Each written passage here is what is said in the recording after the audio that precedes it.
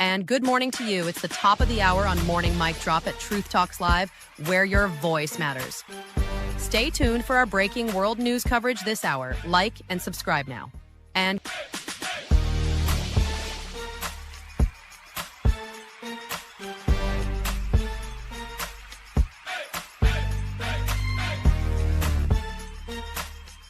are y'all ready to roll? Let's go. It's the top of the hour, and you are watching Morning Mic Drop on Truth Talks Alive. We're FACT at it. And now, breaking news.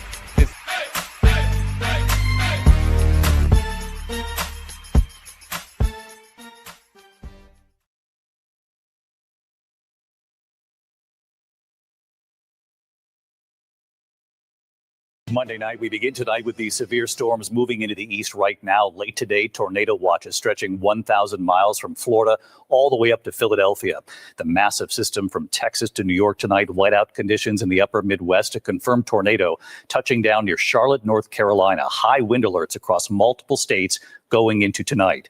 Drivers facing blinding snow in central Iowa. Police urging everyone to stay off the roads during the storm. Hundreds of accidents reported across the Midwest, cars skidding off highways. These pictures from the Minneapolis-St. Paul area. Tonight, thousands of flights canceled and delayed, including more than 500 flights at Chicago's O'Hare Airport alone. This storm moving quickly into the east, the possibility of tornadoes and straight-line winds in parts of the Northeast tonight, and then brutal cold right behind it. Chief Meteorologist Ginger Z leading us off tonight. Tonight, from blizzards to severe thunderstorms and thousands of canceled flights, a dynamic system is bringing all types of extreme weather to more than half the country.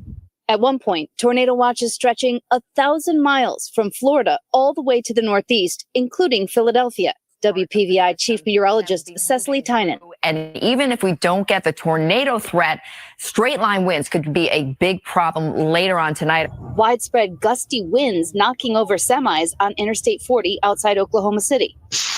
And wind gusts sending this shelter flying in Willow Springs, Missouri. Those donkeys scattering. They're okay tonight.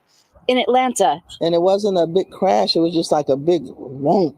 Tonya Steve, thankful that her 95-year-old mother woke up just before this huge tree hit their home. Something told her she just got up and she walked into her other room and it came down on her, right on her bed. So she would have been badly injured, if not killed. The storm, plus TSA staffing issues at several major airports, leading to more than 4,000 canceled flights.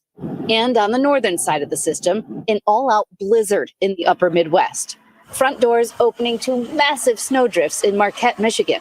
Vehicles going off the road all over the Twin Cities this weekend. And where there's no snow, the winds fueling dust storms like this one that blinded drivers on Highway 287 in North Texas. And fanning the flames of wildfires in Nebraska that have scorched well over 900 square miles. Wow, it's really something. More than half the country seeing severe weather tonight. Let's bring in Ginger. She's live in Raleigh, North Carolina, of course, right in the path of these storms. Hi, Ginger.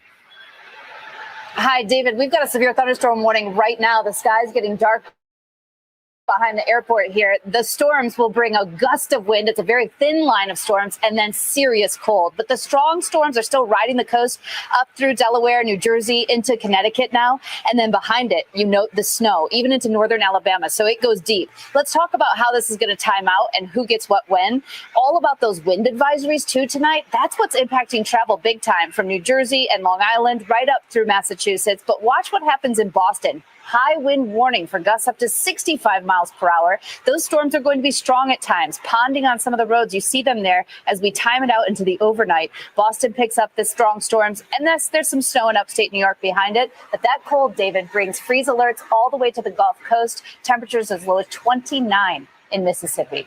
David? Yeah, be very careful on the roadways these next 24 hours. Ginger Z leading us off. Thank you, Ginger. These severe storms and TSA staffing shortages leading to chaos at America's airports tonight. Now, weeks into this partial government shutdown, nearly 60,000 TSA workers are going without their paychecks. And tonight, the major airlines now begging lawmakers to pay these workers. Here's Gio Benitez. Tonight, that monster storm triggering major flight disruptions, straining airports already stretched thin by TSA staffing issue. It's been very frustrating here, sitting in these lines. From New York's JFK to Chicago's O'Hare, Andrew Deggs trying to reach Asheville, North Carolina. They rebooked me onto a flight to Charlotte. And I was going to pick up a rental car and drive myself across. That also got cancelled. So I've now been here for 16 hours. The spring break travel surge coming as nearly 60,000 TSA officers got their first $0 paycheck this weekend. The starting salary for some TSA officers, $34,000 a year. The partial government shutdown is in its 5th week with no end in sight and funding still paused for the Department of Homeland Security. More than 350 TSA officers quitting since the shutdown started, the highest number of callouts recorded this weekend. They have a reason for not showing up, whether it's I can't put gas in my car, I have to take care of my children. In Atlanta today, Hartsfield-Jackson International Airport shutting down one of its security checkpoints again because of a staffing shortage. If you plan to travel through Atlanta Hartsfield International Airport, you need to be at this airport at least 4 hours early. If you do not, you'll run the risk of missing your flight. And David, the airline CEOs are begging Congress to pay these TSA workers, telling them, quote, it's difficult, if not impossible, to put food on the table, put gas in the car, and pay rent when you are not getting paid. David. Well, there's no question about that, and we can see the lines right there behind you at Newark tonight. Gio, thank you. We're going to turn now to the war in Iran tonight. New images just coming in tonight. An Iranian drone hitting a hotel in Baghdad. Flames shooting out the windows there. And tonight, President Trump now blasting some of America's closest allies, demanding that they now help secure the Strait of Hormuz. Many are not interested. One U.S. ally saying it's not our war. We didn't start it. Here's our chief international correspondent, James Longman, from the region again tonight. Iran still causing chaos across the region tonight. A massive explosion as a drone slammed into this hotel in Baghdad. Flames shooting out of the building in video circulating online. And near the US embassy, video showing the moment air defense systems shot down a rocket flying nearby. Tonight, President Trump is blasting some key US allies for refusing to answer his new call for help in reopening the critical Strait of Hormuz. That's more than 2 weeks after he launched the war in Iran without those allies. We don't need anybody. We're the strongest nation in the world. We have the strongest military by far in the world. We don't need them. Late today, the president claimed the UK was unwilling to help in the beginning. I was very surprised with the United Kingdom because the United Kingdom, 2 weeks ago, I said, why don't you send some ships over? And he really didn't want to do it. I said, you don't want to do it. We've been with you. President Trump said today the UK is now offering aircraft carriers, but that he told them it's too late. He said, we're going to send over 2 aircraft carriers. I said, I don't want them anymore. I don't want them after we win. I want them before we start. I don't need your aircraft carriers after we've already won. Tonight, the British Prime Minister says the concern is a wider war. We will not be drawn into the wider war. And tonight, Germany is refusing to send help for the Strait of Hormuz, saying, quote, it's not our war. We can't be at every place to support a war which we didn't start it. While questioning the loyalty of some allies, late today, the president marveled in the Oval Office at his model of an American B-2 bomber. And if these gorgeous B-2 bombers, give me that bomber, Andrews. Let me just hug that little sucker. Give me that bomber over there. Thank you. You knew immediately which one. This looks small, but in person it's very big. Because it's the only plane capable of carrying a 200,000-pound bomb. So I don't know how they do it. It's very sleek and nice, but it carries a lot of weapons and there's a lot of bombs. 20% of the world's oil flows through the strait. The danger of Iranian attacks keeping most from getting through. Global oil prices are hovering around $100 a barrel today. Gas prices in the US have risen more than 80 cents since the start of the war. And tonight, the president says some countries are sending help, but he wouldn't say who. Numerous countries have told me they're on the way. Some are very enthusiastic about it, and some aren't.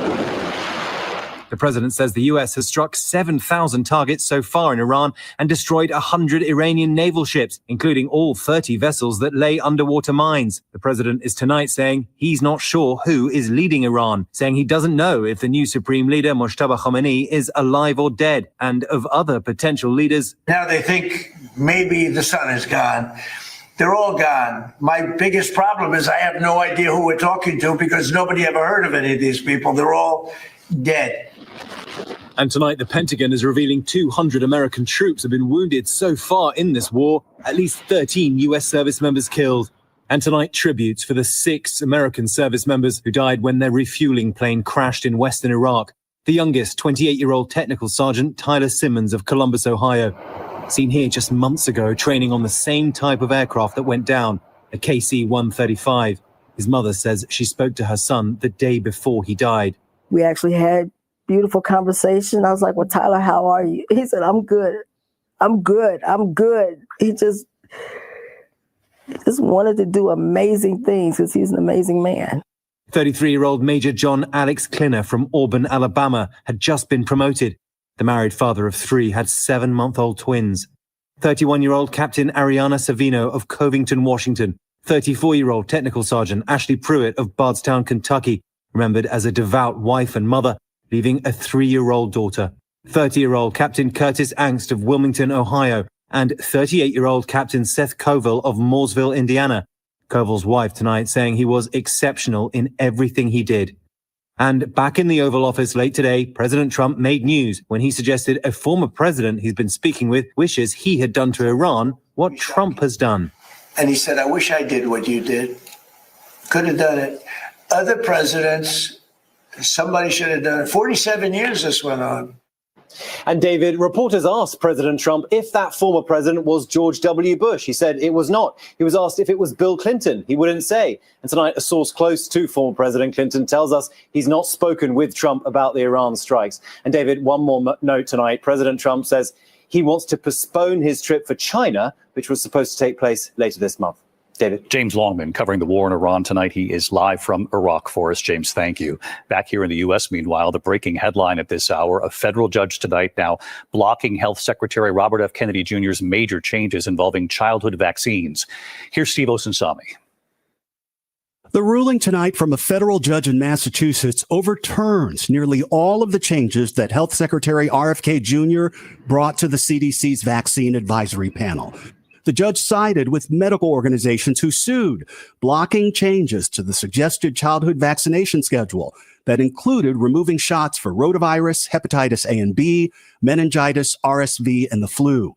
For health groups like the American Academy of Pediatrics who fought this is a major win. It's a victory for the children of the United States with regard to protecting them against vaccine-preventable diseases. RFK Jr., a lifelong vaccine skeptic, told Congress he wouldn't change the existing vaccine recommendations and did so anyway, leading to protests outside the CDC. Last summer, he fired experts who make the recommendations and replaced them with 13 members more aligned with his views.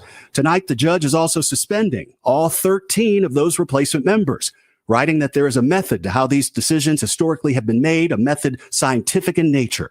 Unfortunately, the government has disregarded those methods. This is a fight that is likely to make its way all the way up to the U.S. Supreme Court. The government, of course, is appealing. The American Academy of Pediatrics is telling parents in all of this confusion, if you have questions, to check first with your child's doctor. David? Yeah, there's been real whiplash for parents across the country, Steve. Thank you. There was yet another developing story as we're on the air tonight. Here's Melissa Adon. Has the jury reached a unanimous verdict? Tonight, a guilty verdict on all counts in the murder trial of Utah mother Corey Richins, charged with killing her husband Eric by poisoning him with fentanyl. Count 1, aggravated murder. We, the jury, unanimously find that the defendant Corey Richins is guilty of aggravated murder. The case making national headlines when Richins was arrested for her husband's murder after writing a children's book about grief. Prosecutors said that Richins slipped 5 times the lethal dose of fentanyl into a cocktail that she made for her husband. They said Richins killed her husband for money while planning to start a new life with a new man. At the time of the murder, Richins' home flipping business was millions of dollars in debt. The jury watched body camera video of the moments after Eric Richins was murdered, his wife Corey sobbing. But prosecutors say she had plotted to murder her husband and had already made plans for a vacation with her boyfriend. After just 3 hours, the jury finding Richins guilty on all 5 counts, including murder, insurance fraud, and forgery. David, Corey Richins is scheduled to be sentenced in 2 months. She faces at least 25 years to life. David? Melissa, thanks. Tonight, one of President Trump's closest advisors, Chief of Staff Susie Wiles, revealing her battle with breast cancer and what she's saying tonight about the millions of other women who have battled this too. Here's Rachel Scott. Tonight, President Trump announcing White House Chief of Staff Susie Wiles, one of his closest and most trusted advisors, is battling, quote, early-stage breast cancer. She's an amazing person, an amazing fighter, and she announced a minor difficulty, which will be in good shape for her. He'll be around for a long time. The president saying that as Wiles undergoes treatment, she will be spending virtually full time at the White House. She's going to take care of it immediately, as opposed to waiting. She said, let's do it now. I said, do it immediately, because with that particular ailment, the faster the better. That's the only thing I know about it. The faster the better. The 68-year-old Wiles, the first woman to serve as White House Chief of Staff, saying, quote, nearly 1 in 8 women in the United States will face this diagnosis. Every day, these women continue to raise their families, go to work, and serve their communities with strength and determination. I now join their ranks. Susie Wiles says that she has already started her treatment and will continue to work here at the White House, David. Yeah, and with powerful words for all of the other women fighting this too. Thank you, Rachel. When we come back tonight in New York City, the deadly inferno, a massive fire breaking out, 4 people killed, including a child. Also tonight, the daring Coast Guard rescue, and you'll see it on the ice. The ice actually breaking apart in the middle of their rescue. Dolly Parton's first public appearance in months, and you'll hear straight from Dolly herself what she's now revealing about her health. And the Oscars, the Best Actor, his Oscar in hand, celebrating with his mom right there, and then where he headed after. It sounded pretty good to us. We'll be right back. Tonight in New York City, 4 people, including a child, have been killed in a building fire. Flame seen sweeping through apartments in Flushing, Queens. Authorities say 3 people escaped by jumping from a 3rd-floor window. 5 firefighters were injured when a stairwell collapsed. We're told they're all in stable condition tonight. On Lake Michigan, the race to save a man stranded on the ice a mile offshore. A Coast Guard crew responding to a call of a snowmobiler trapped on a chunk of ice. He couldn't get back. Coast Guard cutter then breaking through the ice right there to reach the man. He is okay tonight. And when we come back here tonight, Dolly Parton's first public appearance in months and what she revealed about her health. You'll hear from Dolly in a moment. It's the first time we've seen Dolly Parton in public in the last few months. Opening day at her theme park, Dollywood, Dolly opening up about her health and the toll from the death of her husband, Carl Dean. I've had a few little health issues, and we're taking good care of them. I just kind of got wore down and wore out, grieving over Carl. And Dolly postponed her Las Vegas residency. She says she is getting better, and she looked and sounded great. When we come back tonight, backstage at the Oscars, Best Actor winner Michael B. Jordan, and where he took his Oscar right after, sounded pretty good to us. And Barbara Streisand and her tribute to Robert Redford in a moment. ABC World News Tonight with David Muir, sponsored by Consumer Cellular. See how much we can cut your bill. Finally tonight here, it turns out winning an Oscar can make you pretty hungry. He won the Oscar for Best Actor, but he wanted something else too. Actor Michael B. Jordan heading to an In-N-Out Burger, holding his Oscar statue. Congratulations, Mike. Thank you, brother. The first-time nominee winning for his role in Sinners, playing twins. I'm so happy for you. Thank you. He told our Lara Spencer about the weight of the moment after his win. I'm so happy for our film. And like, this doesn't really happen. Yeah. So I'm taking that moment in. Taking his mom as his date, sharing this photo of her holding the winning Oscar envelope with his name on it. Yeah, mama, what's up? Y'all know how I feel about my mother. What did your mom say when you got back to your seat after winning your Oscar? Baby, I'm so proud of you. And then she tried to stop herself from crying. Jessie Buckley. The Oscar for Best Actress going to Jessie Buckley for her role in Hamnet. My little girl who is 8 months, I love you and I love being your mom and I can't wait to discover life beside you. It is Mother's Day in the UK. Yeah, my first Mother's Day. My first ever Mother's Day. What a Mother's Day. Yeah, pretty great way to celebrate.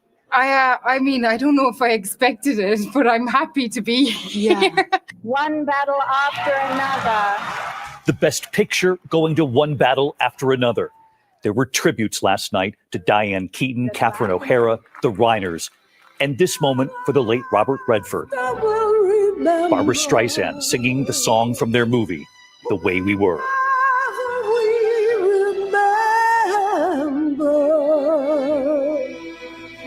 The way we were.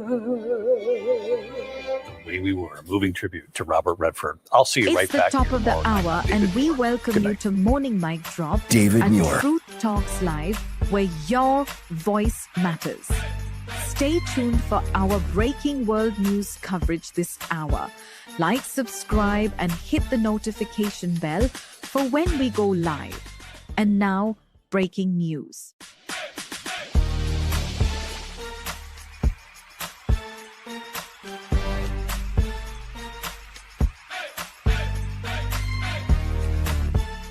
Thanks for having me on the show. Are y'all ready to roll? Almost 2 weeks ago, when this war began, one of the things I was trying to closely watch for was whether indeed Israel would go for assassinating Ali Larijani. And as your guests have pointed out, he was the man in charge of recent negotiations tracks with the Russians, with the Gulf Arab monarchies, and also with the US in the background. And for me, one has to ask, why now has Israel decided to take out Ali Larijani? And in my view, the immediate reasoning is to try and block the pathways for some sort of a compromise or a ceasefire condition to be agreed between Iran and the US, because if indeed we were going to go down that path eventually, Larijani would have been the man to create the consensus inside the Iranian establishment to impose the ceasefire. So for me, that's a very concerning indication that actually Israel is trying to block the pathways for de-escalation by now taking out figures who might push for that or negotiate for that. So, in other words, what you may well be saying here is that this could have the effect of perhaps making the regime even more resilient, as it were, and actually firming things up within it, ultimately. Well, not necessarily resilient, but more resistant to any sort of compromise, de-escalation off-ramp that could have come about.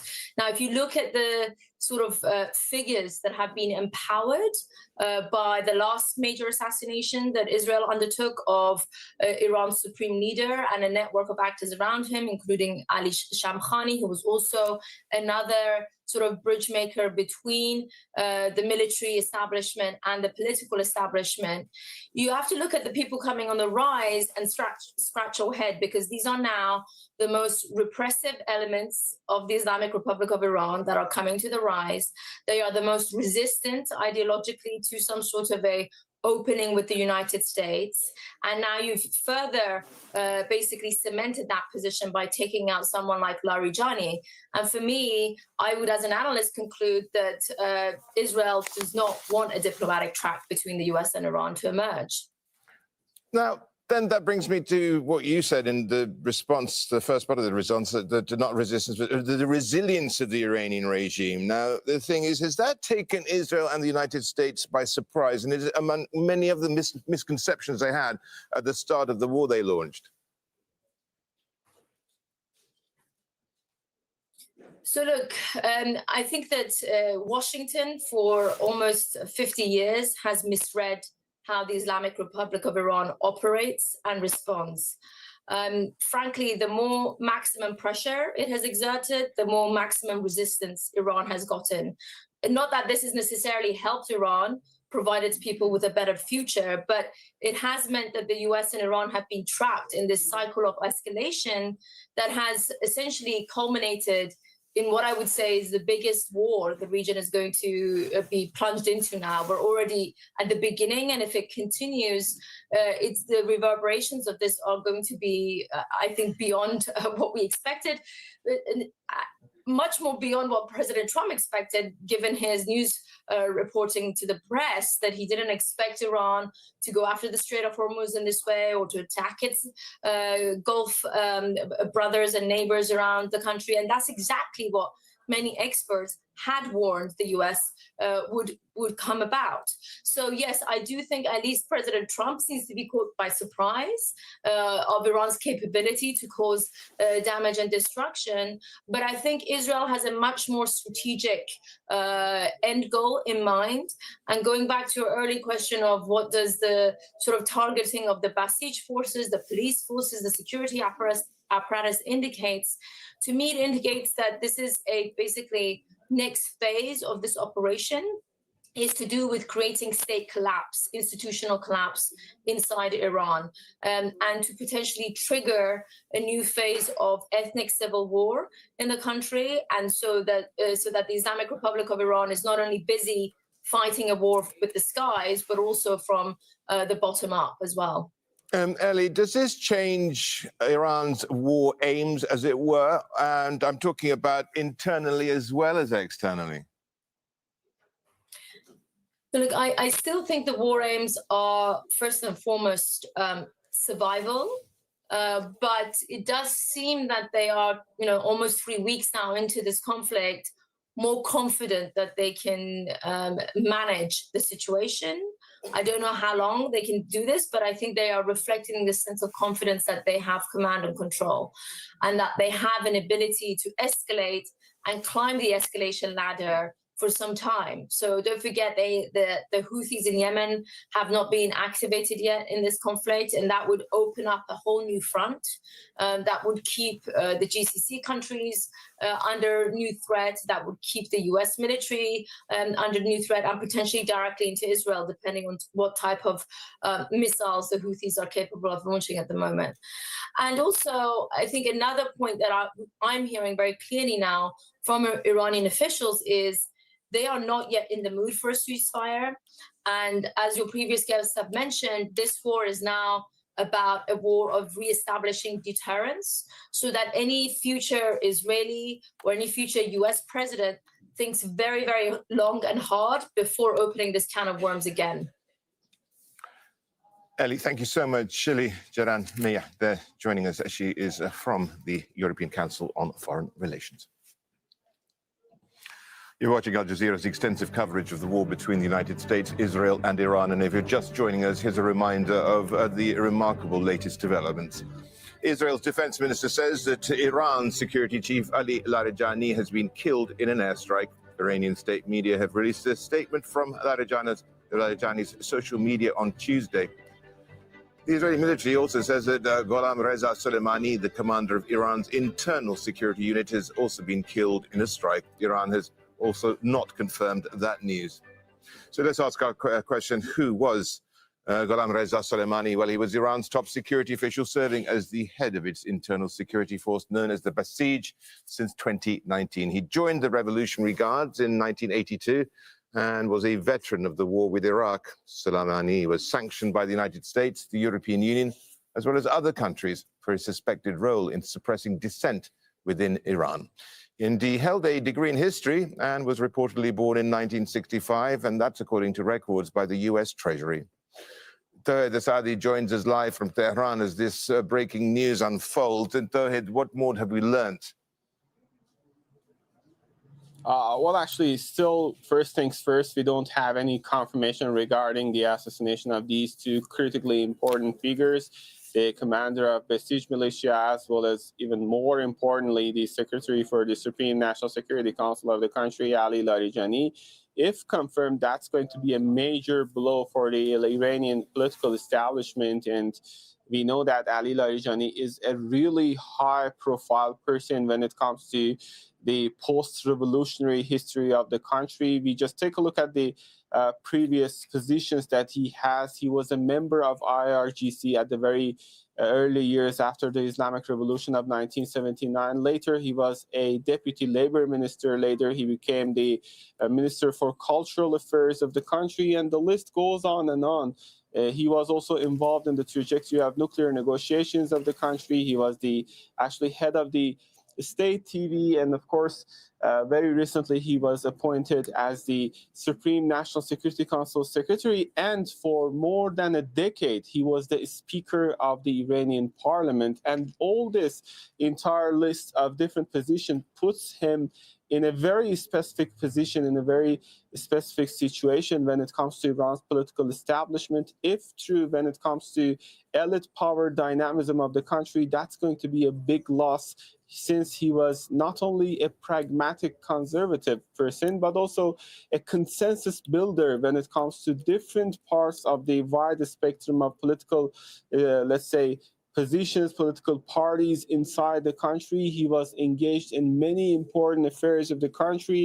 And of course, he was, at this point, he was one of the most strategically important decision makers of the country before the assassination of Ayatollah Ali Khamenei, and even more importantly, after the assassination, he turned out to be one of the most influential figures when it comes to the trajectory of decisions by the country pertaining to the war, pertaining to the foreign policy, and pertaining to the domestic affairs of the country. So we are dealing with someone who cannot be easily replaced. It goes without saying that we are dealing with a very intricate dynamism when it comes to Iran's political structure, political dynamism, and when it comes to also the military dynamism. We know that despite all these major blows, the country continues to function in terms of government's responsibilities, in terms of the formulation of policies, when it comes to the retaliatory strikes, but still, we can not deny the very fact that it's not going to be easy to find a replacement again if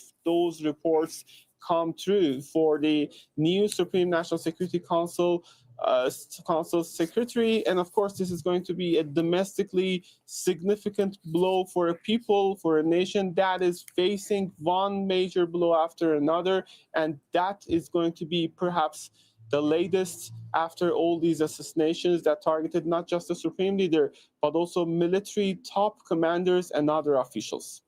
Thank you, Toad Asadi in Tehran. Well, a short while ago, the Israeli Defense Minister, Israel Katz, confirmed the killing of Larijani and Soleimani. This was the moment. The Chief of Staff have just informed me is that the head of the National Security Council, Ali Larijani, and the leader of the Basij forces, both were killed, were assassinated today, and joined the head of the regime in hell. Let's get over to Ramallah and the occupied West Bank, where Nida Ibrahim is. What more can you tell us here about what Israel Katz said and what the reaction has been in Israel? Well, the reaction is celebratory, as you can imagine. Israeli military journalists, Israeli officials, all boasting what they call a strategic success in eliminating a major component, a key leader in the Iranian regime. Now, we know that Israel has not been hiding its intentions from the beginning of the war to eliminate and crack down and end up toppling the Islamic revolutionary regime in Iran. Now, in the past few days, we've seen them undermining or saying that this might not be the most likely goal, with Israeli officials saying maybe after the war, the Iranian people will take to the streets. And some are wondering whether this assassination that has been confirmed by Israel only, not the Iranians, has to do with the Israeli feeling that the U.S. might end the war prematurely. They have been talking about estimates of a potential talks to end the war, or that the U.S. is feeling the heat from the fuel prices, from the domestic pressure that Trump might be feeling to end the war, that they wanted to expand and extend the war into more, because the Israeli officials and military officials have been saying that they need more time to achieve their goals, that they need to keep cracking down on Iranian facilities, military sites, nuclear sites, as well as the key leaders of the regime. And according to Israeli sources, they've been saying that the attack that killed the Basij commander Reza Soleimani has also ended up killing senior leaders in Basij after targeting what they say a meeting that was held in a temporary or a location that is not usually where the Basij leaders meet. So they have been cracking down more and more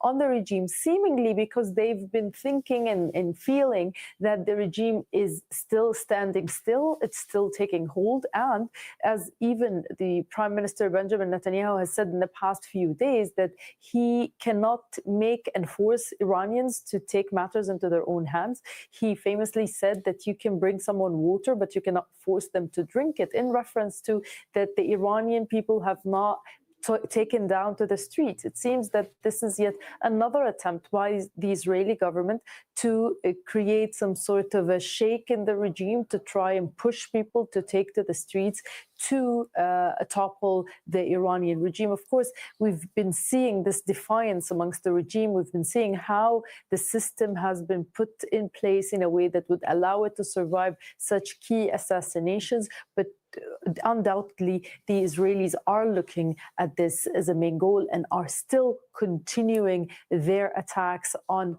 key figures in the regime after they have been targeting key launchers, military sites, and what they call our nuclear sites as well. Nida, thanks. Nida Ibrahim there in Ramallah on the West Bank, occupied West Bank. Joining us in the studio is Doha. In Doha is Mohammed El Masri, professor at the Doha Institute for Graduate Studies, and Al Jazeera's Rasul Sardar, who, of course, has reported extensively from Iran. It was very interesting. Our guest a short while ago, Eli Jaranmaya, had said that this killing of Larijani in particular is perhaps a signal that after reports of some back-channel talks of trying to perhaps de-escalate, this is a determination by Israel not to seek a ceasefire, to continue this war to its bitter end, whatever that may be. Absolutely. I mean, Benjamin Netanyahu himself is on record as saying he's been working toward this for about 40 years. This is, from his perspective, the war to end all wars. This would be the war that would allow Israel to become the absolute hegemon in the region and pursue its expansionist agenda, its greater Israel agenda, without any sort of hindrance. So he does not want to stop. The Israelis do not want to stop. The problem for the Israelis, though, is that the Americans do not have time on their side. As I was mentioning in a previous interview, this is not a popular war in the United States. Americans are, for the most part, opposed to it. Donald Trump has split his MAGA base. He's being lambasted by very prominent Republican conservative figures. And this is an election year. So time is not on the side of the Americans. And I think Netanyahu wants to point to some successes so that he can convince Trump that, you know, just a little bit longer and we will be able to achieve victory. But I thought it was interesting what Eli said about state collapse, because that's clearly the Israeli objective here. We've seen how the Israelis fight. We've seen how they fight in Lebanon, in Dahiya, which, they developed the Dahiya doctrine, named after Dahiya, maximum punishment of the civilian infrastructure. We've seen how they fight in Gaza, right? And now we're seeing some signs of that in Iran as well. They're not just hitting military installations. They have hit tens of schools and health facilities and hospitals, hundreds and hundreds of residential towers or residential buildings. And that's really the fear, because from the Israeli perspective, if they're not able to achieve regime change, then at least from their perspective, they would want to set Iran back so far that Iran couldn't even think about a nuclear weapon, that they would just have to rebuild their society. Rasul, I mean, what does regime collapse look like? And are we getting anywhere nearer to that? Because the thing is, it's this, I suppose it's something also careful what you wish for, because it could unleash a Pandora's box, different ethnic groups, different agendas, different wings of the Islamic parties, et cetera, secularism, and of course, ideology. Indeed. So the consequences perhaps are going to be devastating for the region. But do I see an imminent regime collapse? No. For two reasons. First, so in Iran, definitely there are millions that are hating the current establishment and want to bring them down.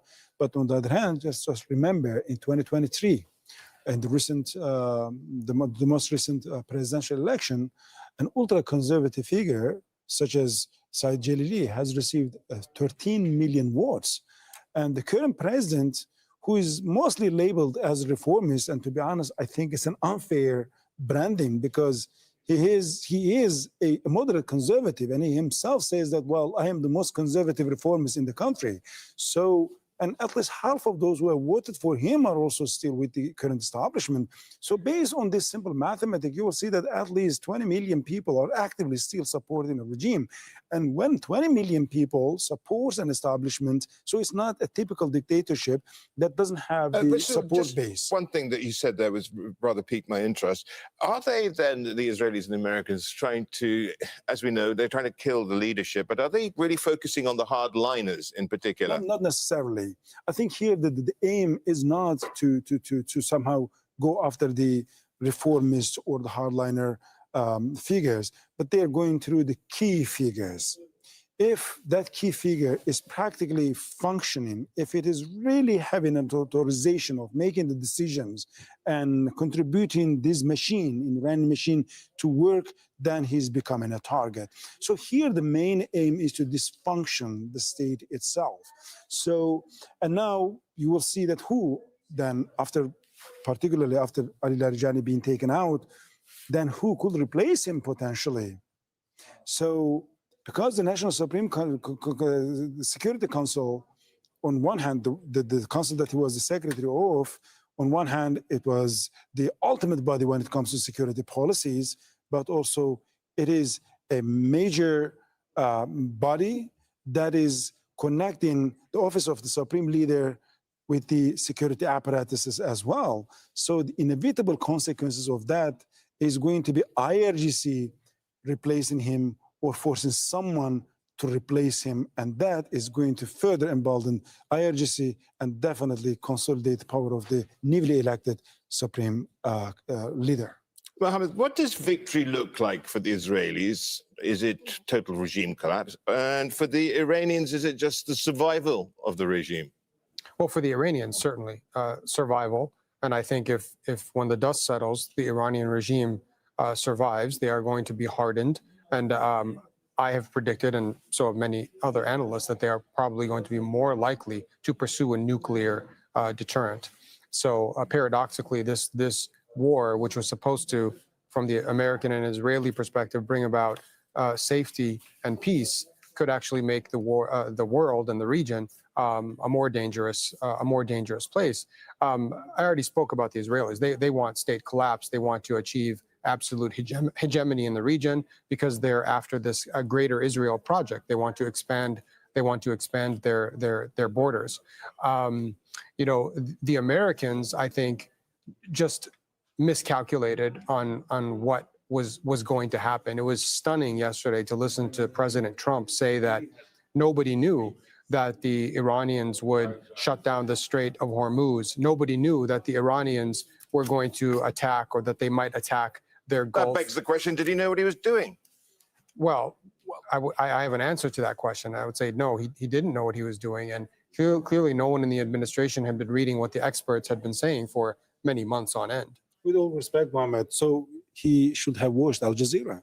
We have intensively reported about the potential scenarios. And when I was in Iran, I remember there was particular reports that we have worked on, and it was the deterrent strategy of Iran based on 3 legs. So raise the cost for Washington, regionalize the war, attack the regional countries, and close the Strait of Hormuz. And it was not a secret to journalists, to the analysts at all. It's quite surprising that the president of the United States said it was unexpected. Nice plug, Rasul, anyway. Mohammed and Rasul, please stick around. There's, of course, lots to come here with regards to this breaking news story. Now, let's get more to the wider picture, because instability caused by the United States and Israel attacks on Iran has spilled over into neighboring Iraq. Air defenses have intercepted drones over the capital, Baghdad. Security sources tell Al Jazeera an attack struck near the U.S. Embassy compound. It is located in the city's heavily fortified green zone and was targeted several times on Monday. Meanwhile, Israeli forces are bombing Beirut's southern suburbs. The area is home to roughly 500,000 people and has endured airstrikes for more than 2 weeks now. The air attacks do come after Israel announced on Monday that it was moving troops into southern Lebanon. Now, of course, we've been talking about this tension surrounding the Strait of Hormuz hitting Asian markets, economies really that rely on energy imports like South Korea and Japan. They're under serious pressure as their currencies also weaken and their stocks also fall. The crisis is also testing long-standing U.S. alliances with the nations in that part of the world. Jack Barton now reports from Seoul. South Korea's main Kospi index rose slightly on speculation that some oil and gas shipments may soon start passing through the Strait of Hormuz, which has been effectively closed by Iran. Despite the rise, South Korea's Kospi index has fallen about 10% since the US-Israel strikes on Iran began, and the Korean won is at its weakest against the dollar since the 2008 global financial crisis. The index is particularly vulnerable because of South Korea's heavy dependence on Middle Eastern oil to fuel its export-driven economy. Financial services group Nomura has flagged it among the most exposed economies to the current crisis. Japan, which imports about 90% of its energy needs from the region, finds itself in a near-identical bind. On top of the economic strain, both countries are facing pressure from US President Donald Trump to send warships to the Strait of Hormuz, through which at least 20% of the world's oil and gas shipments pass. And despite opposition from Seoul, the US has been redeploying air defense missiles from South Korea to the Middle East, prompting debate in policy circles here about whether, after 70 years of close security cooperation, Washington is shifting from being an indispensable defense partner to a liability. Jack Barton, Al Jazeera, Seoul. Well, Adam Bell is Director of Energy Policy at Stonehaven Consultancy. He joins us now from London. Adam, what are you making of this throttling of this strait, this choke point, some are calling it even the potential kill zone? So what it's doing is it's forcing up prices, and it's doing so in quite a dramatic way. Brent crude prices are up to above $100 a barrel, which we haven't seen for several years, and LNG prices are up by nearly about double. What's been interesting, though, is the way in which the price impact has played out across multiple markets. Your correspondent just spoke about the impacts upon Japan and South Korea. You're seeing impacts across Europe and across North America, where, of course, some of those oil cargoes would otherwise have flowed. However, what is the actual price itself is very, very interesting. But $100 a barrel, that doesn't imply that the markets are pricing in extended disruption. Essentially, they think we will be able to let go some stocks and we'll probably be fine. This assumes that the war will not last for much longer than a couple of weeks. If the Hormuz is blocked for more than 2 or 3 weeks, then prices will go up even further. And the challenges that I mentioned before will be even more acute. Adam, it's exactly what I was going to ask you, what's actually being priced into these oil and gas markets. Now, I want to get a sense of, $100 a barrel, as you say, is perhaps underpricing the risks, you could argue. But when you look at it and you look at the forwards and the futures contracts for, let's say, next year, you're looking at a massive discount to this, aren't you? Yes. Essentially, the markets are pricing in what you can describe as American humiliation in the Gulf. They're assuming that at some point Trump will chicken out. It's the classic taco trade, and he will withdraw forces, and the assault on Iran will cease, and cargoes will resume flowing post some remediation work in the Straits. This implies that this is a very short conflict with relatively small long-term impacts on prices. Well, indeed. And how far can it be manipulated by speculators here who seem to have been fairly conservative in all this? Because, we do also have the possibility of these strategic reserves coming in as a fillip, at least to provide some relief here. Yes, that's right. I think that underpins prices. The assumption is the governments will act as they already have, and as the IEA has acted before, to release those reserves and to ensure that the price is suppressed. There is a limit to the amount at which we can draw upon that, of course. Typically, nations will have between 3 to 6 months of product in reserve. They will run out of that reasonably quickly if they're using it to suppress prices. This means that the conflict goes on much beyond 3 months. You probably start to see significantly higher prices, which aren't fully priced in yet. Yes, and then when you do look at it and you see the longer term picture, you've got to ask yourself, cutting off the Strait of Hormuz would be Iran cutting its own nose to spite its face. To a degree, but if you're a regime that's under an existential threat, you no longer care about your nose, you care about survival.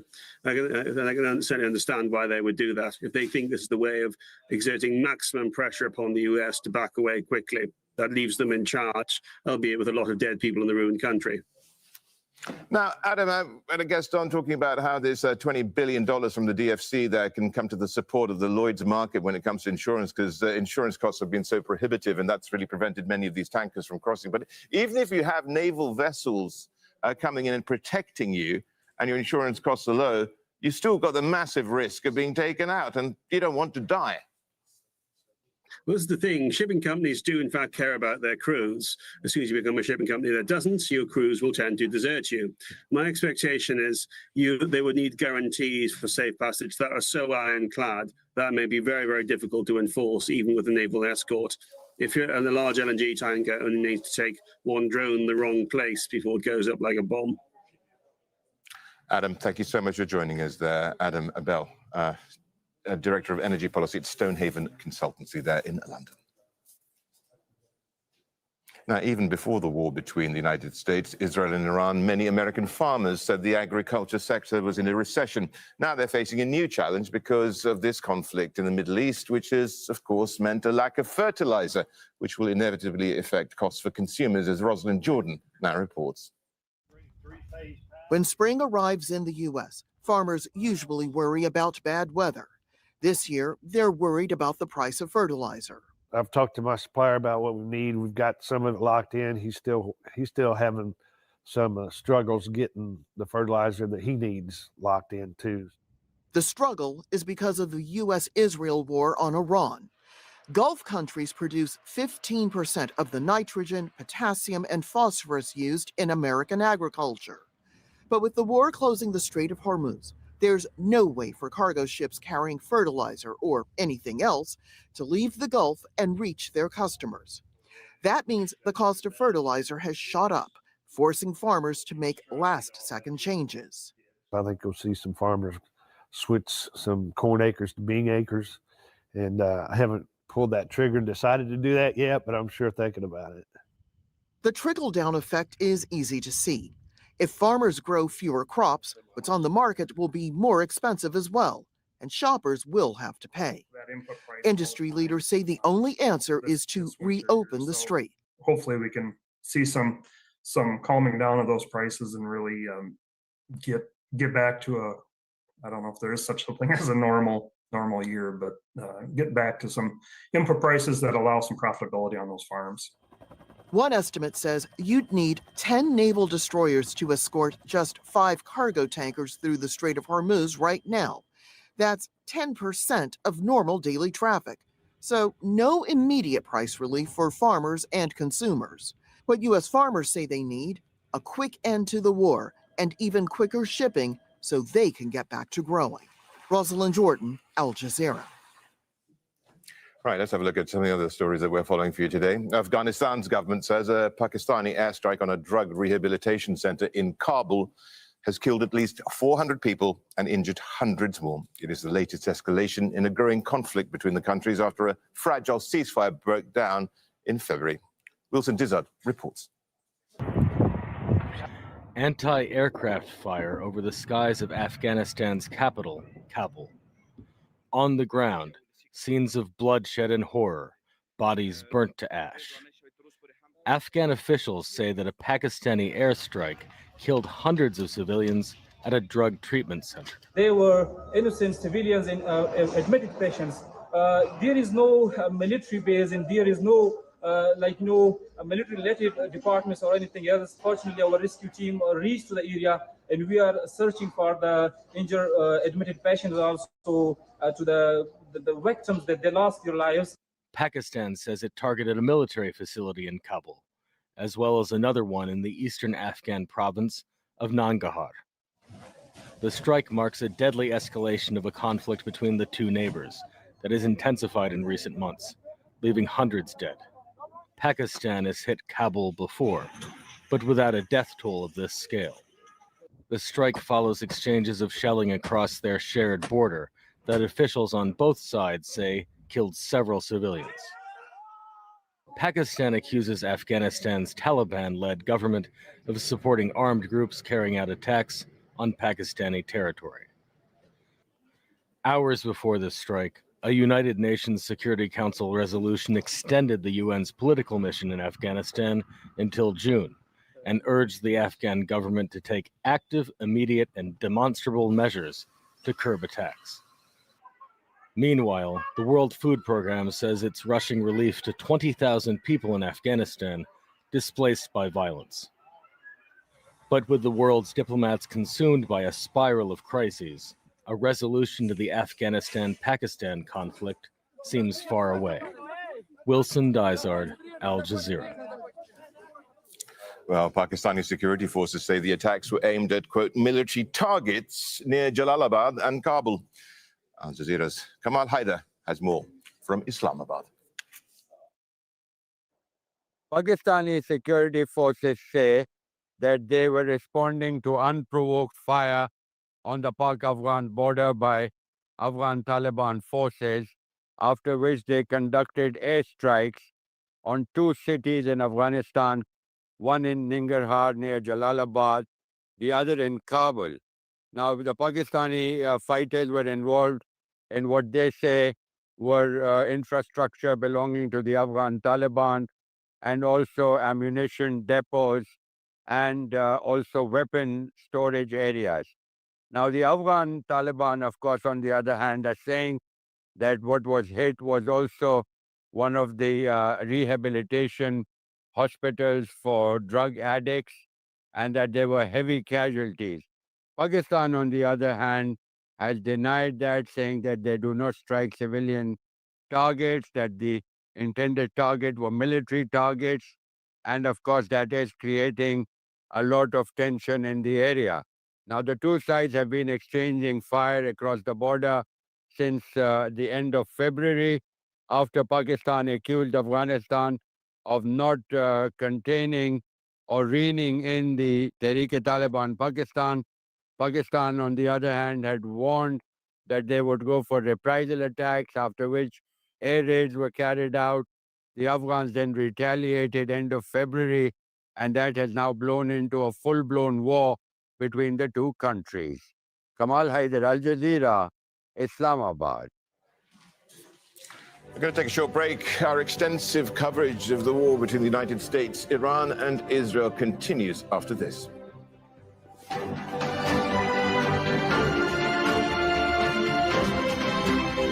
This is breaking news on Morning Mic Drop on at Truth Talks Live, where your voice matters. The conflict is arising because of Israel's insistence on striking oil facilities inside Iran.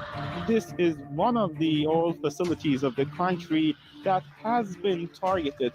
You can see the puff of cloud once those interceptors take out those missiles and rockets and drones. Hezbollah rockets have reached this far into Israeli territory, and Israel considered this a serious escalation. Lebanon's government is struggling to meet the demand for emergency shelter. This stadium is being converted into a mini tent city. Stay with Al Jazeera for the latest developments. Examining the impact of today's headlines.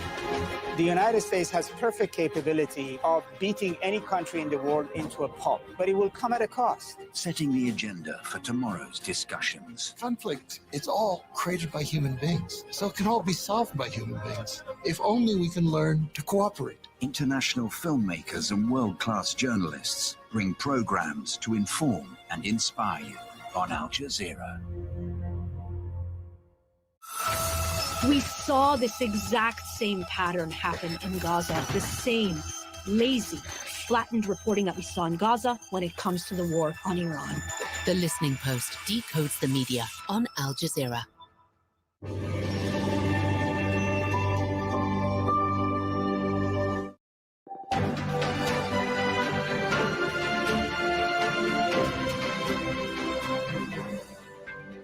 Hello, everybody. I'm Rashad Salamat in Doha. You are watching Al Jazeera's extensive coverage of the war between the United States, Israel, and Iran. Israel says it's killed two senior Iranian officials, the security chief and the commander of the Basij internal security forces. For 40 years, we're protecting you, and you don't want to get involved in something that is very minor. President Trump scolding allies and urging others to do more to help reopen the Strait of Hormuz. Israel's attacks on Lebanon in overnight strikes, hours after European leaders call for de-escalation of fighting. And in other news, at least 400 people are killed in an airstrike in Afghanistan's capital. Kabul blames Pakistan.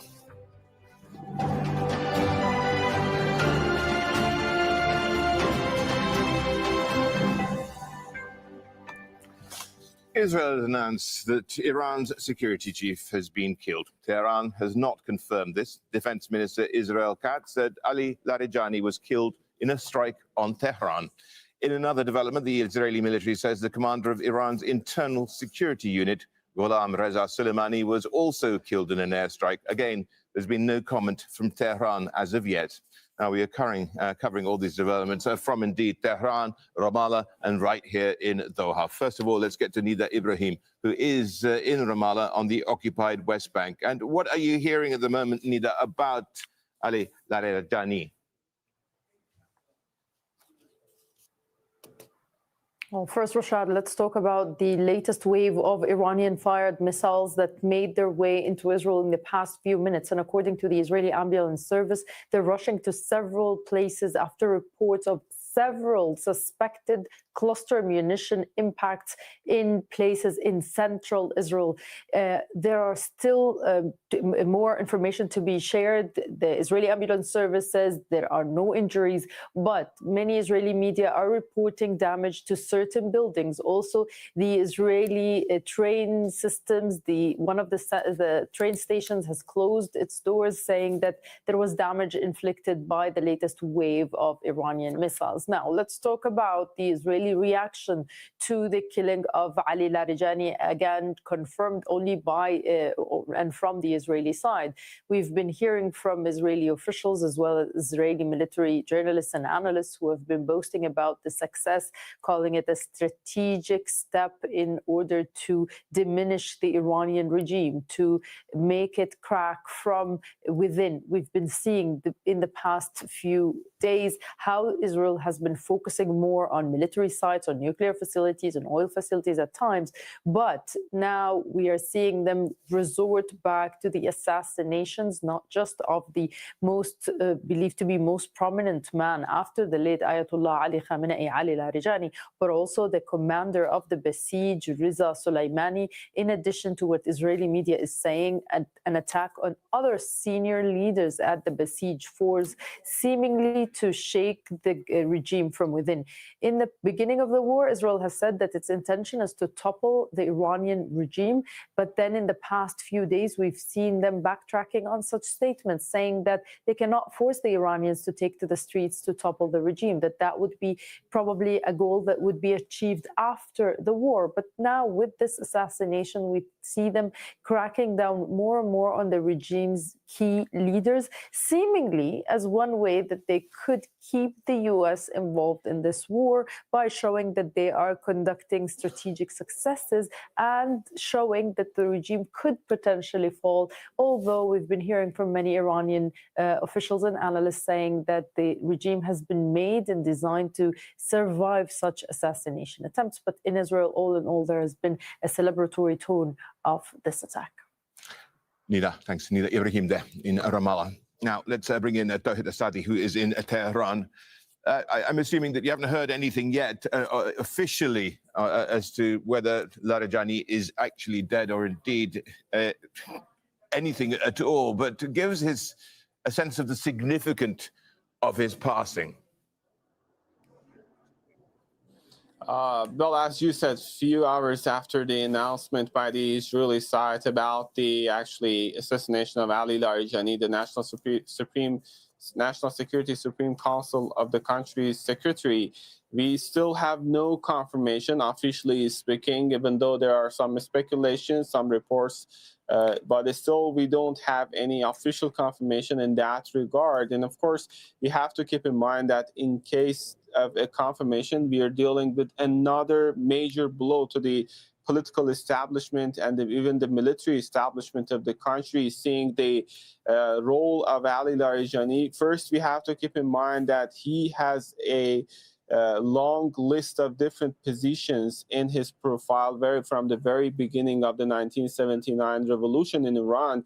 He was a member of IRGC. Later, he was the deputy labor minister. He became the Minister for Cultural Affairs, and then he was for more than 10 years the Speaker of the Parliament. He was also the Secretary for National Security Council, the head of the State TV, and the list goes on to include other important positions for Ali Larijani. And in case of his loss, it's going to be strategically important, seeing his role, seeing the power elite network, and seeing the very fact that even though we are dealing with a very complicated dynamism in terms of Iran's political establishment, it's not easy to find a replacement for such a high-profile person, specifically under this situation, specifically after the assassination of Ayatollah Ali Khamenei. He was the person to say many final words in the trajectory of the continuation of the war in foreign policy and domestic affairs of the country. This is going to be a major blow, as I told you earlier, in case the report gets confirmed. Tawhid, thank you so much, Tawhid Asadi, there for us in Tehran. Well, indeed, let's bring in our panel of guests now. Joining us today, Al Jazeera's Rasool Sardar, who has reported extensively from Iran, and Eli Diran-Meya. She's Deputy Programme Director at the European Council on Foreign Relations, and she joins us now from London. Right, let's first of all start off with you, Eli. And it was very interesting last time we talked that you were really discussing what Israel's war aims were. Can you clarify what this killing really, how that fits into those objectives? Sure. I mean, my sense is that the Israeli objective from the get-go has been quite different from President Trump. The Israelis do not want to have a opening of political talks between Tehran and Trump, whether it's for a ceasefire or some sort of a follow-up negotiation of the type that they were having in Geneva. And this is about essentially blocking those pathways. Trump has talked about maybe having a Venezuelan model in Iran, or he's talked about the fact that a second or even potentially a third ring of leadership that they thought would emerge were assassinated in that first initial strike by Israel in the opening salvo of this war. So my sense is that while Trump may be interested in finding figures inside the Islamic Republic of Iran that he can negotiate with, that he can have a ceasefire with and find an off-ramp with, Israel is making that increasingly impossible to achieve. Eli, I mean, it's ultimately a question of be careful what you wish for, because an implosion of the regime could unleash a Pandora's box of issues. That's absolutely correct. And Iran is a country that is far bigger, 3 to 4 times bigger the size of Afghanistan or Iraq, population size, similarly, almost 3 to 4 times bigger than what the US was managing in the invasion of Iraq back in 2003. And Iran has combined 13 land and sea borders. So what happens in Iran doesn't stay in Iran. And I think this is why Iran's immediate neighbors, including Turkey, but also the GCC states and Iraq, are incredibly worried about what Israel may be pushing for is not even regime change inside the country, but state collapse, which would be a problem for all of Iran's neighbors. But in fact, actually, Israel, my sense is, would be pretty comfortable with an imploding Iran. It's still far enough from Iran that it doesn't have to deal with its messy consequences. And an Iran that is busy with itself means that there is no longer another country in the region that can sort of threaten Israel or counterbalance its power in the region. Ali, stick around, because as we mentioned, Ali Larijani has been a central figure in Iranian politics for decades. He was Iran's security chief, appointed as the secretary of the Supreme National Security Council in August last year. He came from a family that has been influential in Iranian politics for decades, and he did join the Revolutionary Guards in the early 1980s and later held several roles, including Speaker of Parliament. In 2005, Larijani ran for president, but he was unsuccessful. He was seen largely as a balancing figure in Iranian politics, but after the US-Israeli airstrikes killed Iran's supreme leader, he issued a strongly worded message saying the attacks had set the heart of the Iranian nation ablaze and that the world, or that Iran would burn its enemies' hearts. Well, Iran's Speaker of Parliament says Tehran does not want war, but will defend itself. In an interview with the Parliament news agency, Mohammed Bagher Ghalibaf said Iran is looking for long-term security guarantees. The threat must be removed from the region and from Iran. The danger of war must not continue, and this mustn't happen again. A ceasefire followed by their attempt to restart everything again 5 months later is not acceptable. We're not seeking the continuation of war. We're not saying that we want war or that we want to disrupt the security of the region. Absolutely not. We want security in the region to be established in such a way that they never repeat this cycle again. We seek sustainable security.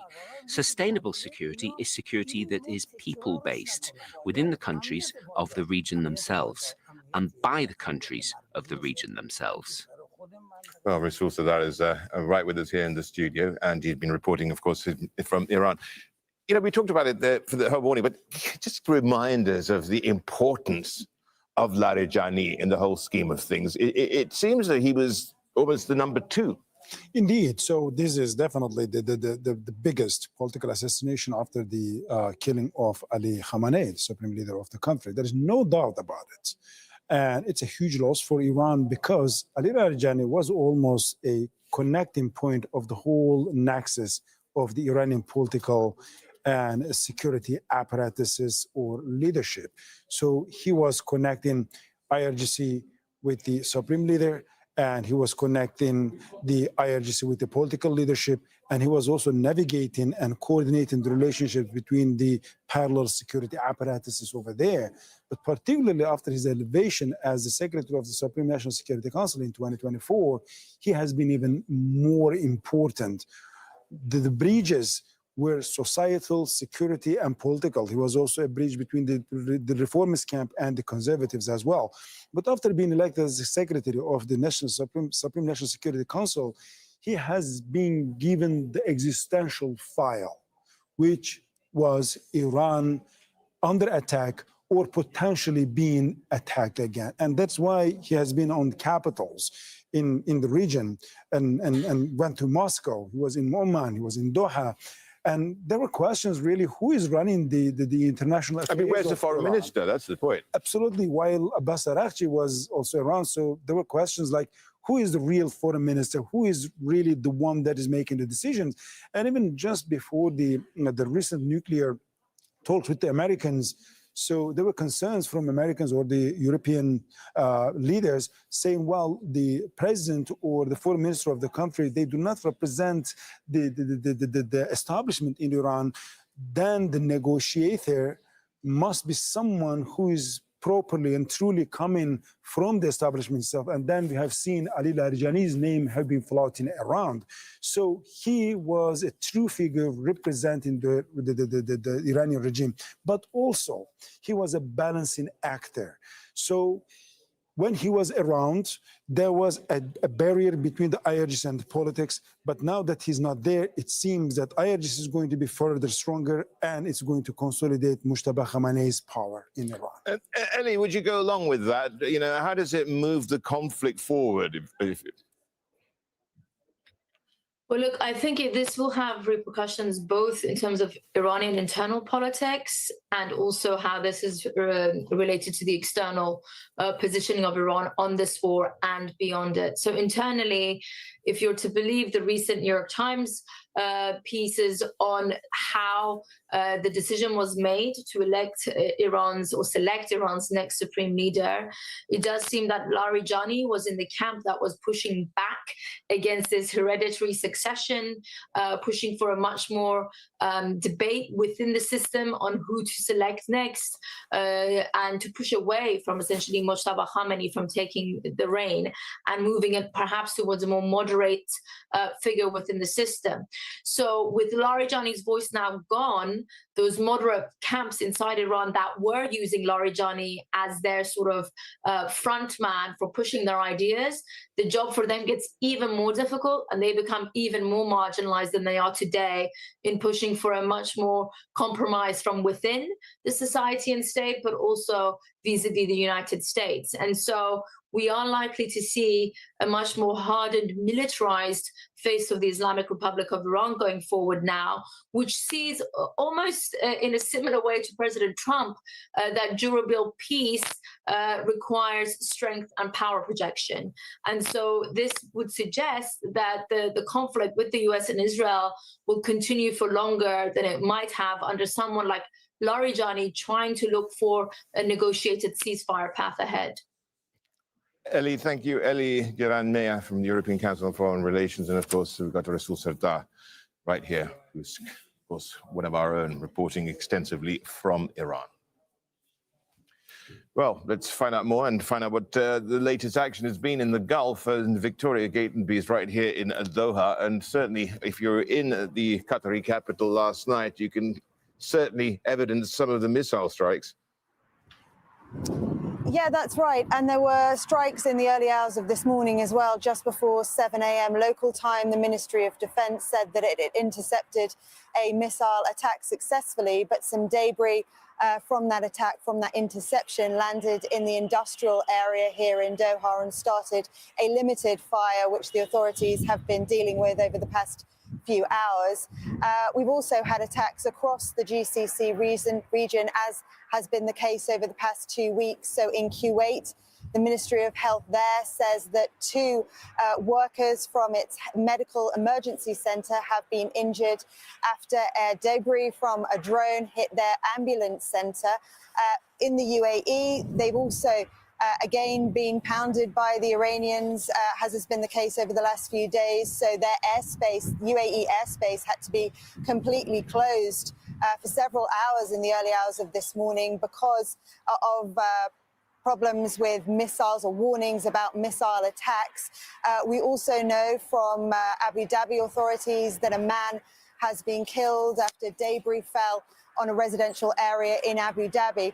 So there have been a range of attacks over the last 24 hours. And of course, any escalation will be viewed here with great concern because it's the opposite of what GCC leaders have been calling for. They want de-escalation and dialogue.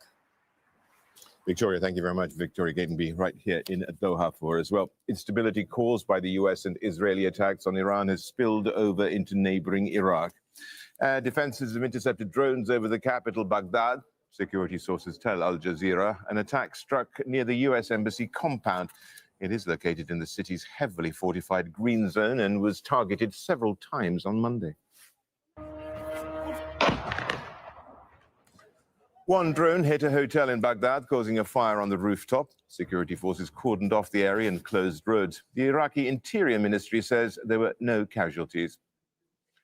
The Pentagon is sending more warships and troops to the Middle East. At least that's according to US media reports. The amphibious assault ship, USS Tripoli, is now heading to the region along with Marines. It was stationed in Japan. The US forces already deployed in the region are being reinforced. The build-up follows a request from US Central Command, which oversees American military operations in the region. Now, the US is facing growing isolation over its plan to reopen the Strait of Hormuz. Iran effectively blocked the key shipping route after the US and Israel launched a military offensive on Tehran. A fifth of the world's crude oil and liquefied natural gas normally passes through the shipping channel. President Trump has criticized allies who host US soldiers for failing to support Washington. We have 45,000 troops in Japan. We have 45,000 troops in South Korea. We have 45,000, 50,000 troops in Germany. We defend all these countries. And then, do you have any minesweepers? And they say, well, would it be possible for us not to get involved? We spend trillions and trillions of dollars on NATO to defend other countries. And I always said, but if it ever comes time to defend us, they're not going to be there. Now, Inzamam Rashid is a journalist reporting from the Strait of Hormuz. He says some ships are managing to pass through the strait. They are Iranian vessels transporting Iranian oil and goods through to China. Of course, China being Iran's largest customer when it comes to oil exports. But we've also seen a vessel from Pakistan, a Pakistan-flagged carrier has managed to pass through the Strait of Hormuz. A couple from India as well over the last 24 hours. Importantly, on the Pakistan vessel, I was actually speaking to a very senior Pakistani diplomat today, and he told me that the reason that had happened is because of trust, because of a relationship that Pakistan has with Iran, and it feels that that's the only way Iran is going to allow vessels through, is that if they are essentially allies or if they feel they are friendly countries, not with any form of aggression towards Iran. That seems to be the sentiment here. But over the last 24 hours as well, we have seen Iran carry out an attack on a vessel here in these waters, just a few kilometers south to where I am. There was a vessel off the coast of Fujairah, near to Fujairah port, which was targeted by Iran. So yes, whilst they have seemed to allow some vessels through and they're vetting every single ship from every country that does come through, they are still targeting ships in these waters, something that they have been doing over the last couple of weeks. The Philippines has begun distributing an $85 fuel subsidy to public transport drivers. It comes days before President Ferdinand Marcos Jr. is expected to suspend excise taxes on oil products. The country imports nearly all of its fuel supplies and has been hit hard by the closure of the Strait of Hormuz. Prices have doubled since the Iran war. Now, Barnaby Lowe has more from Manila. More than 2 weeks into the conflict between the United States, Israel, and Iran, fuel prices in the Philippines are skyrocketing. The price of diesel in particular has doubled. That's consequential because jeepneys, the minibuses that are the backbone of public transport here, run on diesel, and drivers, not just of jeepneys, but tricycles and taxis, have had to absorb the additional costs. I used to make $13 in a day. Now it's down to around $2.50. The money for my family is now spent on fuel. It's why the government has prioritized assistance for them. These tricycle drivers are among the first to receive an $85 fuel subsidy. Other public transport workers will have their turn in the coming days and weeks, officials have assured.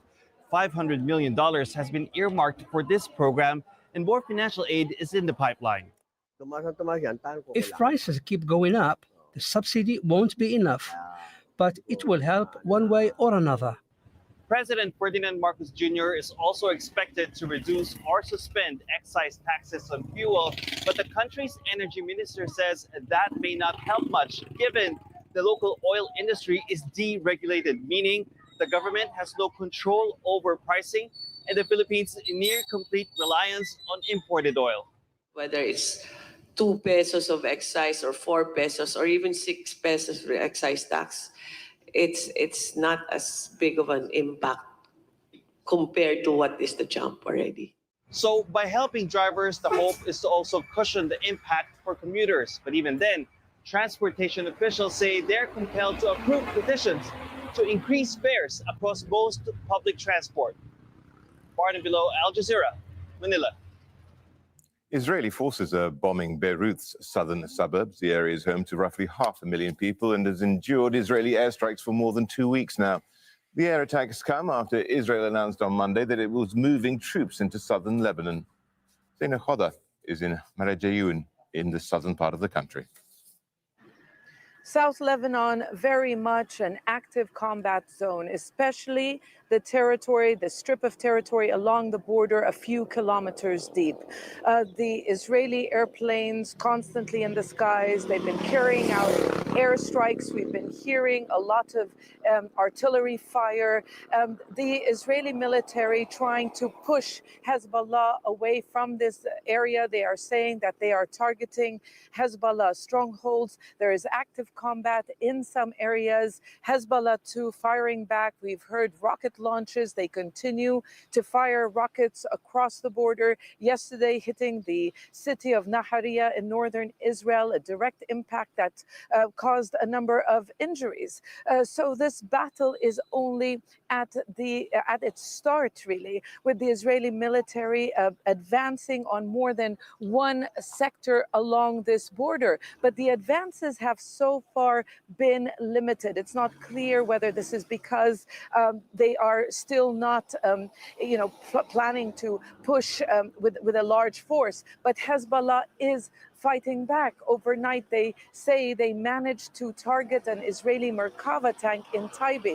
Taibe also in this sector of southern Lebanon. So it's still not clear whether the Israeli military has been able to set up stable positions.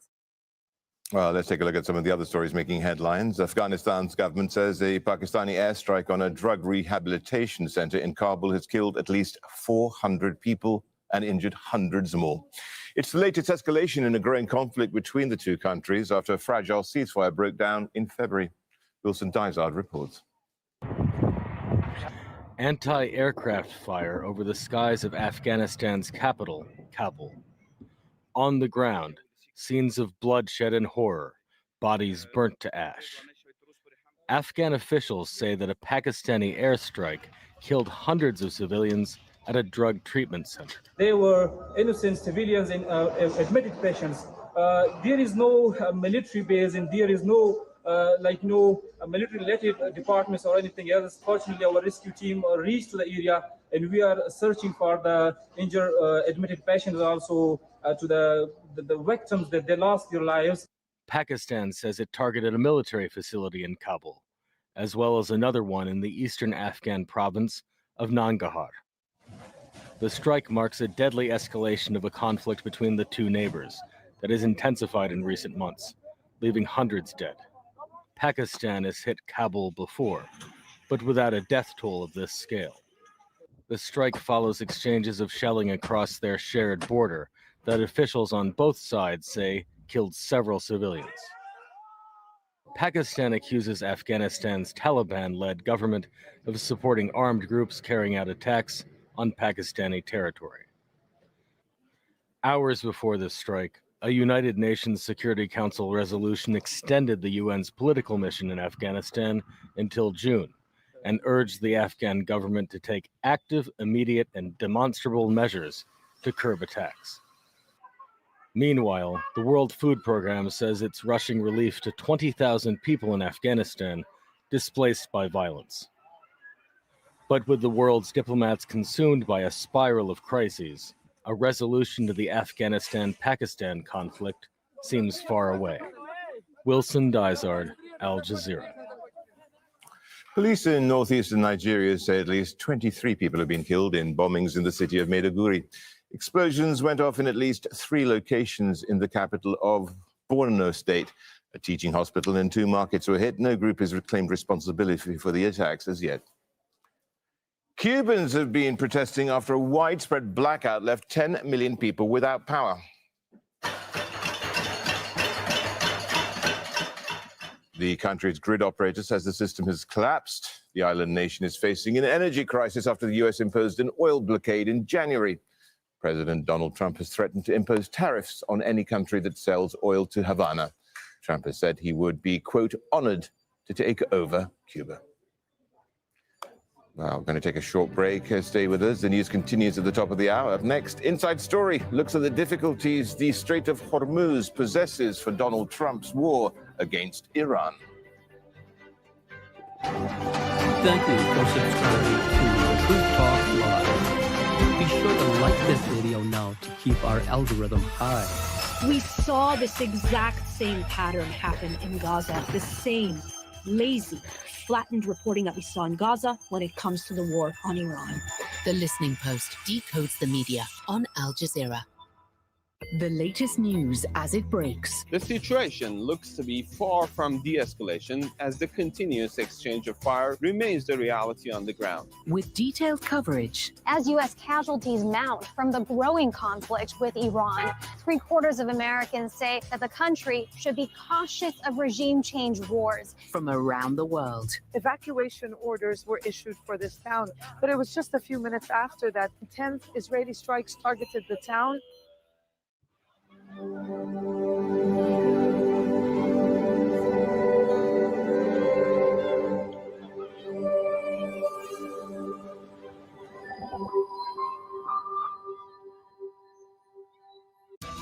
The Strait of Hormuz has effectively been closed to most shipping since the US and Israel attacked Iran, sending energy prices soaring worldwide. The Marine Channel in the Gulf had been the gateway for 20% of global energy supplies. What difficulty does this pose for Donald Trump? This is Inside Story.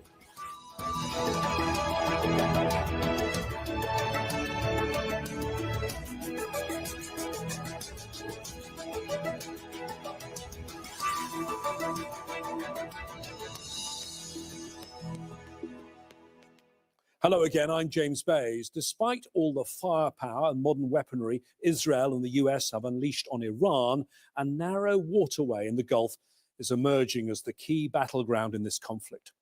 Geography is stacked in Iran's favor for control of access to the Strait of Hormuz. Not so favorable for US President Donald Trump, the weak response from a host of countries to his request for military and naval assistance. First, let's take a look at the map. The Gulf is like a giant maritime cul-de-sac with some of the world's biggest energy producers on its shoreline. All of the shore on the north is Iranian territory, around 1,500 kilometers, a vast area. Moving along the coastline from Iran, Iraq has some shoreline, then Kuwait, and a stretch of coast belonging to Saudi Arabia. As we move south, we come to Qatar, then the United Arab Emirates. All of these countries, of course, major producers of oil and gas. Then we come to the choke point, the Strait of Hormuz, the maritime gateway to the world for all of these energy producers. At its narrowest point, the strait is about 33 kilometers wide, but its shipping lanes are even narrower. Iran controls the north side of the strait, while Oman controls the south. Before the war, an estimated 20% of the world's oil was transported through the waterway. The geography of the area presents significant military challenges for any naval force in hostilities with Iran. For one, it would have to enter a narrow channel, and while there, would be prone to attack. So what are the options for the US, Israel, and Iran here, and who has the stronger hand? How critical is control of the strait for the outcome of the war and for the rest of the world? We'll speak to our panel of guests in just a moment, but first this report from Alexandra Byers. For days, Donald Trump has been saying the U.S.-Israeli strikes on Iran are decimating its firepower. But now he's warning his NATO allies, help us or face a, quote, very bad future. Specifically, help reopen the Strait of Hormuz. Iran quickly blockaded the vital waterway after the U.S. and Israel launched their attacks more than 2 weeks ago. It sent energy markets and the global economy into a tailspin. Remember, it only takes a couple of people to screw up the strait, but all you need is a few people dropping mines here and there, and we are demanding that these countries come in and protect their own territory, because it is their territory. It's a place from which they get their energy, and they should come and they should help us protect it. Trump said he's demanded about 7 countries send warships without identifying them. Some of the countries have minesweepers, that's good. Some of the countries have a certain type of boat that could help us. We're always there for NATO. We're helping them with Ukraine. And many instruments got a notion that between us doesn't affect us, we've helped them. It'd be interesting to see what country wouldn't help us with a very small endeavor, which is just keeping the strait open. Earlier, Trump said he might order the U.S. Navy to escort commercial ships through the strait. It worked during the Iran-Iraq War of the 1980s, but Iran's a different threat now, with more technologically advanced missiles, as well as thousands of drones and anti-ship mines. For its part, Tehran says the strait is open, just not to the U.S. or countries that help it. I cannot mention any country in particular, but we have been approached by a number of countries who wants to have a safe passage for their vessels, and this is up to our military to decide. And they have already decided to let a group of vessels belongs to different countries to pass in a safe and secure. So we provide them security to pass because we have not closed this strait. Trump's demands for help come after he spent the past year slapping tariffs on countries around the world and threatening to take Greenland from Denmark, a NATO ally. And so far, no commitments. Japan, South Korea, the UK, Australia, France, all saying no, they are not sending ships. Attacks on tankers and Gulf countries are continuing to destabilize the region. While back in the US, people are feeling the cost of the war at the fuel pump, where prices are surging. It's adding domestic political pressure to Trump and his Republican Party, with midterm elections looming in November. Alexandra Byers, Al Jazeera for Inside Story. Well, let's discuss all of the issues that are raised there with our guests who are joining us for today's Inside Story. In Colorado Springs, Eli Bremer, Republican strategist and retired major in the US Air Force. In London, Andreas Krieg, Associate Professor at the School of Security Studies at King's College London. And in Bath in the UK, Patrick Bury, Defence and Security Expert at the University of Bath and a former British Army officer. Thank you, all three of you, for joining us today on Inside Story. Andreas, let me start with you. Iran clearly started this war with a weak hand, outgunned by Israel and the US, militarily degraded after attacks from Israel and the US last year and by Israel in 2024, and having lost its supreme leader. It appears they're using what they have, which of course is their geography. That's absolutely right. I mean, the US is now sucked into an asymmetric conflict against a militia with a state. In many ways, we have to look at the IRGC, which controls the strait, especially the naval component of the IRGC, as a militia with a state that operates not like a state that cannot be decapitated, but more like a network. What they're trying to do, as many insurgent groups or terrorist organizations, other violent non-state actors, is they're trying to disrupt and play a game of endurance where they try to extract concessions and leverage from whatever is available to them. And the most potent form of leverage that Iran can extract is from its geography, the fact that they are controlling the northern shore of one of the world's most important energy, if not the most important energy choke points, and doing that to extract concessions from the global economy, from the United States, and also showing that they could potentially keep on doing this for an indefinite period of time, making it impossible for a conventional state actor or a military to actually open them up as quickly as Donald Trump and others are suggesting. Eli, I mean, yes, arguably what they're doing is a breach of the laws of the sea and the laws of war as well. But as a military expert, they don't have many other options. It's probably what you would suggest they would do, I mean, if they weren't your adversary, which is inflict economic pain on the world, hold the world's economy hostage, is it not? Well, I think this is an incredibly logical response. As you pointed out, they don't really have a lot of other cards to play in their deck right now. So using their geography is obviously what they're going to try to do. But they're also going to try to pressure and get public opinion in the world to go against this conflict, this war, by trying to keep oil prices high, because as your report showed, that is hurting public opinion in the United States. But the risk that they're going to have is if President Trump is able to bring in several other countries to work on this from a naval point of view, then Iran's going to have a really difficult decision, because they've made a lot of enemies early in the war by firing on their neighbors. If they fire on warships from other countries outside the United States who are escorting ships through the strait, then they risk really becoming a pariah globally, despite the oil prices. So, Patrick, both of our other guests say this is a scenario everyone thought of. Do you think that the US prepared properly for this scenario? Do you think President Trump properly weighed up the risks of this?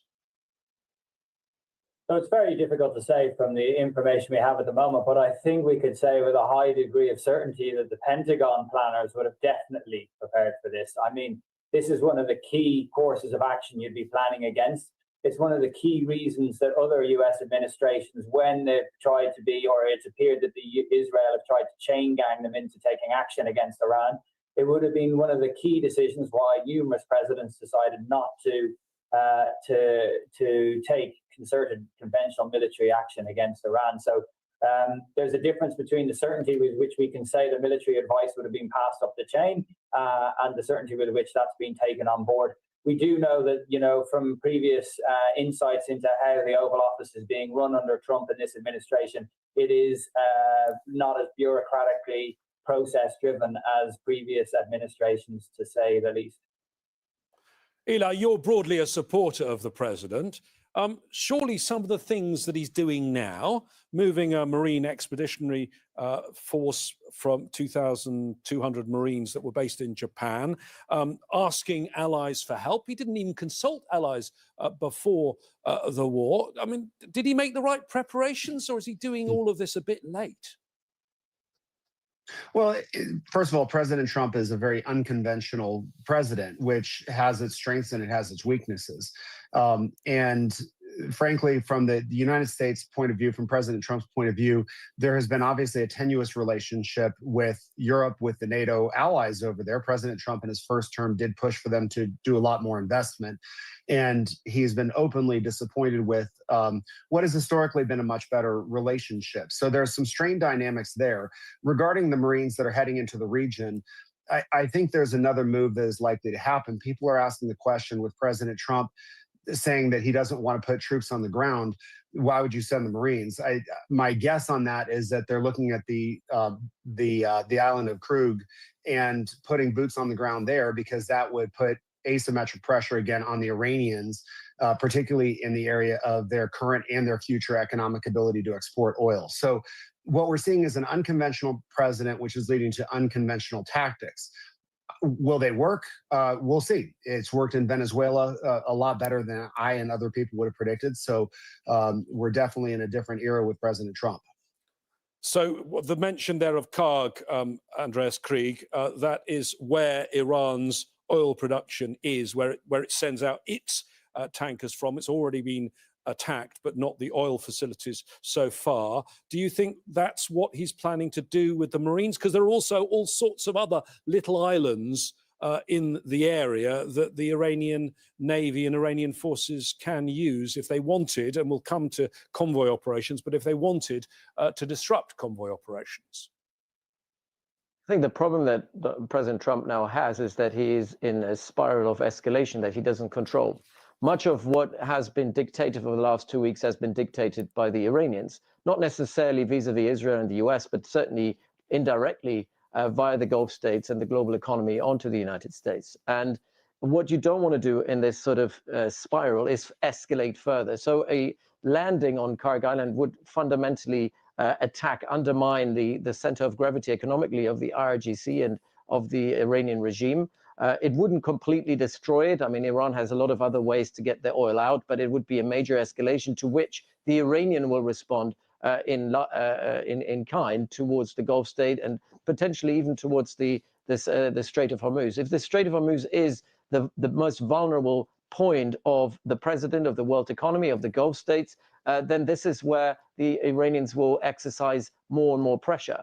Using the 2,500 Marines for some landing operation on the islands north of the Emirates, some of them are Emirati islands that were seized illegally by Iran in 1979, will not do much. It will certainly not help securing this very narrow corridor. Because if you actually look at the corridor and where it is situated, the islands which are on the western side of the Strait of Hormuz will not necessarily do much. If you were trying to seize the northern islands of this corridor, it also won't do much. Much of the firing of missiles, drones, is coming from the hinterland. So you'd actually have to seize the northern shore, which is rugged terrain, very difficult to seize and hold. Looks a lot like Yemen, by the way. And a lot of the tactics that Iran will likely employ would be that the Houthis have employed against shipping in the Bab al-Mandeb Strait. Again, we were extremely unsuccessful. The US was unsuccessful, so far so that the US had to go approach Oman to broker a ceasefire. So I don't think 2,500 Marines will make any difference whatsoever to opening up the strait. Patrick, are we in essence in a race now? How quickly can the US and Israel destroy the missiles, the drones, the launchers, compared with how quickly does the oil price rise and cause the financial markets to tumble and tumble? Yeah, I think that's a good way of putting it to some degree. I mean, what's really interesting in the emergence is the US has been really, and Israel have been very good at degrading the number of launches. So say on the first day of the salvo, the Iranians fired about 350 ballistic missiles, 300 drones. The next day, the ballistic missiles were down to 175, but 500 drones. And since then, it's been going down by a really high attrition rate of about 50% a day. As of yesterday, it's down to about 30 ballistic missiles, 50 drones. The really interesting thing happening is that the Iranians are getting into a groove with their drone targeting. And so a higher number of that smaller amount of drones are actually getting through. And they're hitting very effective, in some cases, targets, exquisite pieces of kit like THAAD battery radars, of which there's a very limited number. That's therefore decreasing the amount of response alert time for a lot of the people living in the Gulf and in Israel.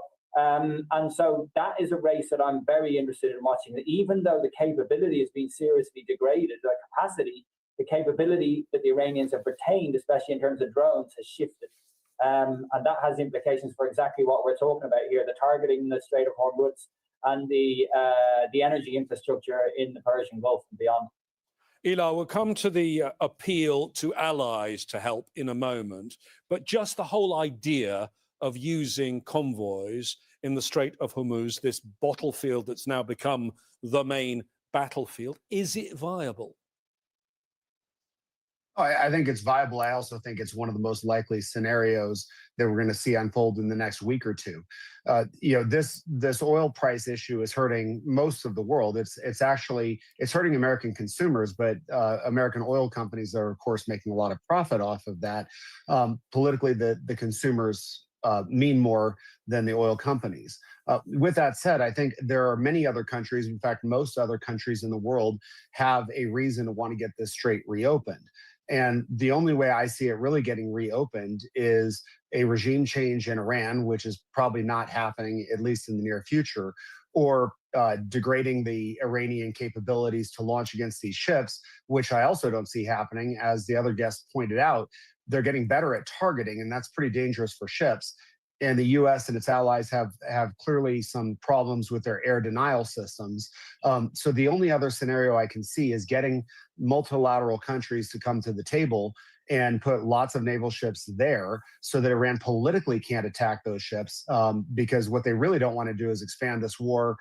They're holding on right now. The regime's got to hold on. Their goal is to not lose this battle and to be a regime at the end of it. If they start bombing ships from 8 or 10 other countries, that gets exponentially harder. Andreas, you have studied this very, very closely, and you are a historian too. There is a historical precedent for this, and we have to go back to the 1980s. The Iran-Iraq war lasted 8 years, killed estimated 500,000 people. The US then supporting the Iraqi dictator Saddam Hussein. There were convoys then that the US did through the Strait of Hormuz, but how much has changed since then? Because, for example, there weren't any drones around then. I think this is a scenario which is completely different from what we see today. First, obviously, in the 1980s, the US wasn't the direct party to the conflict. Iran was still in a post-revolutionary process of consolidating power. The IRGC was nowhere as organized as it is today. We obviously have completely different technology. At the time, in the 1980s, the biggest problem would have been mining and mines in the Strait of Hormuz. That didn't happen. But what we see today is Iran is unlikely going to use mines. There's been obviously conflicting reporting about this, but what they're trying to do is use a range of different smaller either skiffs that can attack, similar to piracy around the Horn of Africa, attacking ships, or using drones and underwater vehicles that are functioning like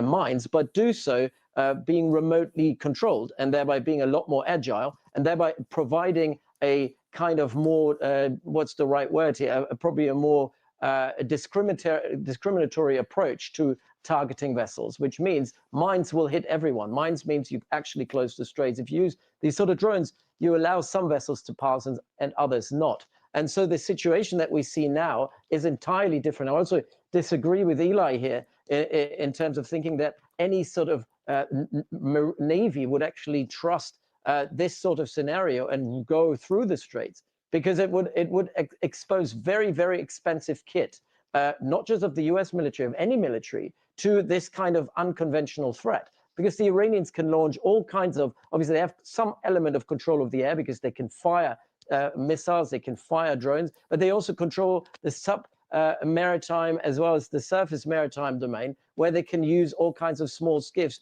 to cause massive damage to very, very expensive platforms. So, you know, having a Navy ship there is not going to act as a deterrent. I also don't think that the US can actually deter the Iranians from attacking, because the Iranians have gone quite nuclear when it comes to going against American sort of assets and American interests. So I don't think they would hold back and would be deterred in any way. The fact is, most of the US Navy is far away at the moment from the Strait of Hormuz, and I don't see why they would go anywhere close, because everyone in the US Navy would tell them that's almost suicidal. Patrick, you heard Eli say that he thinks the way forward is international partners coming forward. And certainly we've heard President Trump demanding that. He seems to be demanding a coalition of the willing. It seems to me, though, not a lot of enthusiastic responses so far. It doesn't seem many are really willing right now. No, and I think, you know, some of this was the reason to go in was clearly, you know, breaking intelligence led. There wasn't that much consultation with wider NATO allies, etc., and they're not sure about the war aims. They're also very aware of the risks. So if you take, for example, here in the UK, a British warship getting damaged, sailors being killed, etc., you're much closer to getting drawn into a wider war with Iran, whether you like it or not in that scenario. I mean, the most likely option for this to happen, and I still would agree with Andreas here, I still, at the moment, it's pretty low likelihood, would be a US-led, with their naval assets, integrated multinational naval operation. But, you know, I would stress the difficulty of this. When we saw the US, as Ernest Will in 1987-88, they tried to do this with a much lower threat environment. It's incredibly resource intensive. You know, you're not just talking about ships with multiple different types that you need and air bubbles, etc., to put over. You need constant close air support, air patrolling. Yeah. You're going to need the whole suite of available for your minesweepers and your counter subsurface UAV. This is another, you know, scale of complexity to what we saw tried in Bab al-Mandab. And also a different scale of threat. So I think that's why you're seeing the reticence to jump in. I'd also say that the idea, like, you know, certainly in the UK, that thing that Trump said, well, you know, you didn't really help us, we don't need you, a couple of weeks ago, and then coming around and saying, well, actually, we do need you. That doesn't really wash. We understand politically what's going on and the strength of the special relationship doesn't really wash too much with the public, I would argue. Eli, that point, I think, is an important one. Yes, he's asked a range of countries, and they do include China, that's not an ally, but he's mainly coming to the allies with this ask. And these are the allies that, since he became president for the second time, he's been disrespecting. He's been questioning NATO. He even threatened to seize Greenland. He put punishing tariffs on his closest partners. He didn't inform them in advance about this. And since the war started, he's lifted oil sanctions on Russia, which all of them imposed. I mean, are those allies right to say, now you're asking? Well, that's a good question to ask, but the other way to look at it is, you know, President Trump, again, approaches this quite differently. And he has additional leverage with NATO in the sense that President Trump doesn't like to keep things stovepiped in one area. So I would not be surprised, I'm not privy to this, but I would not be surprised if behind the scenes there are discussions about the U.S. coming in and providing a substantial amount more support in the war on the Ukraine in exchange for support down on the U.S. war in Iran. That is not a tactic that I think we've really seen much before with these smaller conflicts by a U.S. president. But I believe that's what's going on behind the scenes, because Europe's priority is dealing with Russia and the threat from Russia. And the United States priority right now is obviously the war in Iran. So I think that that's a point of pressure that will happen behind the scenes. A lot of the stuff that happens in public is very performative. But if President Trump behind the scenes is going to the NATO allies and saying, all right, we'll help arm Ukraine, we're going to help with the anti-drone equipment that they need, we're going to put more pressure on Russia, we need your ships, I think there's a really good deal there's a really good chance he's going to get a deal done if that's what the offer is.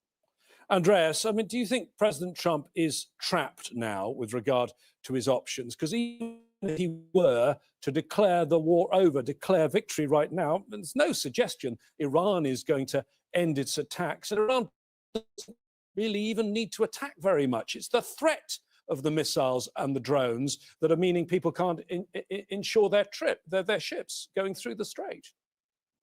So the issue with the Strait of Hormuz is really not a military one primarily. It's one to do with markets, insurance and shipping primarily.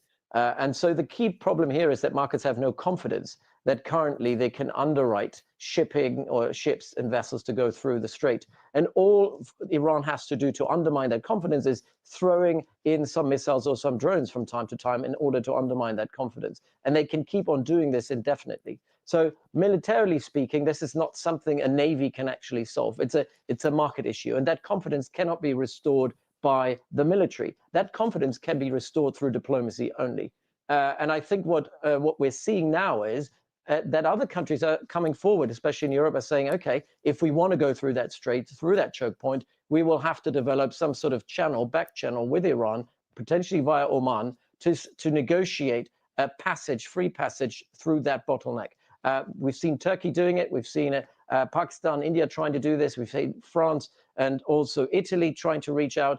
I think what we're seeing is a gradual opening up of the straits for particular countries who have agreements in place with the Iranians. And my forecast would be that the US is probably, with this president, focusing on military only, would probably be one of the last countries to get a free passage, considering that they're unwilling at the moment to engage constructively and diplomatically the Iranians to basically get a passage through the strait.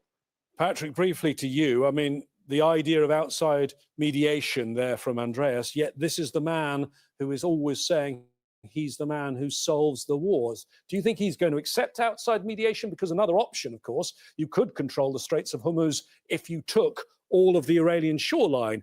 That would mean boots on the ground. Is that a possibility now? No. The Iranian shoreline, the Persian Gulf, is 730 miles. As Andreas said, they look at the terrain there. It's just not happening militarily. And if you do go for it, you're just going to suffer. Yeah, so that's not really an option. Yeah, you've got two ones. One is the convoy. You know, when they did this with in 1987, as I said, it was really resource intensive and got a small number of boats out. You know, but sort of suggested that we can do this if under duress if we need to be. I think much more likely is some sort of de-escalated strategy. Again, you look at the Omanis; they've been very present in getting, or as far as we understand, you know, the air corridor out from the UAE, etc. So I think that's an important point. Secondly, Trump has got sunk costs here, you know, serious sunk costs, burning through his stockpiles, committed to a war. Some questioning, we don't know to what extent amongst the Emirates and the regional GCC powers about how long or how supportive the top of the governments are, but we've definitely seen some questioning at the lower level officials. And he's got domestic issues and, of course, a lack of popularity in the States. These are sunk costs. So he's going to keep going for a while so that he knows when his military tell him, we've degraded, we've set Iran back militarily at least by 10 years, by 15 years, including the nuclear program. And they're on that timeline. It seems to be by the week, sort of confirming on a Sunday ahead of the markets what's going to happen. I think the wider issue here is how and if the US and Israel are aligning their tactical and operational successes, not without some costs, to strategic effect. And we're either 60 to 75% into this war now, according to Trump's timetable. And that's my question about this. And that's fair enough. You can have that, and we may not see it yet. Maybe it's going to be more strategic successful. But so far, it looks like Iran has played a better strategic hand than the US.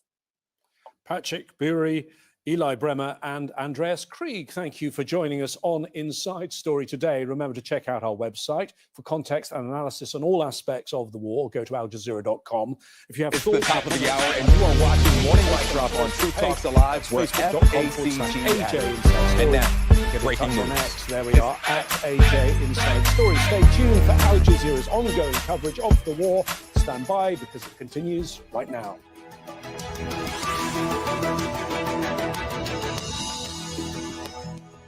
Thank you for subscribing to Truth Talk Live. Arising because Be sure of to Israel's like this insistence video on now to striking keep our oil algorithm facilities high. inside Iran. This is one of the oil facilities of the country that has been targeted. You can see the puff of cloud once those interceptors take out those missiles and rockets and drones. Hezbollah rockets have reached this far into Israeli territory, and Israel consider this a serious escalation. Lebanon's government is struggling to meet the demand for emergency shelter. This stadium is being converted into a mini tent city. Stay with Al Jazeera for the latest developments.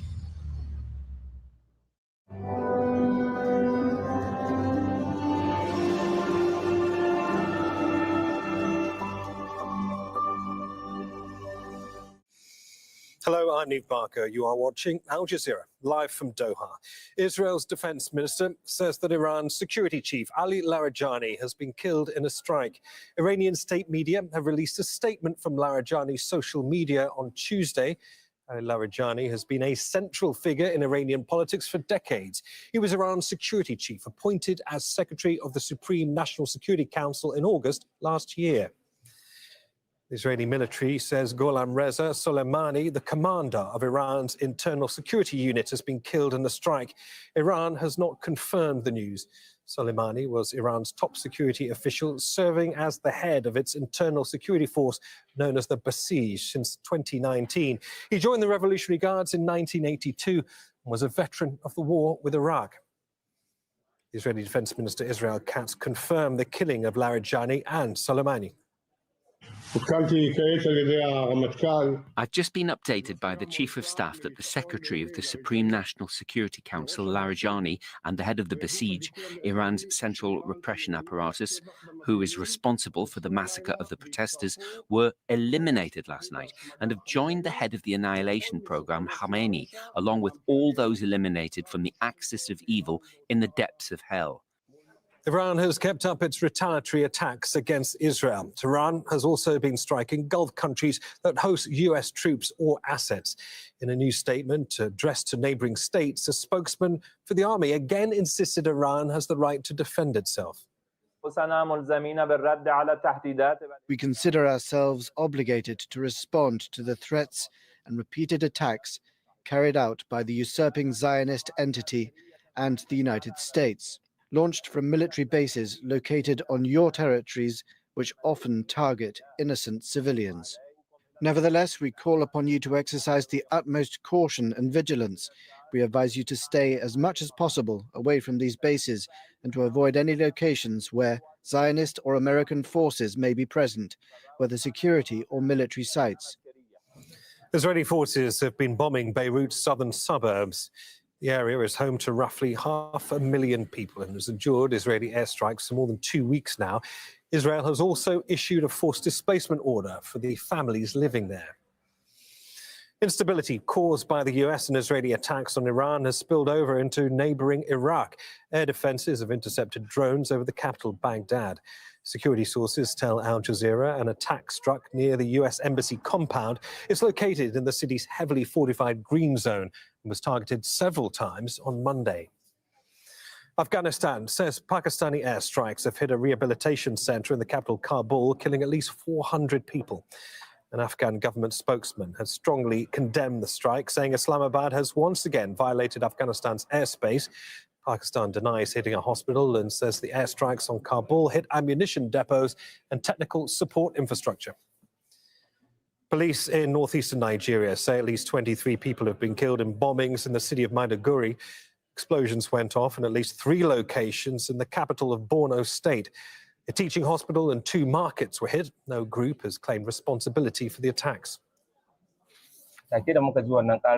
When we heard the second explosion, we saw people running out in panic.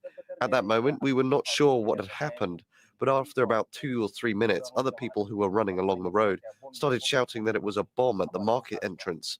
As people were fleeing to save their lives and their property, many of them ran towards the post office area because the market entrance and the post office are not far apart. Unfortunately, as they were running towards the post office, the person who had the explosive device ran into the crowd while people were trying to escape. Cubans have been protesting after a widespread blackout left 10 million people without power. The country's grid operator says the system has collapsed. Cuba is facing an energy crisis after the US imposed an oil blockade in January. President Donald Trump has said he would be, quote, honored to take over Cuba. You're up to date. Those are the headlines. Stay with us. Talk to Al Jazeera is up next. See you very shortly. Bye for now. The United States military began major combat operations in Iran. We are not joining the US and Israeli offensive strikes. The position of the Spanish government can be summed up in 4 words: no to the war. I have condemned the massive military strikes by the United States and Israel, and I also condemn the subsequent attacks by Iran. The attacks on energy facilities that has happened on both sides is a dangerous precedent. It will cause repercussions throughout the world. We can now see a regional conflict with unintended consequences. Stay with us for the latest developments on Al Jazeera. Wow. Thank you for the super chats coming in. Please support independent media like Morning Mic Drop on Truth Talks Live, where your voice matters.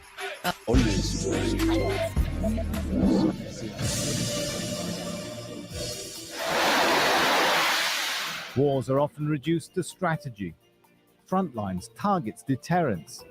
But for civilians trying to survive the bombs, war is something else entirely. It's the sound of families forced from their homes in the dark, the sight of cities emptying under relentless bombardment, and the reality of aid workers scrambling to reach people before the systems that sustain life begin to collapse. With the escalating war between the US, Israel, and Iran, and violence spreading across the Middle East, aid agencies are raising the alarm. Jan Egeland is the Secretary General of the Norwegian Refugee Council, one of the largest Western humanitarian organizations still operating in Iran. What his teams are witnessing there points to a crisis expanding far beyond the battlefield. And Egeland says US and Israel are violating international law by failing to observe proportionality and distinction between civilians and military targets. At a moment when the region is once again consumed by conflict, the question is not who wins the war, but how people survive it. Jan Egeland, Secretary General of the Norwegian Refugee Council, talks to Al Jazeera.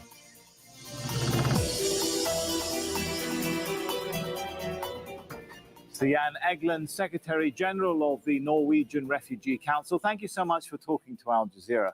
First of all, thank you. We're witnessing this war raging in the region, a war started by the US and Israel. What has it done to population stability across the Middle East?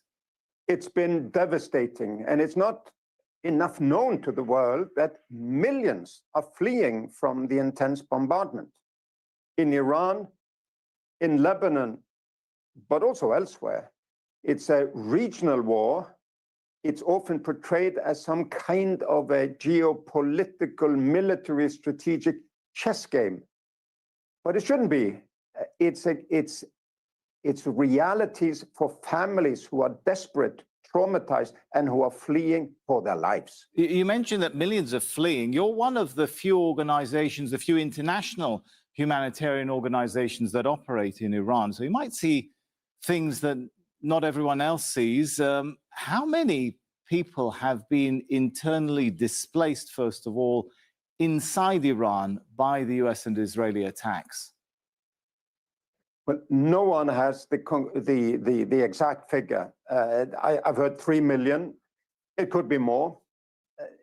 Iran is a huge place, 90 million plus inhabitants.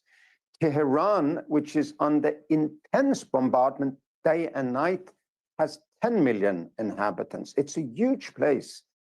Millions seems to have now left Tehran, but also many other cities. We have 110 aid workers on the ground, where we are, as you say, one of a handful groups. We're the biggest Western aid group in Iran. Our 110 aid workers also flee, many of them with their families, but we have 8 relief centers in as many provinces, and we see how the needs are growing. I don't mean to belittle your efforts, of course, but 110 aid workers, and you just mentioned that we could be talking about over 3 million people displaced. Is that a number that 110 aid workers can help with? Is there a feeling that you're overwhelmed? Of course, we're overwhelmed, we're overstretched, and we're underfunded. The main aid work is done by the national organization, by the local organizations. But shipping has been disrupted, flights have been disrupted. Are local organizations or international organizations like yours even able to bring supplies in that are desperately needed? At the time, we're not. But of course, we have stocks in the country. We can purchase within Iran. But how long will those stocks last, though? Sorry to interrupt, but how long are those stocks going to last? It could be weeks, but we would have to go also to the local markets, the regional markets. Iran is a middle-income country. It has supplies. It's not Somalia. However, the longer this goes, the more disruption there will be to everything also internally. You cannot have thousands of air raids on heavily populated urban areas without a cascading effects where public services fail, where supply lines fail, where shopkeepers are killed, where shops close, where the markets fail, and thereby our aid work is becoming infinitely more difficult. So what happens after a few weeks when those stocks finish? That the suffering explodes, really. At the moment, people are fleeing, many in their own cars, out of the main cities, first and foremost Tehran, but also many other places. They go to smaller places because they believe it will be safe there. They are then shocked to see that the smaller places are also bombed. And it's not just military and the nuclear targets this time. It's everything that has to do with the governmental services, with the regime, if you like. We're talking about millions, 3 million plus people having been displaced in Iran. When you add to that some of the numbers from sources, credible sources about displacement in the region, like the Global Report on Internal Displacement, talks about 11 million in Sudan, over 7 million in Syria, almost 5 million in Yemen, over 3 million in Palestine, 1 million in Iraq, 1 million in Lebanon, or around 1 million in Lebanon. What is the bigger picture? Are we heading towards a region of displaced populations? We do, and it's and the entire Middle East affected, but is also beyond. You didn't mention Afghanistan. Afghanistan is next door to Iran. Afghanistan, governed now by the Taliban, is in its own war with Pakistan. The border crossings where we work between Iran and Afghanistan have been bombed. It's hard for people now to flee from Afghanistan to Iran and from Iran to Afghanistan, and there are people going in both directions. It's traumatizing for entire nations and populations. And coming back to Iran, though, international human rights organizations cite reports of Israeli and US attacks on medical centers, some 10 medical centers, a school which killed, as you know, 165 schoolgirls and staff members, according to local Iranian reports.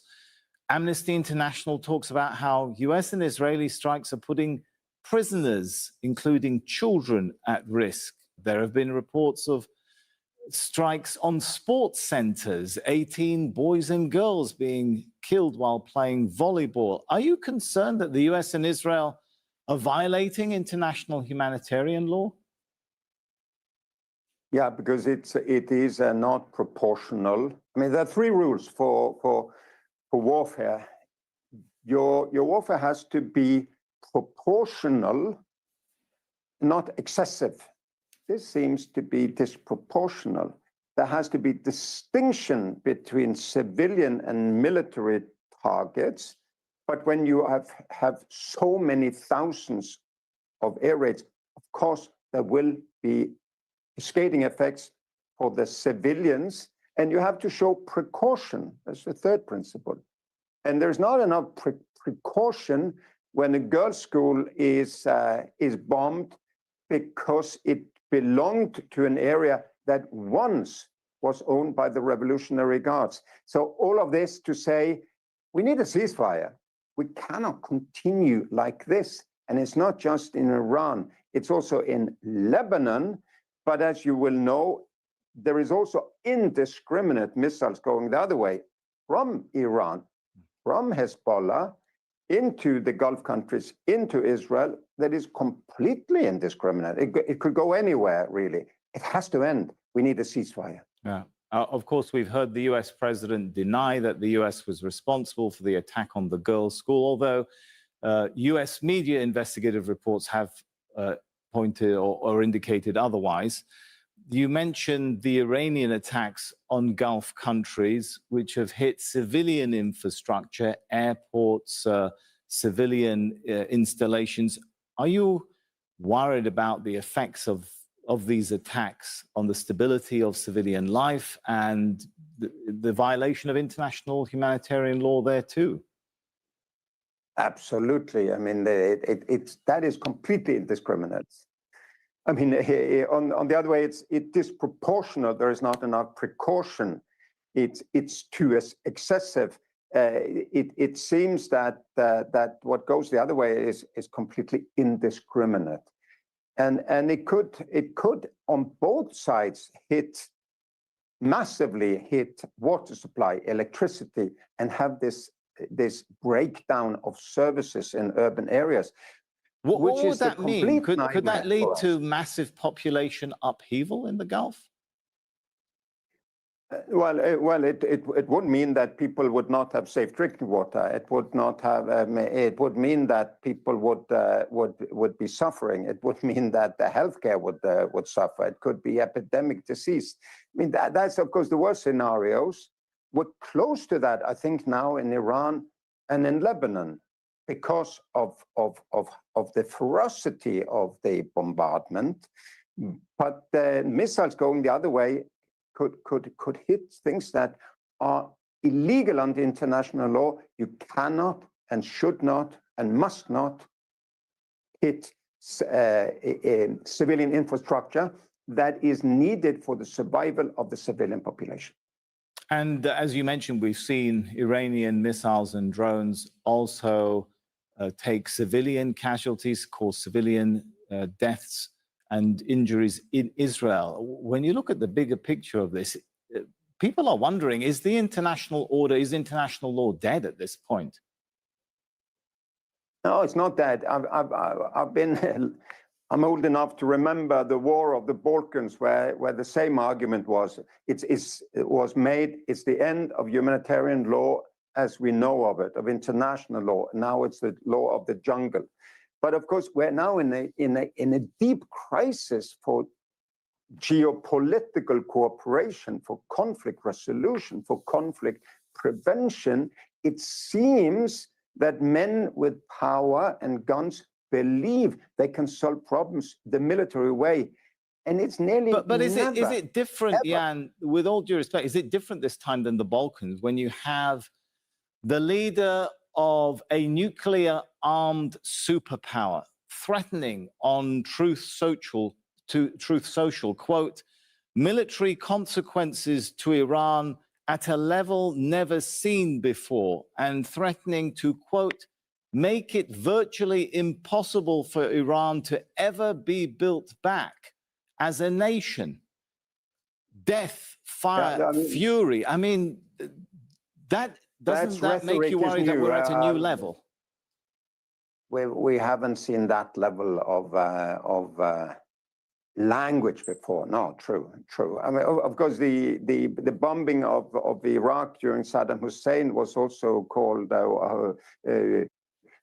something with fury and shock and awe and so on. That was the whole point of it. Overwhelming military force is one thing that one has been discussing again and again. My point is, what did they achieve in Iraq after having spent hundreds of billions of dollars, or in Afghanistan after having spent hundreds of billions of dollars, and the Taliban is back? And I think that's a key point here also. How come it's easier to spend a couple of $1 billion per day in this current conflict? Because that's what they're spending, the West and Iran and the Gulf countries. But we cannot give them millions to save lives among civilians, women and children. We're completely underfunded. in our life-saving work in these countries. Can any humanitarian, any coalition, even alliance of humanitarian organizations deal with a scenario in which nations are bombed until they can never be built back? Is that something within, I mean, do you plan for stuff like that when you read these kinds of comments? Well, no, well, we do as much, we're humanitarians. I have meetings day and night now with my colleagues within the region on how can we search, how can we bring in new teams, how are we able to do supplies from outside? Can we use cash transfers? Iran is under sanctions. The Western sanctions against Iran makes it more difficult for us to help the victims of this conflict, those who could even be sympathizing with the aims of the West. It's a lot of cascading effects here, but we're waking up every morning to try to do our utmost, and we try to tell the decision makers, we need a ceasefire and we need a surge in saving lives. Maybe we could stop spending billions and billions on something which has never really worked, which is to bomb regime change, to bomb solutions to intricate problems. The language on all sides here is very disruptive. Who's talking about rebuilding, protecting humanity, make humanity great again? That would be my message. Focusing then on the humanitarian effort on the ground, and you mentioned Lebanon. Our correspondent has been reporting on how even after people have moved from areas like the southern suburbs of Beirut after the issuance of Israeli forced evacuation orders, and they go to other civilian areas, we've seen attacks follow them. Are you worried that this pattern of Israeli attacks is preventing displaced people from finding refuge anywhere? Yeah, I've seen that myself in Lebanon, that, I mean, Shia women, children, grandmothers fleeing from southern Lebanon to elsewhere are met with a lot of suspicion by the local population there, because they know Israel is really bombing anything that could be associated with Hezbollah, which makes it impossible for these people to really find refuge. What happens to them? And can you help them? What is it that you can do? So this is something you've seen yourself. In Lebanon, we have a bigger machine than we have in Iran. Several hundred aid workers were supporting dozens and dozens of collective centers, and also receiving Lebanese who flee into Syria, because it's a sign that it's really bad in Lebanon that people flee into war-ravaged and not rebuilt Syria. But that's where many end up. We are, however, again, overstretched, underfunded. There is too little attention to saving lives and too much attention on military escalation that will make everything worse. You know, I was reading about an incident and I thought about how it impacts the work of organizations like yours. On March the 6th, reports talk about on March the 6th, Israeli forces disguising themselves in ambulances while they launched a raid into Nebichit in Lebanon. Does that undermine the sense of safety that humanitarian workers from organizations like yours feel when you go in with clearly marked vehicles? And it's a war crime to be misusing ambulances. There's been claims on both sides that the other side are camouflaging themselves as aid workers or health workers or ambulance workers with the Red Cross symbol, which is a protective emblem for aid. That it's a war crime. What part of our problem is, of course, that there is impunity now for too many of the crimes committed by all sides. And what happens is that you end up in some kind of a mud wrestling game where it's seen as you can do whatever it takes to win because the other side is so terrible. Well, if you become like them, who's the good and who's the bad guy in these fights? I see only bad guys now fighting each other in too many of these scenarios. Are you concerned, Mr. Eglund, that we're seeing a pattern of Israeli attacks that attempt to create a buffer zone through permanent forced displacement in southern Lebanon? Well, in southern Lebanon, we've seen incursion after incursion after incursion. I remember being a young UN soldier in southern Lebanon in 1978. That was among these Israeli incursions. Again, it hasn't solved any of the issues. And of course, Israel is hit by missiles from Hezbollah's side. What all of this screams at is a diplomatic, negotiated settlement where the international sponsors of the parties help bring about agreements. It's not going to be these military campaigns that saw more hatred, more generations who feel that they have to seek revenge. I think that's part of the problem across the Middle East.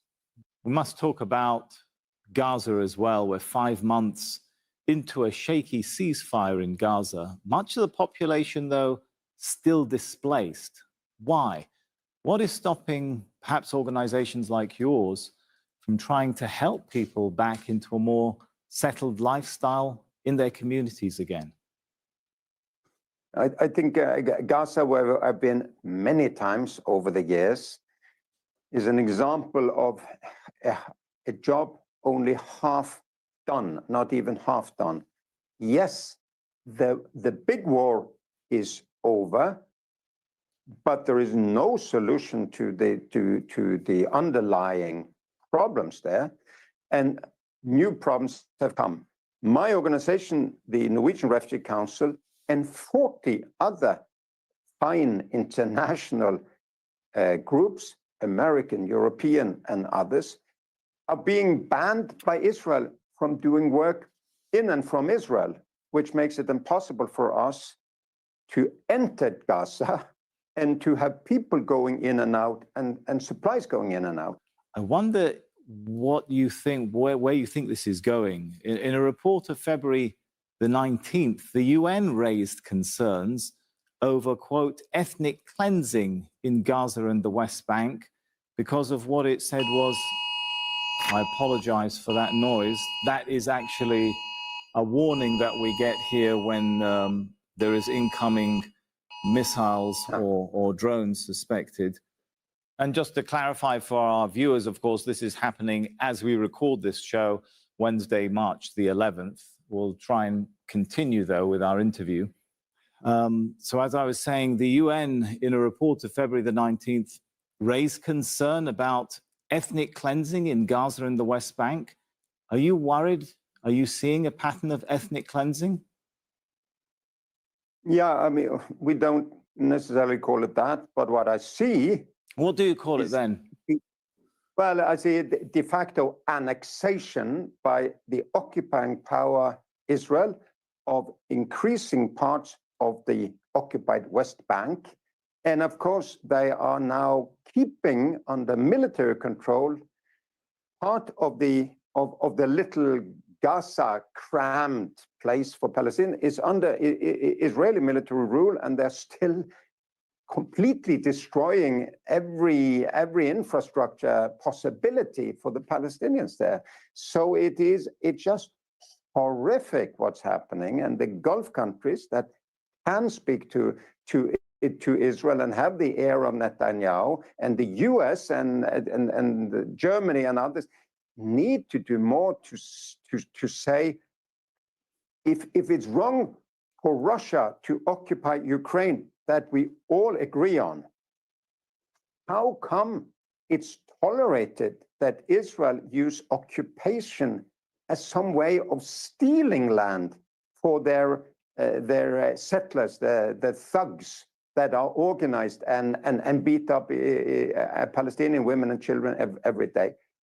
The hypocrisy is astounding. Where did the population go? Whether we call it de facto annexation or ethnic cleansing, we've had one US plan at one point talk about the removal of Palestinians from Gaza.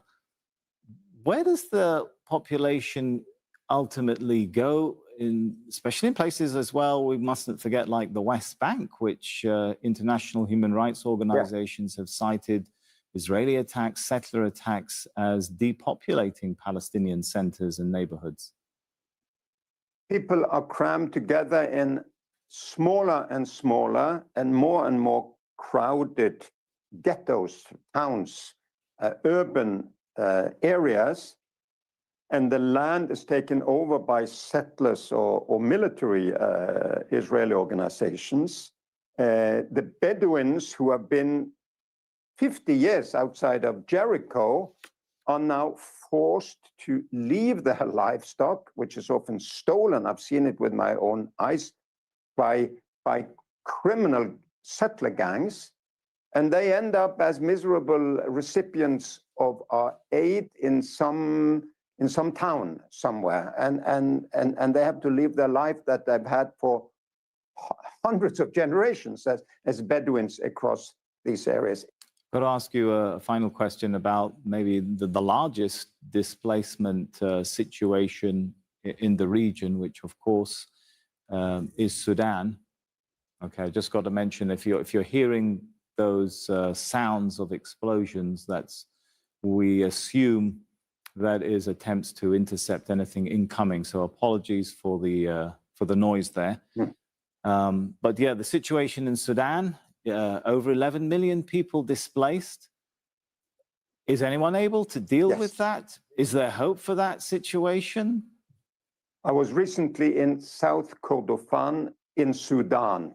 It's now the worst conflict area and possibly the worst famine situation in what is the worst humanitarian crisis in the world, Sudan.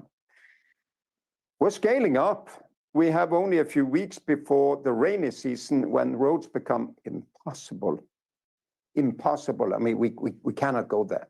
So we're working with 40 local groups to scale up. Can you scale up in time before the famine spreads? Where we will go from 100,000 to 500,000 people that we will try to help. Jan, how many lives are at stake? Just to put it in perspective for people, how many lives are at stake right now in Sudan?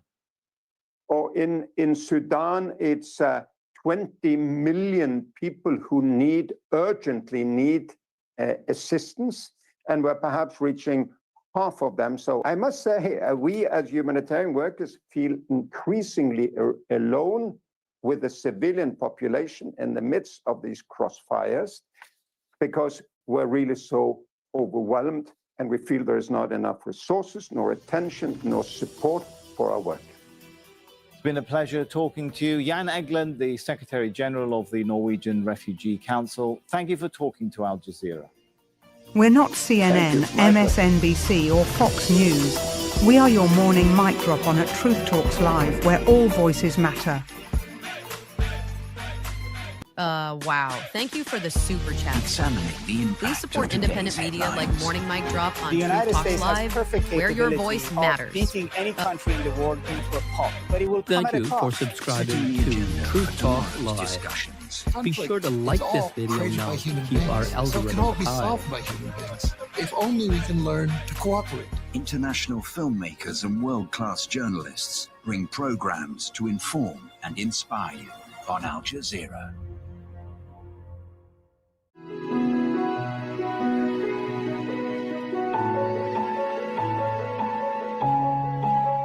Al Jazeera, wherever you are.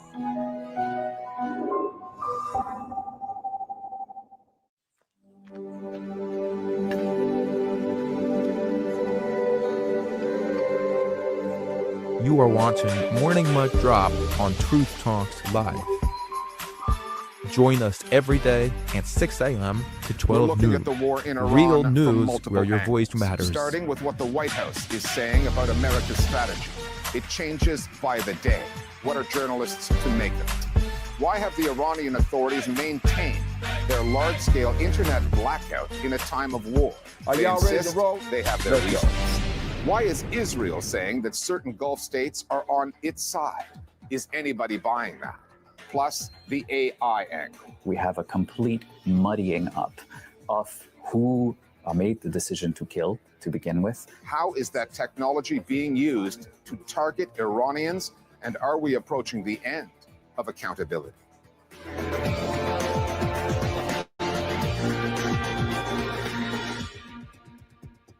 The war on Iran is entering its third week, and what began chaotically has only grown worse. In terms of weaponry, the military capabilities of the warring parties, it should be no contest. The US and Israel hold the upper hand, except that Iran is fighting a different kind of war. It is responding asymmetrically, unconventionally, targeting various economic pressure points, making clear that the battlefield extends well beyond its borders. When it comes to the information war, the messaging that's coming out of Washington has been erratic, at times contradictory, and largely ineffective. Tel Aviv is fully engaged on the propaganda side, pushing, amongst other things, a far-fetched narrative relating to the Gulf states, Arab ones, implying that they support Israel in this war. The denials from those states have been quick in coming. If you are having difficulty keeping up with it all, you are not alone. Censorship, varying degrees of it, has been imposed in the countries at war, and coupled with the propaganda that's out there, news consumers are dealing with a maze of information. This was the week that the war the Americans and the Israelis launched against Iran grew significantly more global. An emergency meeting of the United Nations Security Council underscored that. The draft resolution has not been adopted and reinforced just how powerless the UN is to end the fighting. The worst of the collateral damage has been economic, and it extends well beyond the Middle East. The war has disrupted, in some cases upended, global supply chains. It has rattled stock markets and pushed up the cost of energy, affecting what people, including Americans, will pay to heat their homes and what they are already paying at the pump. Iran is trying to wage war against oil prices. If Iran could raise the price of oil to $100 a barrel, it inflicts equal or more damage to the United States than American bombs do to Iran. So Iran is fighting on a very different battlefield. It's fighting against American economic power. It is a war that ultimately will be decided by whose threshold of pain is higher. Asymmetrical forms of warfare are challenging for news consumers to grasp. The munitions math, for instance. It is unclear how many ballistic missiles and drones the Iranians have, how long their stocks will last. To hear the Trump administration tell it, that doesn't really matter. We won the bet. In the first hour, it was over. The president and his Secretary of War, Pete Hegseth, are talking like they can dictate what happens next. Whether they know it or not, they will be combat ineffective. They will surrender. For all the bravado, though, the shifting, conflicting messaging coming out of this administration indicates that it doesn't know where this story is going either. We're in a truly unprecedented moment where the rhetoric coming out of the White House is so bellicose. Epic fury! And so over the top that it's almost impossible to judge what they actually believe, what they mean, what they intend to do. And part of it is just this truly bizarre United States administration that's nothing like we've ever seen before. These are people who believe that U.S. military power can pretty much solve any problem. It will not solve this problem. I mean, we should have learned over the last 20 plus years of the global war on terror, the invasions and occupations of Afghanistan and Iraq, where we couldn't solve these problems militarily. There are very experienced and very smart analysts in the Pentagon, and they've long understood Iran's asymmetric strategy. The war between Iran on one side and the U.S. and Israel on the other is a perfect example of asymmetric warfare. It just seems that this has just been disregarded by political decision makers And clearly, Donald Trump is being led by the nose by the Israelis, who had been claiming that this would be a walk in the park. Could be quick and decisive.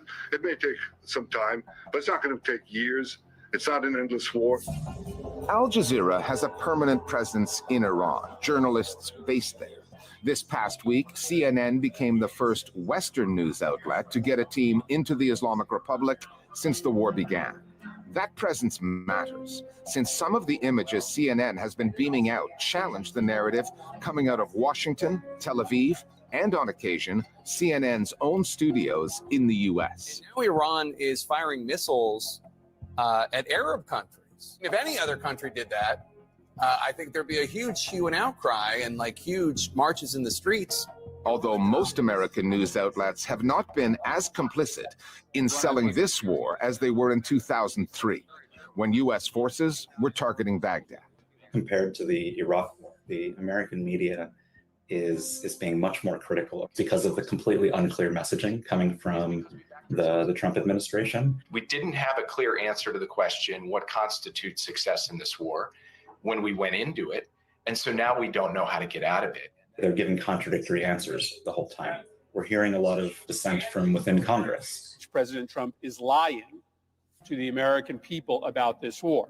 And that validates and gives permission to the media to be more critical of this war. And it's reassuring that CNN is broadcasting from Iran. The Iranian regime understand that the images of the people who've been bombed are always going to elicit more sympathy than the country dropping those bombs. The media was very quick to ask questions about why are we in this war? What is the justification? Peter, have you ever seen an administration launch a preemptive war with this sort of third-party defense reasoning? But the media is not questioning enough about how this war is being conducted. They're not asking, show us what damage have been done to military bases. There's too much accepting what the Pentagon says at face value. On CNN, you had an Israeli government-affiliated analyst to explain what the Iranian people are thinking and how much they really support Americans and Israelis dropping bombs on them. By and large, the responses from Iranians that I've spoken to has been overwhelmingly in favor of the United States and Israeli action on the ground. This is just absolutely absurd on its face. But the good news is that fewer and fewer Americans actually pay attention to this stuff. And I think the fact that this war is so unpopular is a reflection of that. While letting foreign journalists in, the Iranian authorities are still keeping foreign news content, including Western propaganda, out. But that is just part of the rationale for the continued clampdown on the internet. Restrictions put in place during the anti-government protests across Iran in January. Iranian officials, however, are able to get the word out, messaging Americans and Israelis, telling them that Iran and its counterattacks are just getting started. Iranian citizens can still communicate with each other online, but only about 1% of normal internet traffic there is currently reaching the outside world. It makes it much more difficult to communicate, but Iran does have a national internet, which people can use internally. It's the access to the outside that they've cut off. And the reasoning for that is that they're trying to control the way in which social media, propaganda, satellite televisions, etc., can influence Iranians' reaction to the war. In recent few years, social media and satellite television outside has been quite influential with the Iranian public. And also the internet can be used for information gathering in war by Israel and the United States. So they're trying to blind the US and Israel from being able to use Iranian internet to conduct the war. The United States and Israel have weaponized Iran's internet infrastructure against it to undertake cyber attacks on banks and financial institutions, on vital and critical infrastructures. So that's important. And various sympathetic pundits obviously have access to the internet and come on Western channels and articulate their position. Well, Iran is hammering the Israeli regime in retaliation for its atrocities. But internet access becomes quite uneven in these contexts. And so it means that our picture is going to be stilted and it's going to be fragmentary. Meanwhile, in Israeli media and political circles, another narrative has been put out there. on where the Gulf states really stand on this war. The media side of it started with the Jerusalem Post, reporting that Qatar and the UAE, states that have had their issues with the Islamic Republic, had quietly joined the Israelis, launching covert attacks on Iran.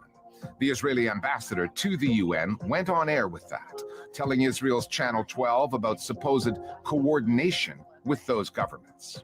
יש קשר שקט, ואני מכבד את זה. הם לא רוצים להיראות שהם עובדים איתנו בצורה גלויה. The Qataris and Emiratis quickly denied that, insisting that their militaries are engaging with Iranian drones and missiles entering their airspace, but that it's all defensive. The Israelis are well skilled when it comes to disinformation, how to confuse, divide, and conquer.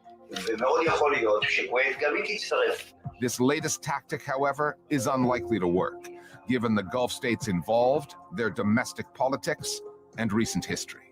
It's very, very unlikely that we'll see Gulf states join an Israeli-U.S. war effort against Iran, especially in the wake of Gaza. Saudi Arabia and others are quite conscious of the anger that their own public still have against the U.S. and Israel for the genocide in Gaza. The attack on Doha back in June, the so-called 12-day war, was a wake-up call.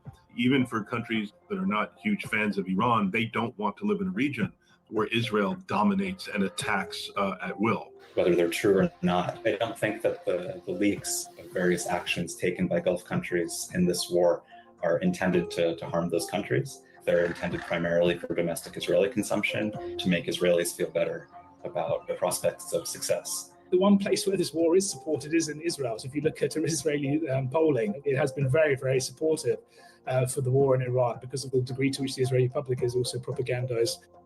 So that's why we have this very confected and contrived picture, which is all part of the propaganda war. Staying with the war and the seemingly coordinated Israeli media reports about Gulf states allegedly attacking Iran, Tarek Nafa has been tracking the coverage of that story. The view that Israel and its media are using disinformation to drag the Gulf states into a war of Israel's making has fueled days of heated reporting and commentary. وسط هذا الضجيج الإعلامي تتكشف الأهداف الخفية، جر الخليج إلى مستنقع الحرب وتحويل المنطقة بأسرها إلى بركان توترات لا يهدأ. Prominent figures across the Arab world, some of them known as channels for official thinking, have been blunt in their anger towards the US for siding with Israel and its designs for the region at the expense of the Gulf's security. All of these countries have expressed fury and even a sense of betrayal at Iran's continuing attacks on them. In the case of Israel, it has been notable how clumsy attempts to involve Gulf states in this war have set back Israeli efforts to normalize relations with those countries.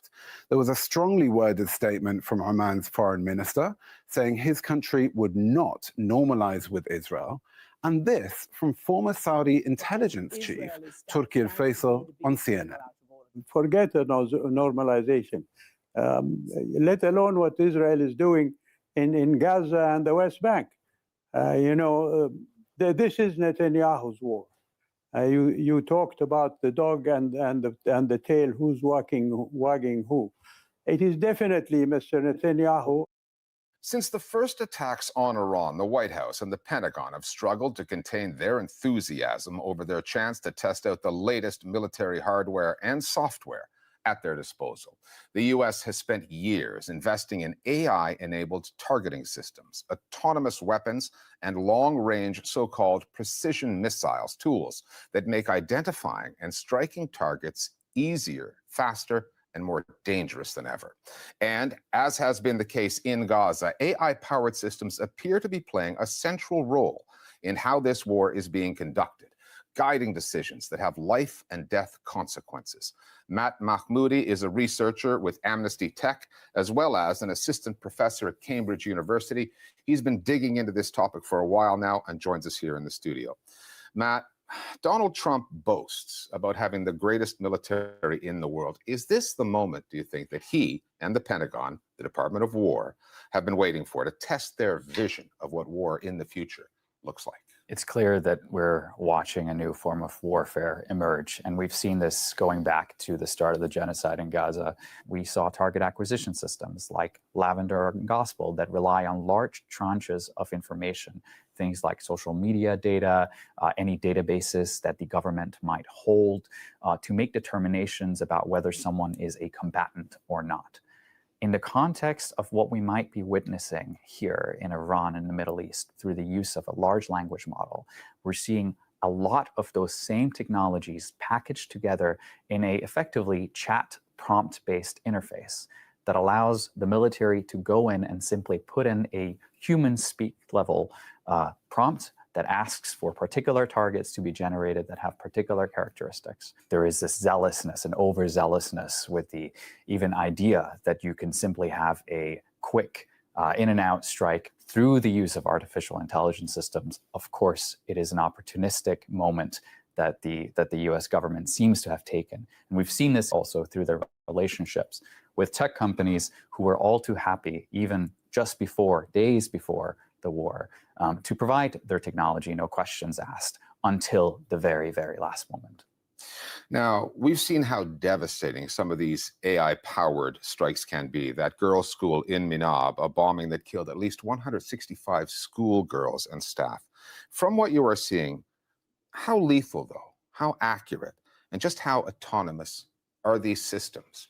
It is incredibly difficult to say how accurate these systems are because it really comes down to what your understanding of accuracy in these systems are. We look at things like Lavender, target acquisition systems, for example, in which there is a claim that by using disparate sources of data, you can generate a list of targets that can be hit with precision, but when you end up with a list that's, say, a list of 40,000 names, you start to wonder, who vetted these names? How do we end up with these names? Was it simply by proximity to particular facilities?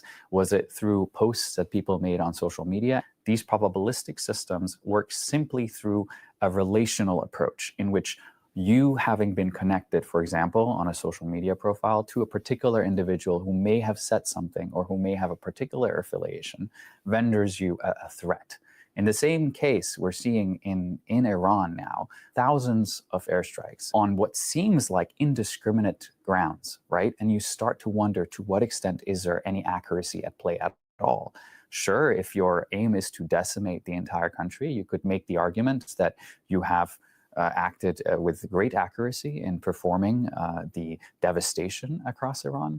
But did you achieve the goal of eliminating the particular individuals that, say, you were interested in targeting? And this is where target acquisition gets it wrong. It is a AI washing of the attempt to establish a legitimate target. It's simply saying that because the system said that these targets are the correct one, that makes it a legitimate target, which is a violation of international law because individuals who are in the chain of command have not actively been involved in actually vetting and understanding who they're targeting and why. Another way to put it is, no matter how advanced these systems are, the failings come at the end where the human component still is. That's correct. And in the context of, for example, the disputes, the controversy between Anthropic and the US government, you see an instance in which Anthropic is insisting that they have a restriction written into the contract that they hold with the US government, with the Department of War, that says that they are against the usage of autonomous weapon systems without oversight. However, at this rate, oversight can be defined in any number of ways. The US government can say that somebody had a look at the list of targets for 15 seconds, for 2 minutes, and they deemed that as sufficient without ever having interrogated how the particular large language model arrived at the actual list in the first place. So the oversight itself is incredibly permissive. So Anthropic's beef with Trump and Trump's beef with Anthropic, we read about that. We saw the news reports. But are they the outlier here? Are they the only ones who are fighting back? The interesting framing here is the fighting back component of it, because the company was very willing to enter this contract to begin with. with the US government, with the Pentagon. And we've seen a number of other AI companies that have, over the last few years, entered contracts with the Pentagon and Department of War, with the US Immigration Customs Enforcement, who has been actively involved in military tactics in the streets of Minnesota, of Minneapolis. And so the involvement of AI companies in tactics of warfare is not new. The fact that Anthropic was able to demonstrate resistance merely days before the strikes took place, the preemptive airstrikes on Iran, allowed them to position themselves at a moral high ground that lets them, on the one hand, sell their product for being incredibly potent in the context of warfare, as we see now, a couple of weeks on from the initial strikes. It has been revealed by reports that Claude, which is their product, may have been used in the context of the airstrikes in Iran, which again gives them potency as a brand and as a company that's developing this technology. They can also posture to the fact that they resisted the government, and in fact, you should be using their product at every turn because they are the good guys in this context. And that dichotomy that they're able to balance as a company of, on the one hand, having developed a product that can be used at scale for warfare, and on the other hand, also being, again, the morally superior AI company, allows them to bring in the profit, the kind of reach that AI companies can only dream of. The use of these systems can make it difficult for some people to determine whether some of these attacks were deliberate, the result of intelligence failures, or the result of errors in AI itself. Is that creating a way for militaries to evade accountability and just say the machine got it wrong? It's really important to understand that under international law, you have to have a legitimate target under international humanitarian law when it comes to airstrikes, when it comes to the use of force. And you have to have a chain of command in which there is accountability of some variety. There has to be a clear understanding of who is exercising the command and who is then following the command. With the insertion of AI, we have a complete muddying up of who made the decision to kill to begin with. Was it the system? Was it the designer who designed the tool to begin with? Was it the person who sat and operated the interface or took the indicator that it was giving the person? And these are fundamentally questions that mean that these systems are more likely to automate killing at scale and create a sort of a dehumanization because it doesn't allow for individuals that operate them to really get into the weeds of interrogating systems that they simply follow. We have been calling constantly at Amnesty International, at the Stop Killer Robots Coalition, for an internationally binding instrument on autonomous weapon systems precisely because of this, because there is currently no way of ensuring that there is any oversight, there is no accountability, and companies are some of the parties here that are able to simply skirt all of that whilst deriving most of the profit. What you're saying is that the fog of war, which was already thick, is being made thicker by AI. Absolutely. Matt Mahmoudi of Amnesty Tech, Cambridge University, thanks for speaking with us here at the Listening Post today. Thanks for having me. And finally, this past week, a renowned Palestinian historian, Walid Khalidi, passed away at the age of 100. He was born in Jerusalem in 1925, 23 years before the State of Israel was established. Khalidi will be remembered for his pioneering work in uncovering the facts of the Nakba, the catastrophe of 1948, including the Zionist master plan for the occupation and ethnic cleansing of Palestine. He was a skilled debunker of Israeli historical falsehoods, and he understood the international dynamics that sustained them. A speech that Khalidi made at the UN in 2009, in which he talked about the importance of US media and government support for Israel, sounds like it could have been delivered yesterday. It is defended by US-supplied arms, sustained by the US mass media, shielded by US diplomacy, and often manned by armed US-born colonists. The US is a major part of the problem and the major actor in the solution. Walid Khalidi embodied the kind of historical knowledge that Israel and its backers have tried so hard to suppress. We're not CNN, MSNBC, or Fox News. We are your morning mic drop on at Truth Talks Live, where all voices In-depth matter. analysis of the day's headlines. Diplomacy yet Thank again you for was used subscribing as a to Truth ruse Talk for war. Live. Critical debate. Be sure to like this video Who now attacked to keep the our negotiations algorithm for the high. second time. For the third time during the talks, we should be attacked. Who is talking about a greater country for itself? Israel, not Iran. Iran has been a huge supporter of terrorism over the years. I really have to take exception to the idea that Iran is innocent in this. Inside Story on Al Jazeera.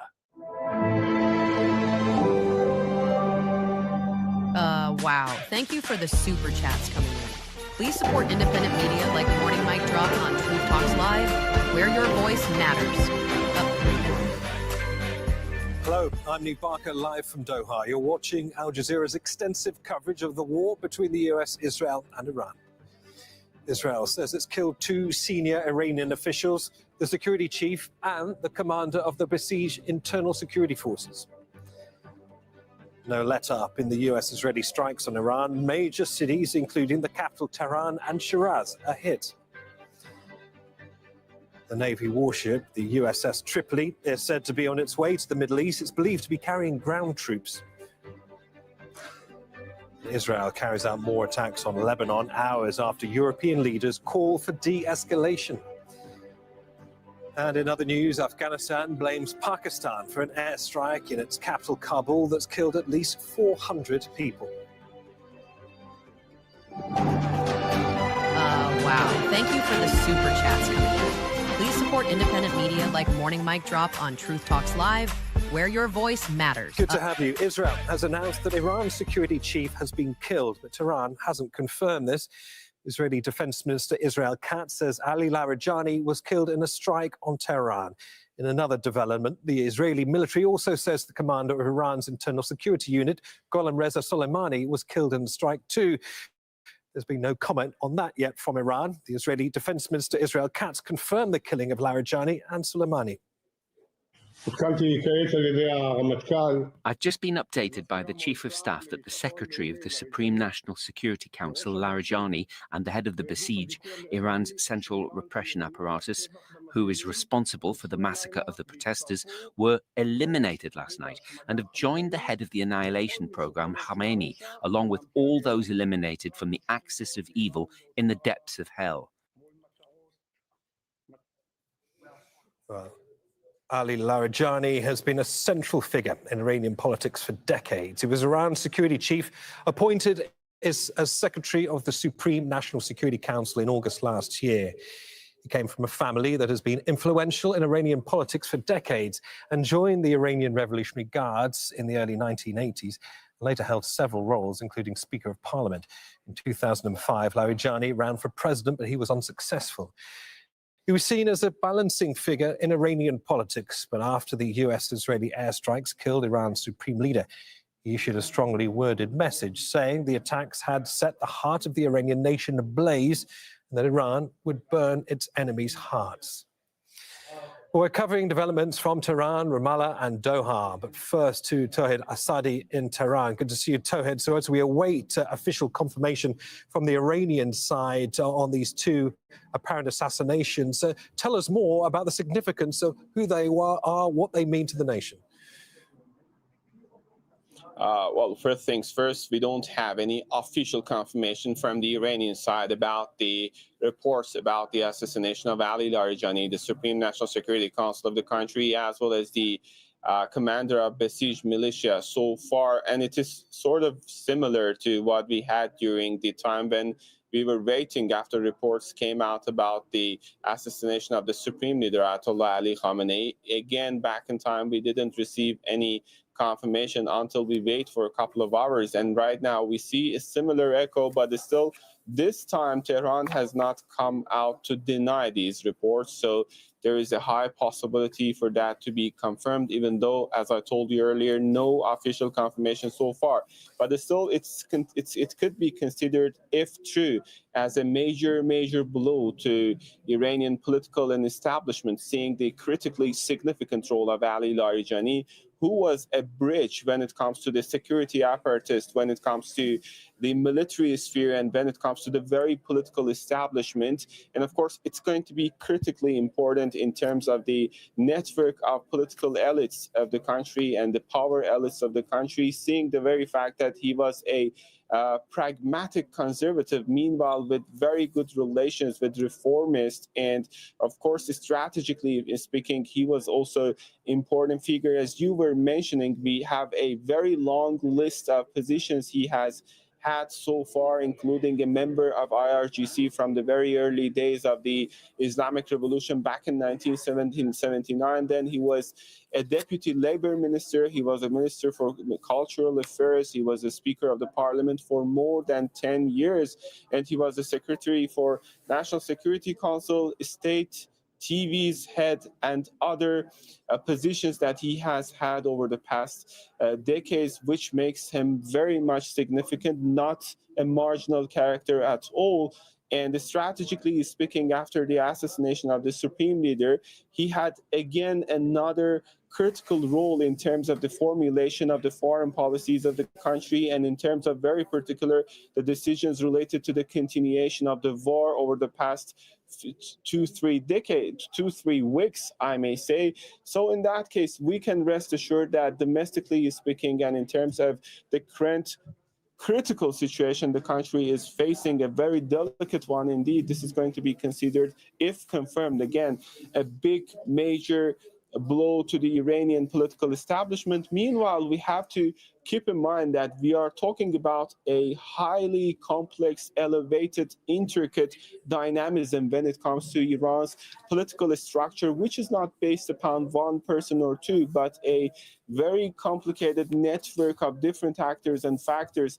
And of course, when it comes to military sphere, we can say this, the same thing. We know that several military commanders of the country, including the commander-in-chief for IRGC, including the actually secretary for the Defense Council, including the chief of staff for armed forces, were all assassinated at the very first day. However, the country seems to be functioning when it comes to government's functions, when it comes to military aspect. We know that the retaliatory strikes by the Iranian side still goes on, quite pretty much indicative of the very fact that the system, at least at this point, is working. Tawhid Asadi there in Tehran, many thanks. Noor is live in Ramallah in the occupied West Bank to take in a reaction there. And Noor, Ali Larijani and Gholam Reza Soleimani have joined Khamenei in the depths of hell, according to Israel Katz. I mean, beyond the rhetoric, what else is being said in Israel about the significance of these killings?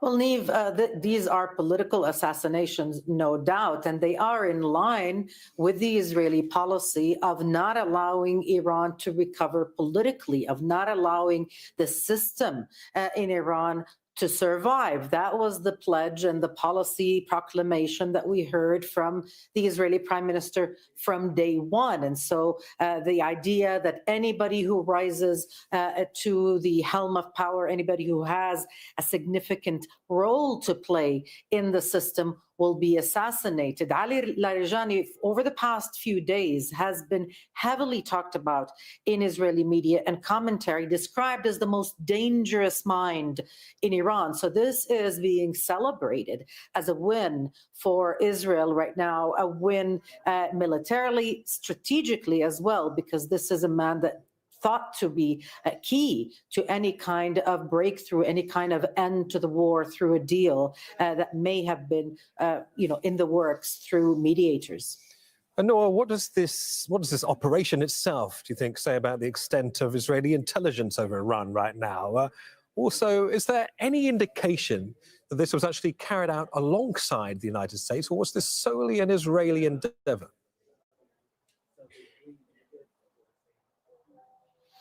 Well, so far, Israel is the only country taking credit for this. There doesn't seem to be any reference to American involvement.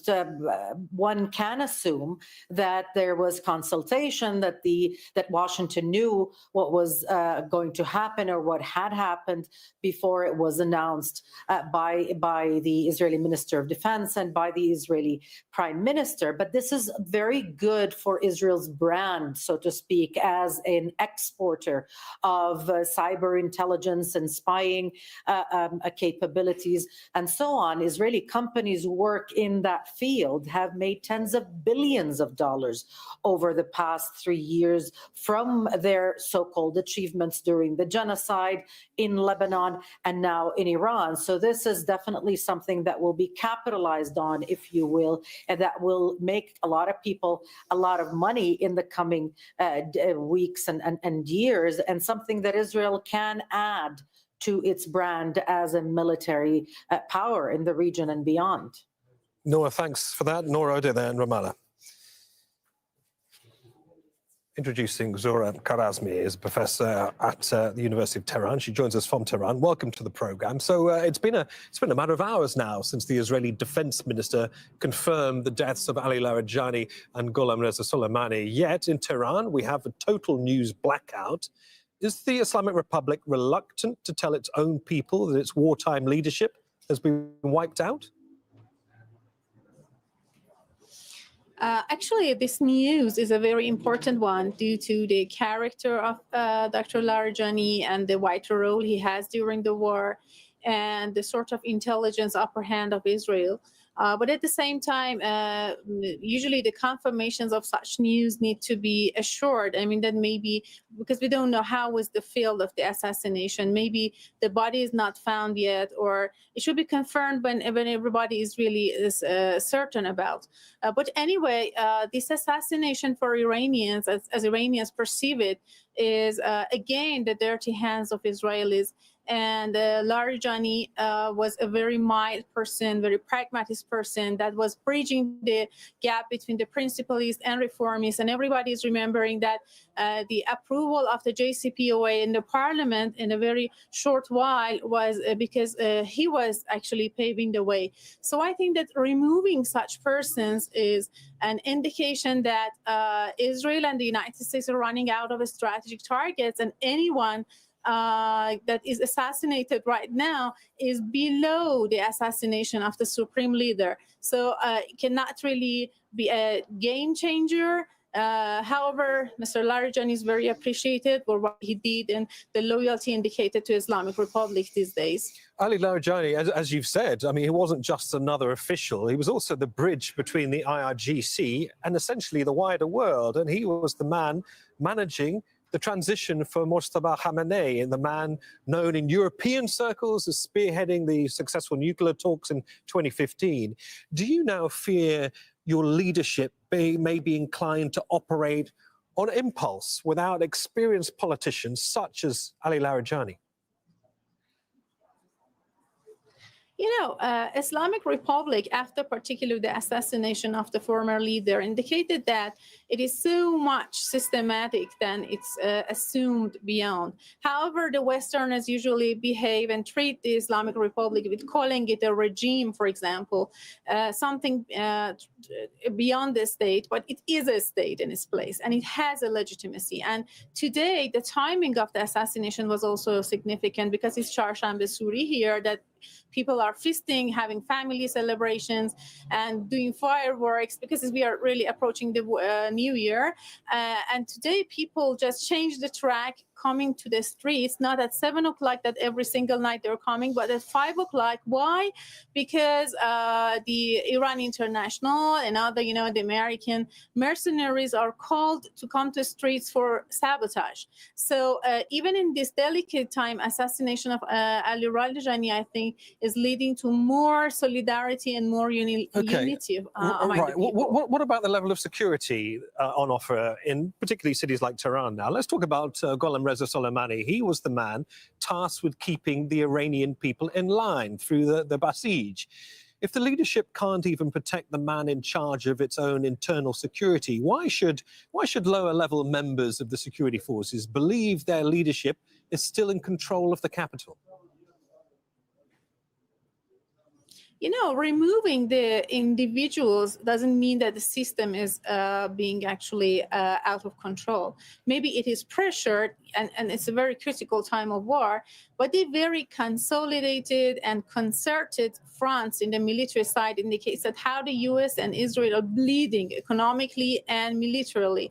And Ali Larijani's assassination, these sort of actually acts of aggression is making much more solid block here to even have more hybrid operations in the military side. In intelligence side, maybe Israel has upper hand, but for sure and certainly in the military side, Israel is badly pressured. And be sure that the casualties of Americans and Israelis is much beyond that. They are censoring and actually letting out. Okay, I mean, you made it clear that you believe in the revolutionary resilience of the nation, but resilience requires a functioning chain of command, irrespective of who is removed. I mean, with the Supreme Leader, the head of the Supreme National Security Council, and the head of the Besiege all gone in under 20 days, does that really say resilience to you?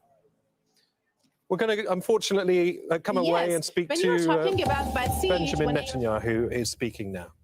Another matter which is more important, what is taking place at the time of war is what is called resolve and resolute. Yes, we are steadfast, resolved. We have the steel resolve among our top-tier commanders, soldiers, the people, and officials that we will prevail. That's why I will urge you to turn a blind eye to all the media reports. These are historical moments. Following the October 7, Israel has become a world superpower. Together with a friendly state, the United States, we are fighting side by side. This is a great achievement in the face of all the threats facing our nation.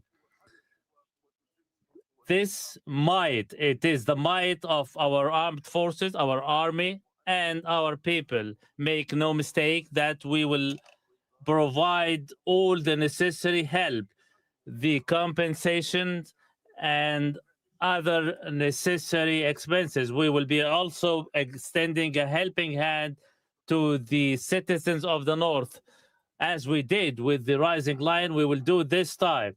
This morning, we managed to kill Ali Larijani, the leader of the IRG, a group of thugs who are wreaking terror in Tehran and all across Iran. We also killed the leader of the Besiege. They are the assistant thugs who are wreaking terror in all the Iranian cities.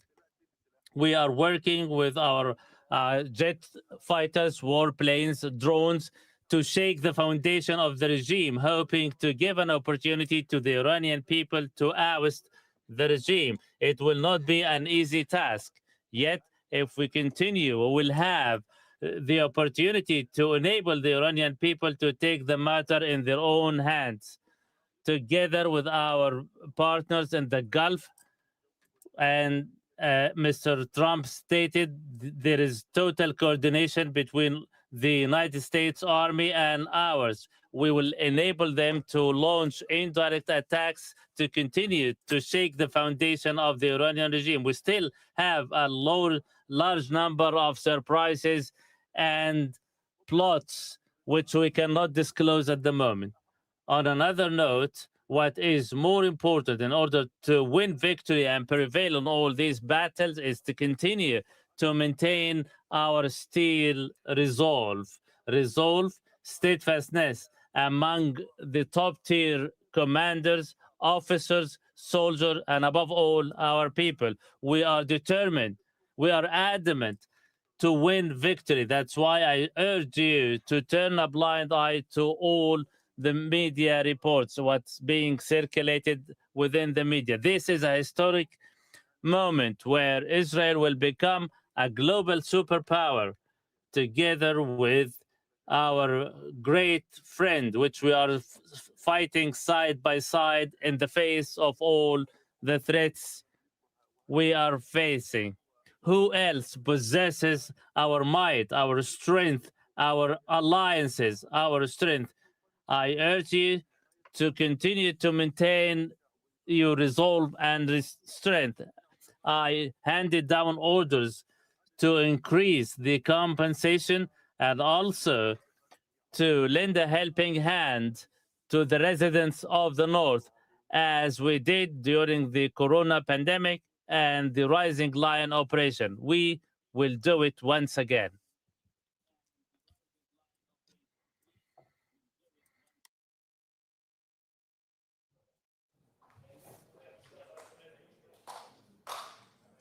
Benjamin Netanyahu, of course, Israel's Prime Minister, platforming the assassination of Ali Larijani, the Secretary of the Supreme National Security Council, and Gholam Reza Soleimani, the head of the Basij Internal Security Force, describing this as obviously a key moment defining Israel's continued attacks against Iran. Today, we killed Ali Larijani and the Basij commander, he confirmed. We are destabilizing the Iranian regime, and we all hope to give the Iranian people the opportunity now to overthrow it. We have a large number of surprises and plots that we will not yet reveal, he said, implying that there are other plans in the pipeline to continue piling on the pressure on the Iranian leadership.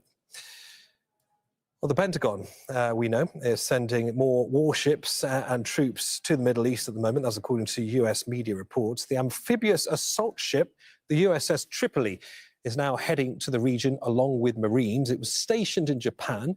The deployment is meant to reinforce US troops already in the Middle East. Well, the build-up follows a request by US Central Command, CENTCOM, which oversees American military operations in the region. Let's bring in Inzaman Rashid, who's overlooking the Strait of Hormuz. Inzaman, we are seeing US Marines coming from Japan being redirected to the region.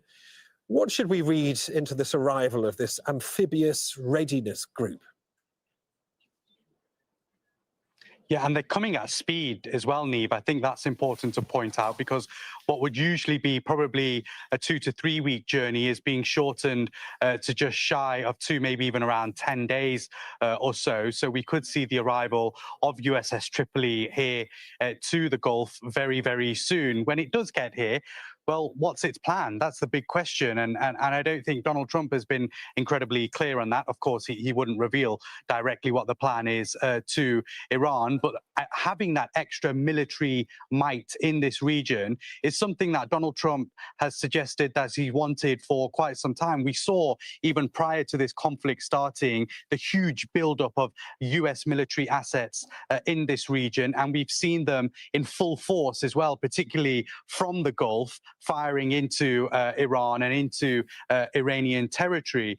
Well, this particular vessel brings along with it around 5,000 or so Marines. And there are some analysts suggesting that this could be used in some form of ground invasion in the Strait of Hormuz. Behind me, I'm just at the very entrance of the Strait of Hormuz, where, of course, there haven't been many ships passing through these waters.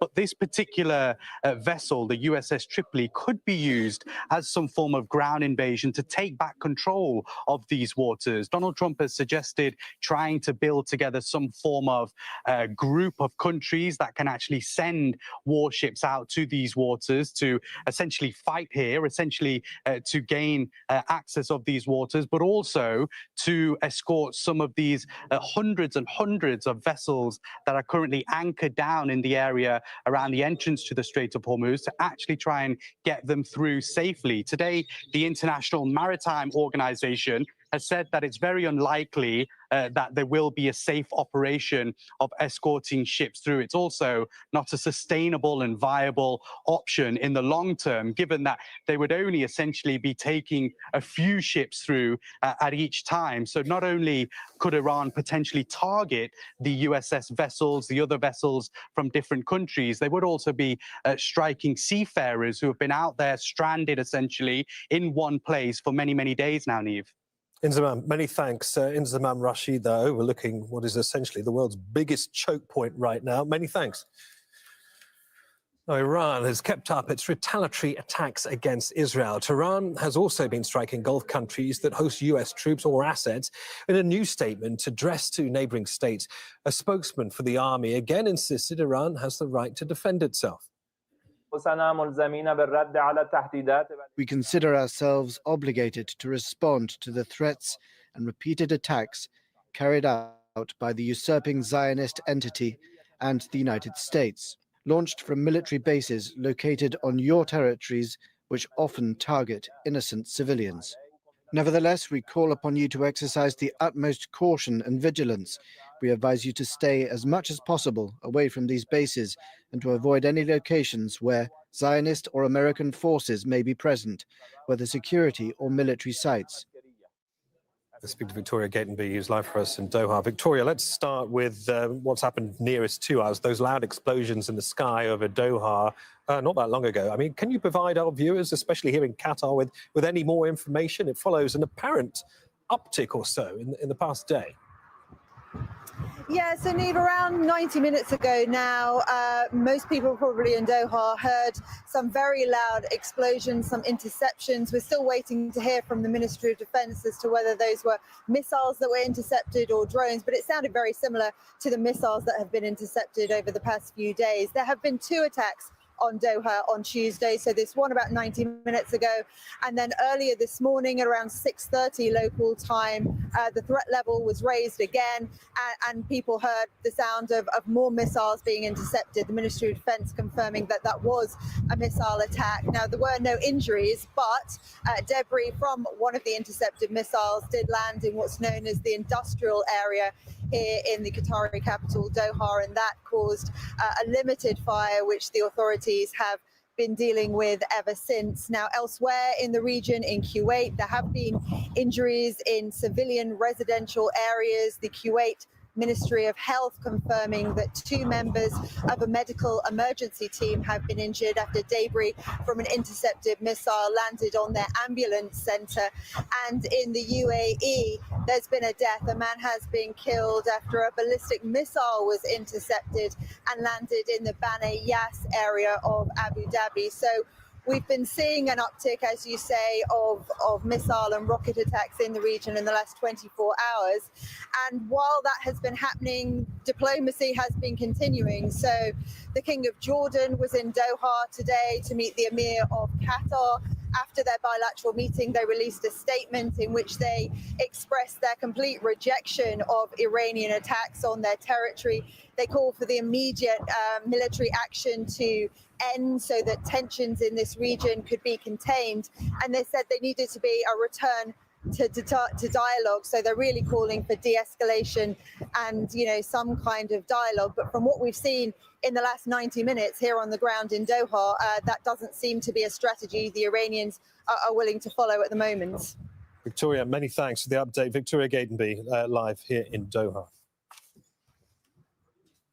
I'm now joined by Wolfgang Pusztai. He's an independent security analyst and former defense attaché for Austria. He joins us from Vienna. And Ellie Garenmeyer is with the European Council on Foreign Relations. She's Deputy Programme Director and Senior Policy Fellow for the Middle East and North Africa. She is in London.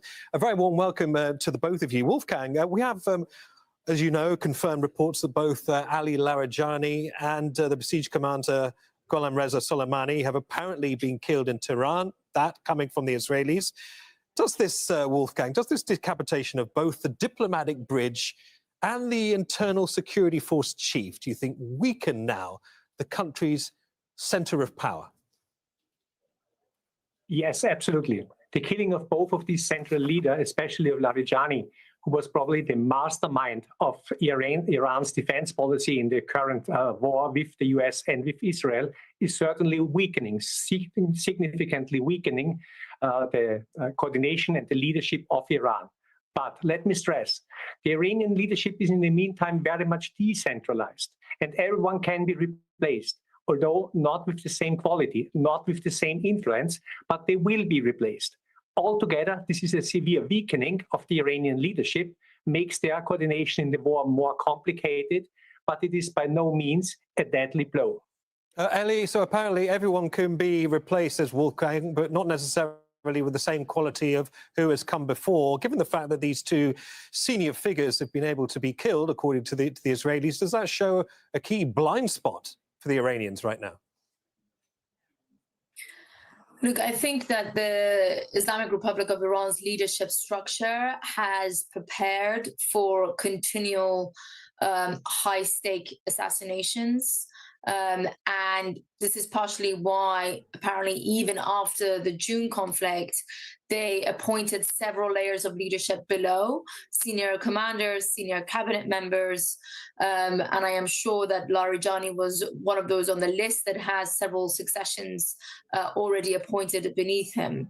But if you go back to what Benjamin Netanyahu just put out in his presser that you put to your audience, it does seem that the Israelis have no end state for this war yet, and that Bibi Netanyahu's introduction of this assassination was also tied to a ploy for regime change, that this is opening the door for Iranians at home to rise up because there is now a weakened central state.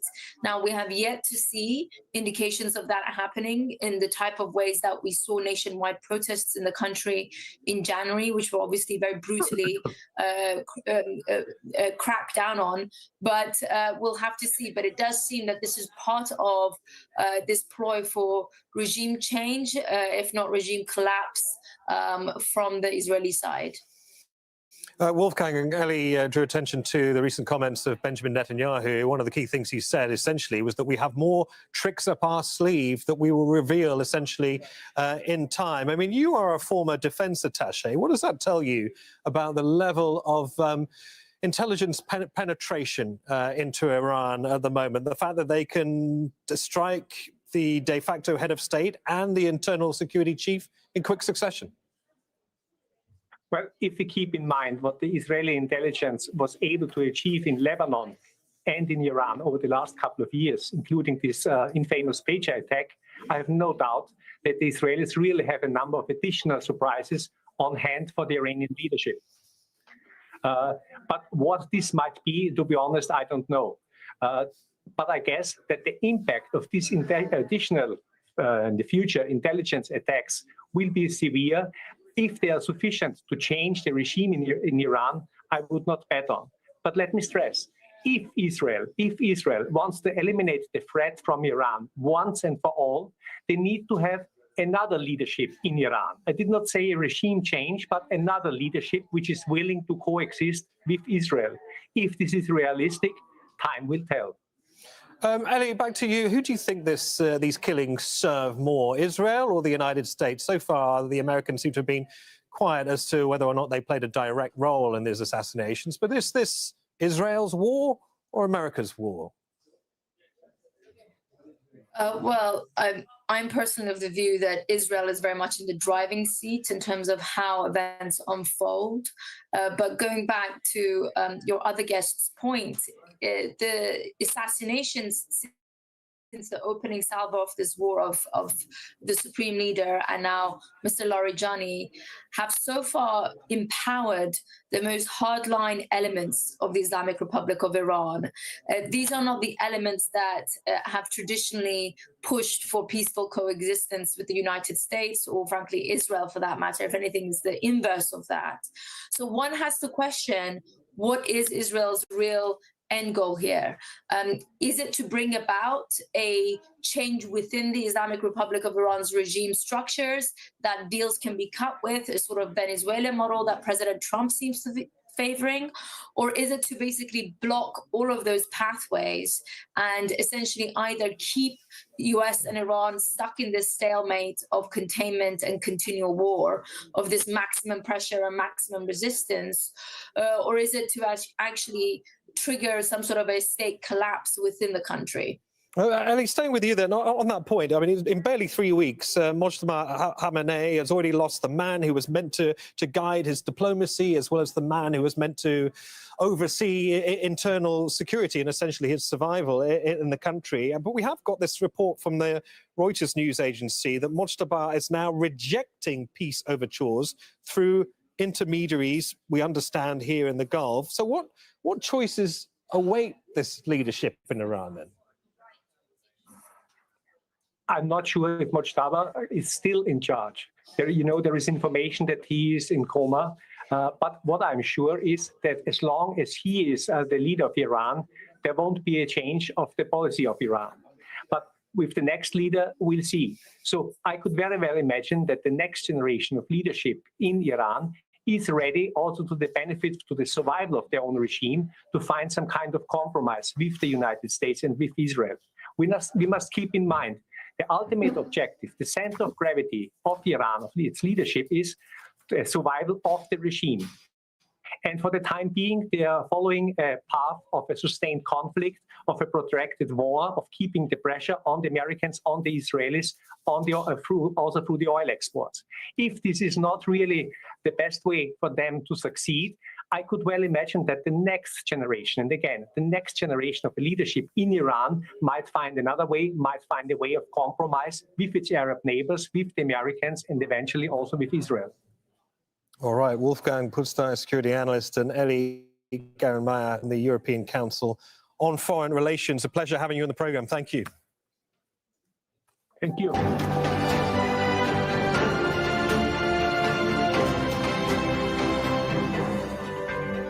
You're watching Al Jazeera's extensive coverage of the war between the US, Israel and Iran. Here's a reminder of those latest developments. Israel's defense minister says that Iran's security chief, Ali Larijani, has been killed in a strike. Iranian state media released a statement from Larijani's social media on Tuesday. The Israeli military says Gholam Reza Soleimani, the commander of Iran's internal security unit, has been killed in a strike. Iran hasn't confirmed the news. And the Pentagon is sending more warships and troops to the Middle East. That's according to US media reports. The amphibious assault ship, the USS Tripoli, is heading to the region along with Marines. It was stationed in Japan. Well, these people in Tehran say they hope the war will end soon. There must 100% be a ceasefire. God willing, there will be, but it should be done in a way that opens the doors of international relations with the whole world, creates diplomacy, and brings about a positive movement. It can't be war all the time. God willing, something good will happen for us. I think people support a ceasefire, and those more complicated issues are something that the officials have to decide, but no one likes war. Well, the Israeli forces have been bombing Beirut's southern suburbs. The area is home to roughly 500,000 people. It has endured Israeli airstrikes for more than 2 weeks now. Israel's also issued a forced displacement order for families living there. Zaina Hodder is travelling through southern Lebanon.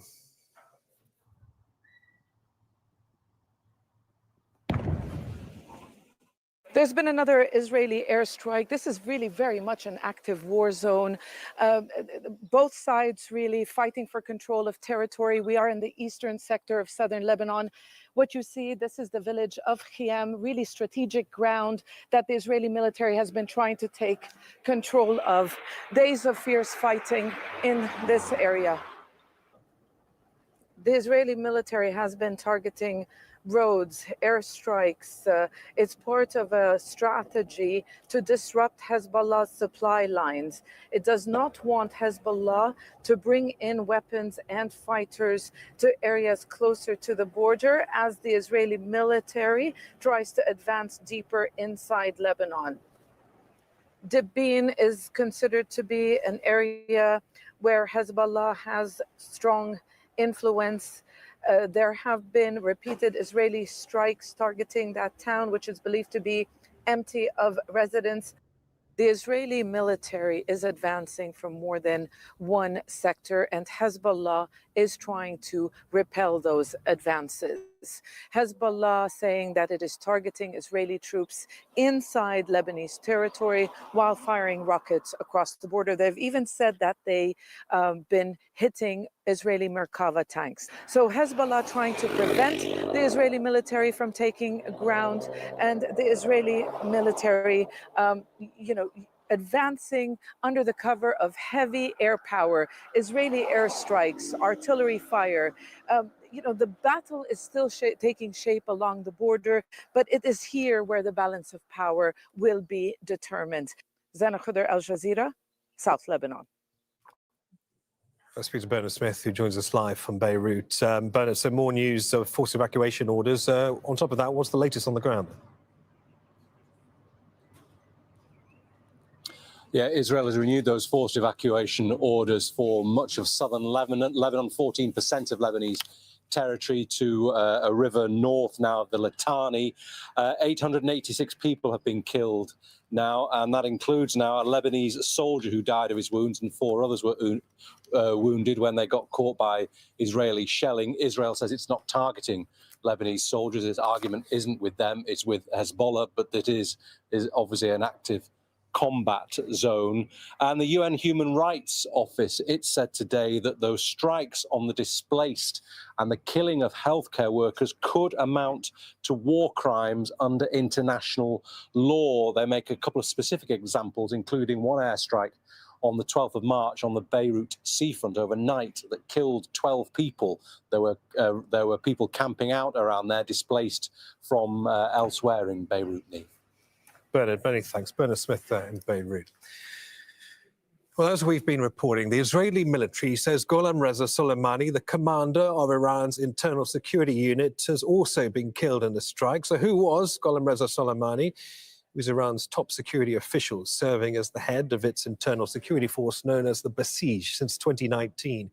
He had joined the Revolutionary Guards in 1982 and was a veteran of the war with Iraq. Soleimani was sanctioned by the United States, the European Union, and other countries for his suspected role in suppressing dissent in Iran. And he held a degree in history and reportedly born in 1965, according to records by the US Treasury. All right, well, let's discuss all this with Ross Harrison, a senior fellow at the Middle East Institute and author of Decoding Iran's Foreign Policy. He's with me here in the studio, along with Al Jazeera's Osama bin Javed. Warm welcome to both of you. Ross, so reports of these 2 high-profile assassinations, the news coming squarely from the Israelis at the moment, Ali Larijani and the Basij chief Gholam Reza Soleimani killed in strikes in Tehran. I mean, Larijani was arguably one of the most significant bridges between the country's hardliners and the Western world, particularly at the height of nuclear negotiations back in 2015. He was a prominent negotiator then. How are you reflecting on this moment? Well, I think it raises the question of what the objectives are of Israel and the United States. If the objectives are to take out the entire regime, irrespective of whether we're dealing with a pragmatist or a hardliner, that's what they're doing. So they're making no distinction between sort of the trying to separate and save certain elements of the regime for a new type of leadership. So it certainly tells me that. And I think it's the most significant assassination since the killing of Qasem Soleimani, Major General Qasem Soleimani in 2020. It doesn't necessarily mean the regime's going to collapse, but in terms of strategic outlook, it certainly has that kind of, it's going to have that kind of an effect, particularly at this juncture of a wartime. Osama, I'm curious to see how these killings will be communicated, particularly in the West in a time of war. Let me read you some descriptions of Ali Larijani, for instance, when he was mediating at the height of those nuclear talks in 2015, one of the biggest diplomatic breakthroughs in world history in modern times. A sophisticated and highly intellectual negotiator who understands the cost of isolation better than anyone in the Iranian establishment. That from Federica Mogherini, the former EU foreign policy chief. This from Catherine Ashton, former EU high representative. The adult in the room who could translate revolutionary rhetoric into actionable policy. To simplify him as an extreme hardliner seems to be doing him something of an injustice at the moment. You met the guy. Tell us more. It is an oversimplification. Ali Larijani would be somebody who would walk into a room and had presence. I recently met him on the second round of the negotiations, just ahead of them with the United States. He was sent by the Iranians just because of the weight he carried. It wasn't just another foreign minister they were sending. They were sending the head of the Supreme Security Council, the head who actually is, as you said, a bridge between the clerics and the working of the state, somebody who can negotiate in a room full of people who have competing objectives. And that is why when I asked him if he was, how did the negotiations go? Because he met the Emir of Qatar, he met leaders of Hamas, he met the Houthis when he was in Oman, and he also met every single person who was trying to push for a negotiated solution. And he said the negotiations were going well. He did not answer when I asked him about, whether you think that there is going to be a solution with the United States with this. And he kind of said, well, we're in negotiation with everyone else. The strategy here, as Ross was saying, is essentially to go after everyone. But this is time and again a strategy which has proven to be ineffective. You saw it in Iraq, you saw it in Afghanistan, you've seen it in various other factions as well. Ali Larijani was killed while he was not in hiding. This is a regime which processes the martyrdom as a strategy of maintaining control. The person who comes after him, the popular support for him and for the regime grows. The reason why the United States was not able to do anything in Afghanistan because they got it completely wrong. And it appears that this is the same strategy to go after head, and in an endless kill list, and you end up with more division and more chaos. Ross, that strategy of honing in on one target after another, who does that serve more, Israel or the United States? It's a very good question. I mean, the Israelis, I think, are not looking for a negotiating partner. They're looking for decimation. They're looking for Iran to weaken and perhaps even to collapse, because the Gulf Arab states will suffer from that, but Israel may not. In terms of the U.S. goals, it's a very open question. We really don't, because the stated goals have been shifting. We really don't know. I can tell you that one thing that we're going to see is that the Iranians learned from the last war. For the last 40 years, they learned from the Iran-Iraq war. They're going to learn from this, and whatever is going to come next, whether it's this regime or a next one, will take lessons from this moment. Osama, obviously, Gholam Reza Soleimani, another key figure, apparently has been killed by the Israelis. He was the man responsible for the Besiege, the force that keeps the Iranian leadership essentially in power and silences dissent on the streets. I think that's probably the fairest way to describe it. I mean, does this killing in any way increase the prospects of nationwide protests? I mean, that's the wishful thinking, at least on behalf of Benjamin Netanyahu. Absolutely. I think that is what the ultimate goal is, to take out any central command, all central leadership, and essentially break it down into the 30-plus provinces, and everybody fights for their own. I think there is a certain flaw with this because the Iranian regime is essentially built around it. What you're seeing in terms of military strategy, in terms of structure, in terms of the way the commanders on each province are empowered to act on their own, they're built for this. Yes, there is a hierarchy. You need a supreme leader. You need a central chain of command. That would be more to scale things down, not to ramp things up. Remember that after the attacks in July, everyone you've replaced the central leadership with is a hawk, is somebody who is more of a person who would try to tell his followers that he's got the mettle to withstand the enemy. And that is why, if the Israeli strategy is to get Iran to implode, this might work towards that goal. But again, if the United States, as the US president has been saying that he does not know who to talk with because so many people that they have killed. If he's trying to look for an off-ramp, this is where the interests would diverge. And for the region as well, the moment you take out central, powerful figures who have international standing, then you push the process back a little bit further of who do you negotiate with, how do you come out of this, and is there a solution? Because this region and the United States apparently does not want a protracted conflict. Yeah, and Ross, as these figures are taken out one by one, as Osama said, I wonder how Iranian proxies and such as Hezbollah in Iraq, the Houthis, feel about seeing their patrons being one by one eliminated. Does this mean that they are now on the back foot? Well, they've been on the back foot. I mean, Hezbollah has been on the back foot since the pager incident a year or so ago, and the killing of Sinwar and Hania in Tehran. So they're already on the back foot. I think what they're trying to do, and we don't know how much of their activities are coordinated with Tehran, but what they're trying to do is to play into creating a multi-front war to deny the United States the ability to deal with all the contingencies, from Lebanon to the Gulf Arab states where we're sitting right now to what's happening in Iran. Okay, many thanks to both of you, Ross Harrison of the Middle East Institute and Al Jazeera's Osama bin Javed. Thank you. Thank you. All right, let's take a look at some of the other stories making headlines around the world. And Ukrainian President Volodymyr Zelensky is in London for talks with the British Prime Minister Keir Starmer. European countries have sought to maintain international attention on Russia's invasion despite the Iran war. NATO Secretary-General Mark Rutte will also join the meeting at 10 Downing Street, which is to discuss peace initiatives as well as ongoing help to Ukraine. Charlie Angela joins us from London. Charlie, Zelensky in the UK. It's not his first trip, of course. How does he make sure that his agenda remains top of number 10's concerns right now? Well, first of all, he's actually meeting with King Charles at Buckingham Palace, and then he'll be moving on here to meet with Keir Starmer. And as you said, that is his goal, to make sure that Ukraine remains front and center. He is essentially on a tour of European capitals, trying to shore up support at a time when international focus is shifting to Iran. And for Starmer, this is an opportunity for him to reiterate his support for Ukraine. He's made it clear he's not going to be drawn into that conflict with Iran, and this will be his chance to show his support for Kyiv. So after their bilateral meeting that they'll have here, they will be joined, as you said, by NATO Secretary General Mark Rutte. Now, he is fresh from being warned by President Trump that unless NATO supplies allies to help unblock the Strait of Hormuz, NATO will face a very bad future. So just like Starmer, he's looking to deflect from that criticism. And both leaders will be looking to reiterate that support for Ukraine. This is the war that they want to focus on. And Charlie, is it anything more than reiterating support? Is there anything concrete on the table in terms of defense or technological support?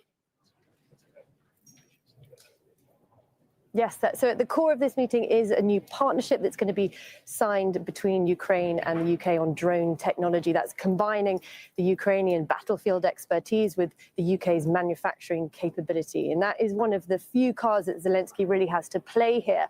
Their experience in dealing with Iranian-designed missiles really puts them in a very desirable position right now. A lot of countries want that know-how, want that expertise. And he, with Starmer, are going to be looking to see how they can export that to other countries.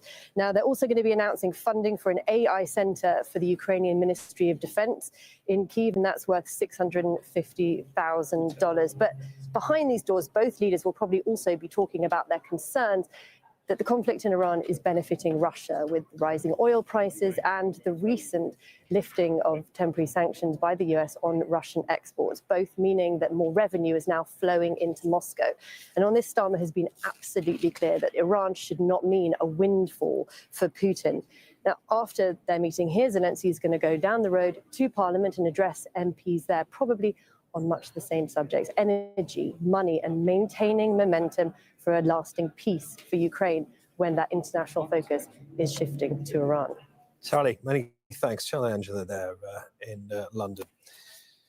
Okay, some breaking news for you now. And the head of the United States' National Counterterrorism Center, Joseph Kent, has resigned over the US-Israel war in Iran. In a letter to President Donald Trump, Kent posted on X that Iran posed no imminent threat to our nation. His post went on to read, "I cannot in good conscience support the ongoing war in Iran. Iran posed no imminent threat to our nation, and it is clear that we started this war due to pressure from Israel and its powerful American lobby." More on that as we get it. Afghan officials say that a Pakistani airstrike on Kabul has killed and wounded at least 400 people, many of them patients at a drug treatment center. It's the latest escalation in a growing conflict between the two countries after a fragile ceasefire broke down in February. Bob McBride reports. The aftermath of the devastating nighttime attack on the medical facility in the Afghan capital, Kabul, as the conflict with neighboring Pakistan escalates. Witnesses say bombs were dropped just after evening prayers, destroying dormitories accommodating hundreds of patients being treated for drug addiction. Arriving rescue workers say they were confronted by scenes of horror. Innocent people were living in this area. All were addicts who were admitted here for treatment. We condemn this act. Rescue teams, helped by patients themselves, worked through the night, pulling out casualties from under the rubble. I'm an addict myself. After the evening prayers, 2 bombs dropped. I was over there. I helped at least 100, 200 people. Footage released by Pakistan shows what it says were precision strikes on military targets in Kabul and in the eastern province of Nangarhar. Islamabad has denied Afghanistan's claims of hitting a civilian facility, saying secondary explosions are evidence of ammunition dumps. Pakistan accuses Afghanistan's Taliban-led government of supporting armed groups carrying out attacks on Pakistani territory. The strike marks a deadly escalation of a conflict between the two neighbors that has intensified in recent months, leaving hundreds dead. Rob McBride, Al Jazeera. In Gaza, thousands of patients are waiting for medical treatment that they cannot get at home. With border crossings largely closed, the World Health Organization says at least 18,000 people urgently need medical evacuation. Among them are Amna and Ahmed, two patients whose lives now depend on whether they can leave Gaza in time. In Hudari spoke to the patients and has this report from Gaza City. Day after day, Amna waits for a crossing that may never open. In 2023, she was injured in both legs. Since then, she has been waiting for Israeli permission to leave Gaza, hoping for surgery that could help her walk again. But Amna is diabetic, and with every passing day, the risk grows that doctors may have to amputate her leg. My medical evacuation keeps failing. I have been waiting for so long so I can walk again. Every time I apply, either the crossing closes or something happens that stops me from leaving. Amna's dream is simple: to stand on her own feet again, to leave the crutches behind. But with Gaza's collapsing health system and the severe shortage of medical supplies, the treatment she needs simply does not exist here. And Amna is not the only one waiting for a chance to leave. 33-year-old Ahmed is also hoping for medical evacuation. Suffering from kidney failure and prostate cancer, Ahmed's condition continues to deteriorate as Gaza's health system struggles to give him the treatment he needs. If I can't receive treatment abroad, doctors will have to amputate my second leg, just like they did with the first one. I'm terrified of losing my other leg, and the treatment I need simply does not exist in Gaza. Israel has closed the crucial Rafah border crossing with Egypt shortly after its forces and the US launched their attacks on Iran. But according to the World Health Organization, at least 18,000 people in Gaza urgently need medical evacuation, many of them children. The restrictions imposed on Gaza by Israel are risking the lives of thousands here. For many patients, their basic right of medical treatment and freedom of movement has become a dream they fear may never come true. Hind al-Khudari, Al Jazeera, Gaza, Palestine.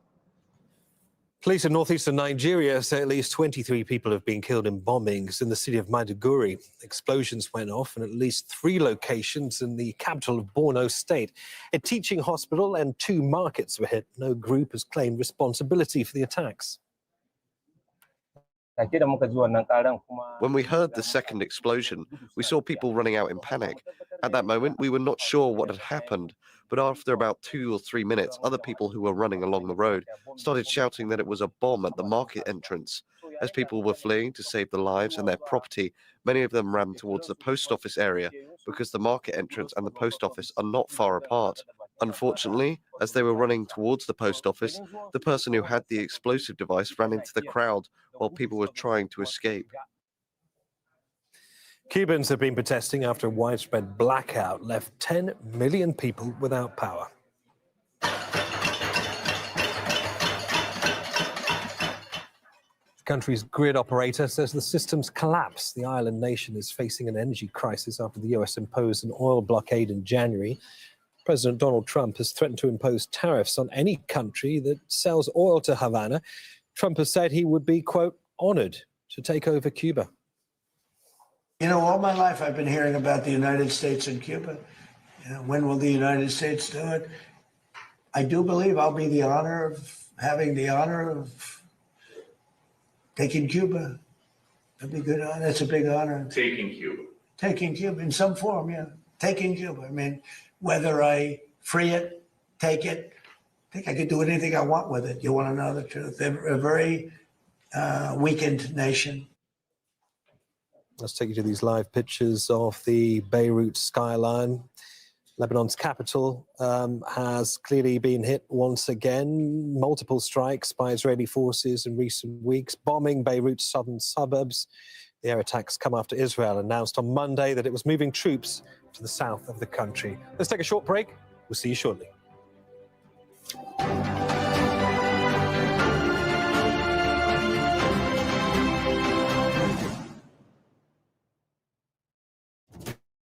The United States military began major combat operations in Iran. This is the second time that we negotiated with Americans, and they decided to attack us right in the middle of negotiation. This operation will continue for as many days as it takes to remove this threat.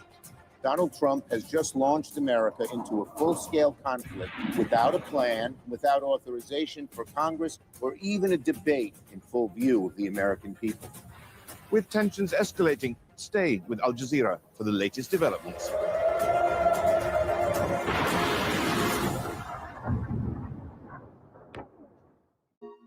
As the war on Iran widens, its impact is spreading beyond the battlefield.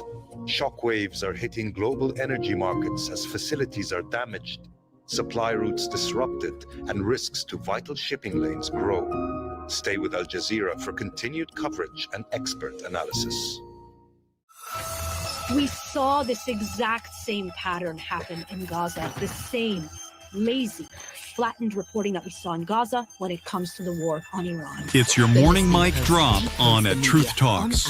Join us every day at 6 a.m. to 12 noon. Real news where your voice matters.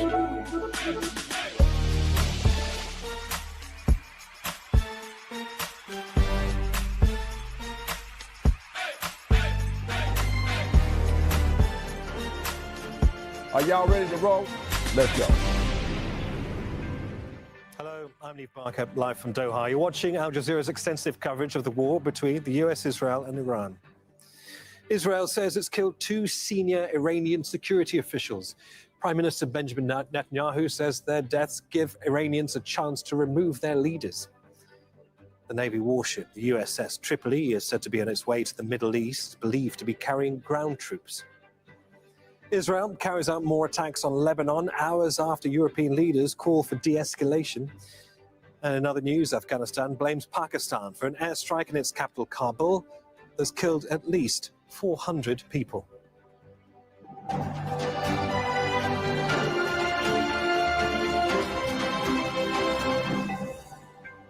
Good to have you. Israel has announced that Iran's security chief has been killed, but Tehran hasn't confirmed this.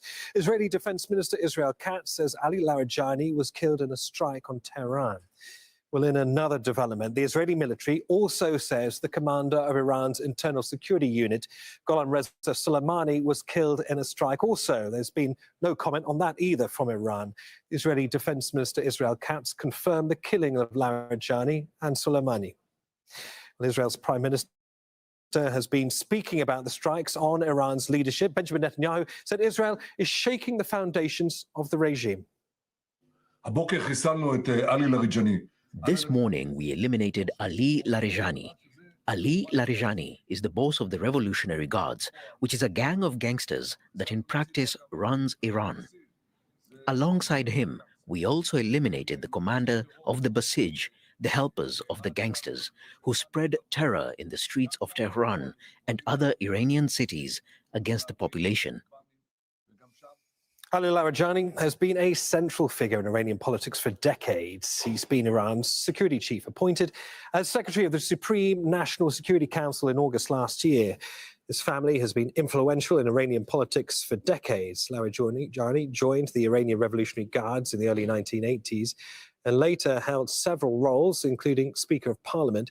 In 2005, Larijani ran for president, but he was unsuccessful. Well, he has been considered a balancing figure in Iranian politics, but after the US-Israeli airstrikes killed Iran's supreme leader, he issued a strongly worded message saying the attacks had set the heart of the Iranian nation ablaze and that Iran would burn its enemies' hearts. We're covering developments from Ramallah and Tehran, first to Tawhid Asadi in the Iranian capital. So, Tawhid, we are, of course, still waiting for official confirmation from the Iranian side on these 2 apparent assassinations. What are you hearing?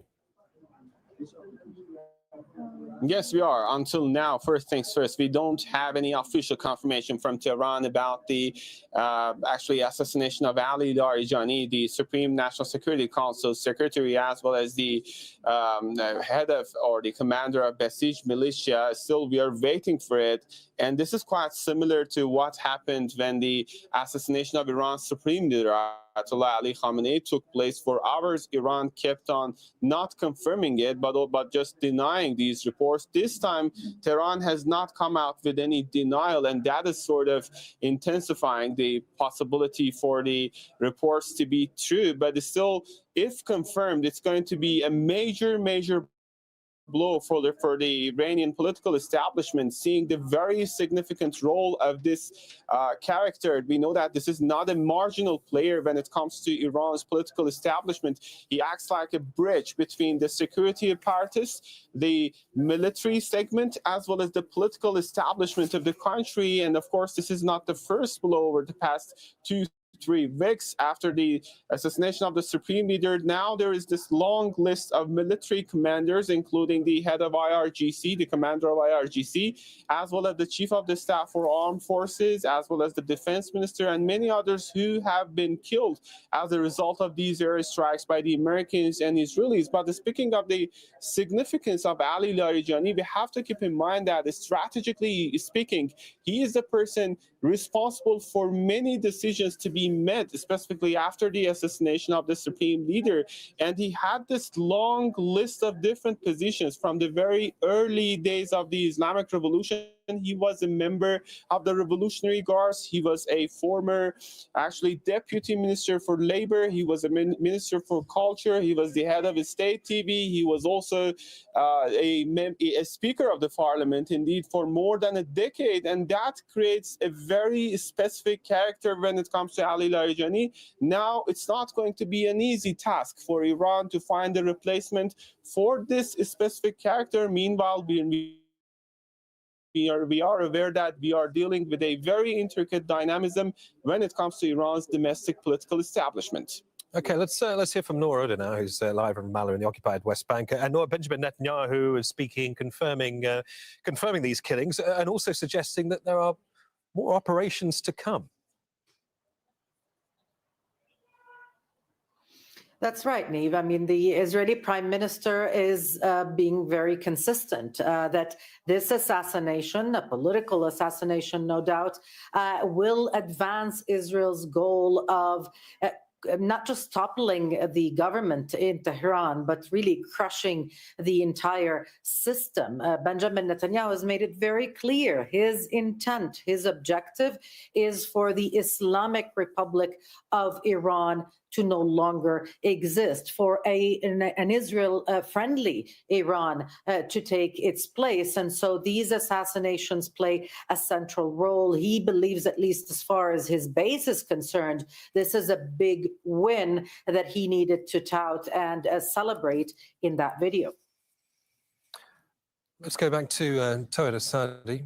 And Tawhid, we know the other individual who was killed, Gholam Reza Soleimani, the besieged commander, was responsible for internal security. We are, as you've said very clearly, still awaiting official confirmation of their deaths. But have there been any reports, though, of any reinforcements of checkpoints, or any change of tactics, any noticeable response on the ground, or is it too early to say?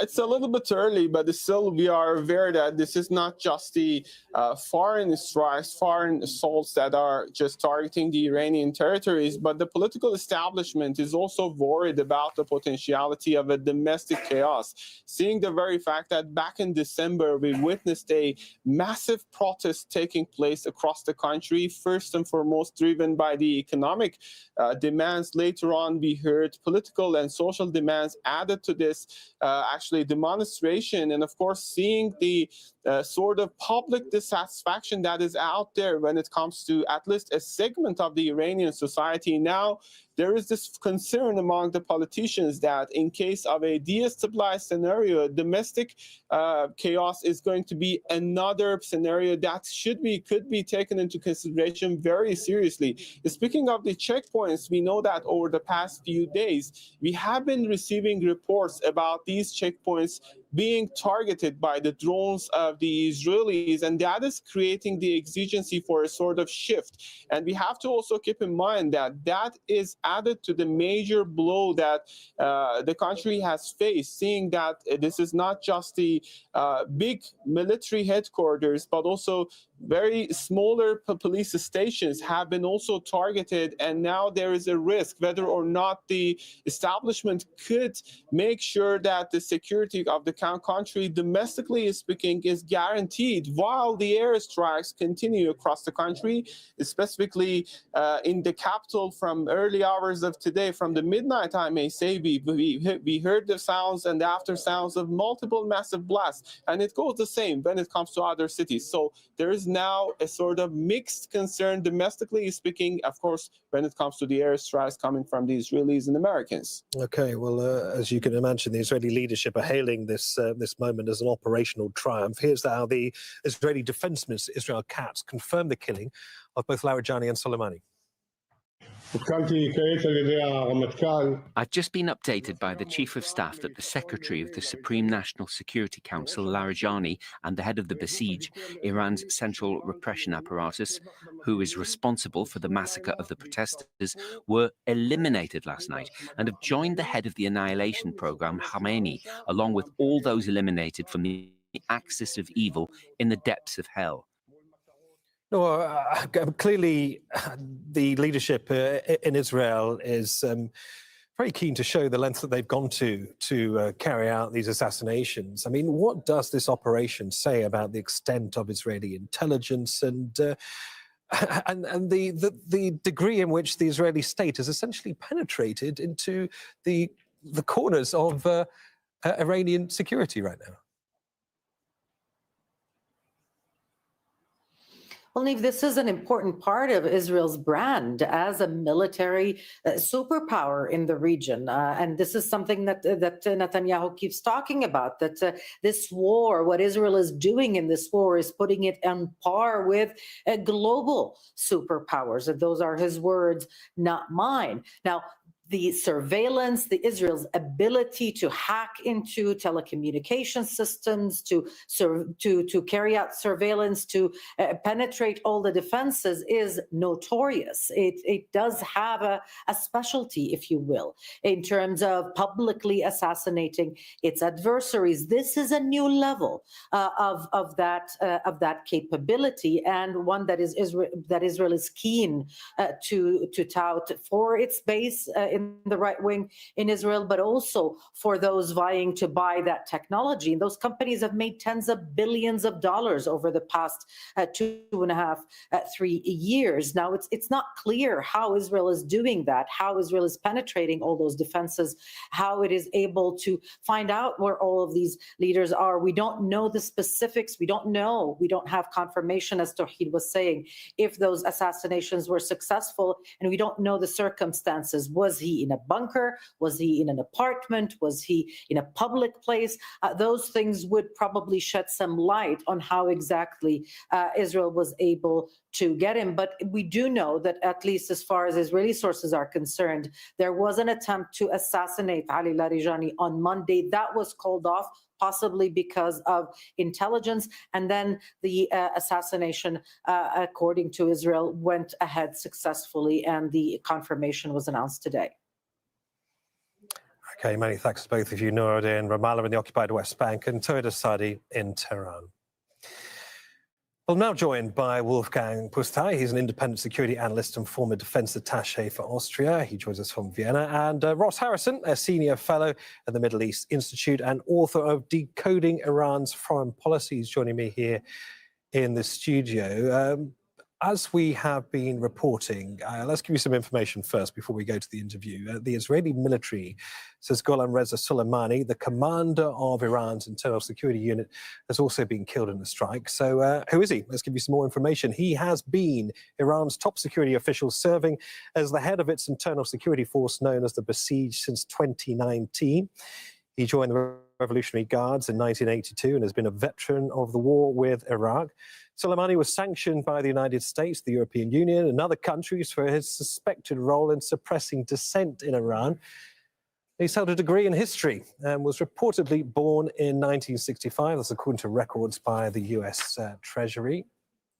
All right, straight to our guest then, Ross Harrison and Wolfgang Pusztai, who I introduced a short while ago. Well, welcome back to both of you. Firstly, to you, Ross.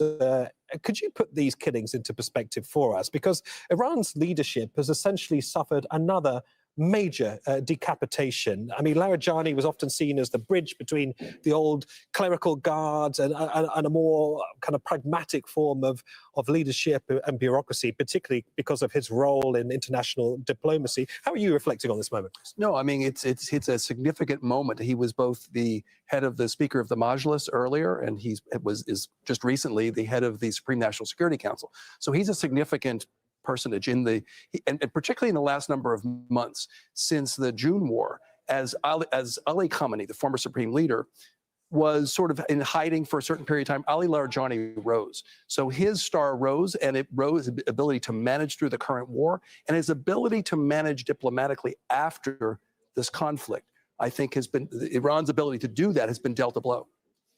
Turn to you, Wolfgang, particularly on the Basij commander, Gholam Reza Soleimani. I mean, he is the man responsible for internal security. What does it say about this catastrophic blind spot when it comes to Iran and its leadership's ability to look after its chain of command? Israel has certainly deeply penetrated Iran's state security system and the whole state. And they are using this for their decapitation strikes on day one and for the continuation of these decapitation strikes. But maybe even more important for the situation on the ground, the Israelis and the Americans are now in phase 3 of their campaign. This means they are particularly after the ground forces of the security elements. This means they are after the commanders, the medium and lower level commanders of the Basiji, of the Revolutionary Guards, and the others. And this is certainly something that must be very worrying for the Basiji and the other security forces. And this is something which might encourage the Iranians a little bit more to take their destiny into their own hands. But I doubt that this will be the case anytime soon. Maybe not anytime soon. Ross, putting that to you, is it wishful thinking on behalf of Benjamin Netanyahu to just assume that with these latest assassinations that the people of Iran who are against the leadership will rise up? Yeah, I mean, listen, the Iranians, as much as they may be against the current regime, are very nationalistic. And they will interpret this assassination and killing in the context of the entire war. So whether they will be mourning him per se, or whether they will be mourning the fact that their country has been penetrated by Israel and by the United States, that remains to be seen. But a very nationalistic population, the notion that somehow the U.S. or Israel will be greeted as liberators and see this as a positive, this whole series of events as a positive turn of events, it's unlikely, at least in the near to medium future. Wolfgang, judging by everything that we have seen so far in this conflict by way of escalation upon escalation, given another serious decapitation of significant figures within the Iranian leadership, what are you anticipating the Iranian response to be now? Well, I'm not so sure that the Iranians are not welcoming the killing of the Basiji leaders and the Larijani. This depends on about who we are talking about. The Iranian population is not a very homogeneous one. We must keep in mind that about 1 month ago, 10,000 of Iranians were killed, were murdered by the regime. I doubt that the families of those, I doubt that the people where they are coming from, that they are really mourning about the death of these two leaders. Where are we heading right now? I would say the strategy of Iran will continue with what probably Larijani developed. This means to continue a war of attrition, to continue, even if it's just a few missiles strikes on Israel, to show to the Israelis, to show to the world that they are still capable of offensive operations. And they will also continue their drone attacks on the Arab Gulf states. I would say they will continue with these attacks as long as they need not to pay for it. Well, on that point, I mean, it does beg the question how much discomfort, particularly the Gulf region, can take as a result of the actions taken by Israel. I wonder how the United States navigates all of this at the moment. It's desperate for extra support from allies to help with the Strait of Hormuz. They are clearly reluctant to get involved in what is seen as a war of choice by the Americans. And now, of course, the Israelis going forward with a strategy of hitting more and more and more senior command. What is the sentiment of the United States at the moment? How does it negotiate and navigate these twists and turns before it? Well, I don't think the leadership really knows at this point in time. I mean, the expertise that could have either possibly prevented this war or helped the United States navigate an off-ramp that leadership and that expertise has been sidelined within this administration. So how they're interpreting this series of events and how it affects the U.S. Gulf Arab state partners, we really don't know. I can tell you that if we were looking for some kind of an off-ramp, if we were assuming that eventually the Iranians would look for some kind of a cessation of hostilities, this pushes that way back because the Iranians are determined to do two things. One is survive, show the world that this regime will survive, and number two, to recreate deterrence. And this series of events, as tactically smart as it may have been from the Israeli perspective, certainly sets back the likelihood of any kind of cessation of hostilities in the near future. Wolfgang, if the Iranian leadership's sole strategy right now is based around survival, they must be looking at this reluctance from NATO partners to help the Americans as being something of a win for them. I mean, the idea of a coalition of one is what's essentially ahead of the United States right now in the region, no? Well, I would say the situation is not about emotions. This is not about emotions. This is about interests. This is about the interests of states and of continents. The Europeans need to know, is it in their interest to be more active in the Gulf region without joining the war?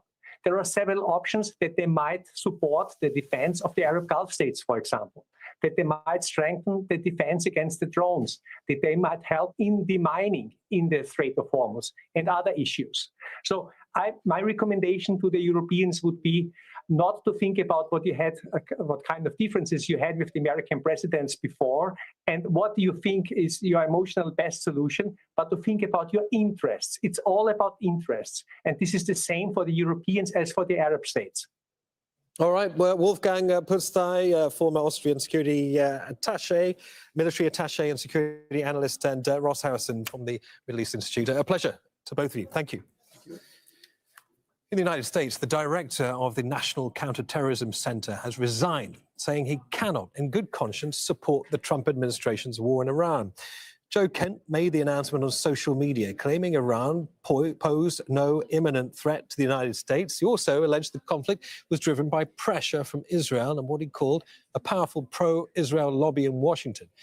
The Senate confirmed him in the role last July in a narrow vote of 52 to 44. Mike Hanna is live for us at the White House. So, Mike, a resignation coming at a particularly awkward time for the US president. Talk us through its significance. Yes, indeed. Well, as director of the Counterterrorism Center, Joe Kent has played a fundamental role in terms of defining the intelligence by which President Trump decided to go to war. He's now saying that he believes that an echo chamber was created by Israel, giving President Trump false information, which led to him getting the U.S. involved in this war. Now, Joe Kent is no ordinary director, no ordinary bureaucrat. He's a much decorated special forces operative who has been on the ground in many areas. So he is somebody who's speaking with a great degree of knowledge. And in addition to that, his wife, Shannon, was also a special forces operative. She was killed in 2019 in a suicide bomb in Syria at the time. He mentions in his resignation letter the fact that he lost a loved one in war, reminds him of how others may be losing loved ones in this current war being waged by President Trump. Now, the significance of this, too, is what he is doing is echoing what many within MAGA, President Trump's support base, have been saying about this war. Their criticism is that President Trump pledged not to get the loss of U.S. soldiers' lives in another war in another country. But his critics contend, including his former now director of counterintelligence, that is exactly what he is doing. Mike, we may not have an answer on this yet, but I wonder if you could help us with this. The killing, of course, of Ali Larijani and Gholam Reza Soleimani. I mean, can the U.S. administration confirm at this stage that this was solely an Israeli operation, or is there any kind of indication that perhaps U.S. intelligence or any kind of support was offered here?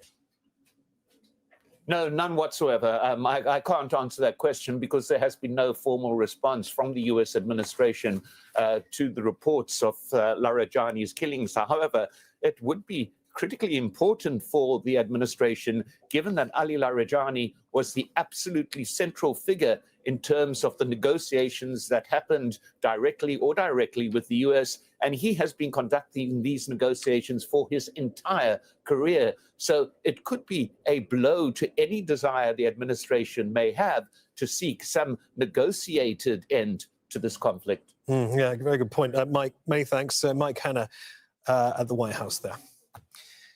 Now, the Pentagon is sending more warships and troops to the Middle East. That's according to US media reports. The amphibious assault ship, the USS Tripoli, is now heading to the region along with Marines. It was stationed in Japan. The deployment's meant to reinforce US troops already in the Middle East. The build-up follows a request from US Central Command, or CENTCOM, which oversees American military operations in the region. Journalist Imzaman Rashid reports from the Strait of Hormuz. We saw, even prior to this conflict starting, the huge buildup of US military assets in this region, and we've seen them in full force as well, particularly from the Gulf, firing into Iran and into Iranian territory. Well, this particular vessel brings along with it around 5,000 or so Marines, and there are some analysts suggesting that this could be used in some form of ground invasion in the Strait of Hormuz. Behind me, I'm just at the very entrance of the Strait of Hormuz, where, of course, there haven't been many ships passing through these waters. But this particular vessel, the USS Tripoli, could be used as some form of ground invasion to take back control of these waters. Donald Trump has suggested trying to build together some form of group of countries that can actually send warships out to the waters to essentially fight here, essentially to gain access of these waters, but also to escort some of these hundreds and hundreds of vessels that are currently anchored down in the area around the entrance to the Strait of Hormuz, to actually try and get them through safely. Today, the International Maritime Organization has said that it's very unlikely that there will be a safe operation of escorting ships through. It's also not a sustainable and viable option in the long term, given that they would only essentially be taking a few ships through at each time. So not only could Iran potentially target the USS vessels, the other vessels from different countries, they would also be striking seafarers who have been out there stranded essentially in one place. James Dorsey is an adjunct senior fellow at the S. Rajaratnam School of International Studies in Singapore. He says although minesweepers could be important for protecting shipping in the Strait of Hormuz, they're not the only line of defense. They're essential if the Strait of Hormuz is mined. I don't know that we know that with independently confirmed with certainty.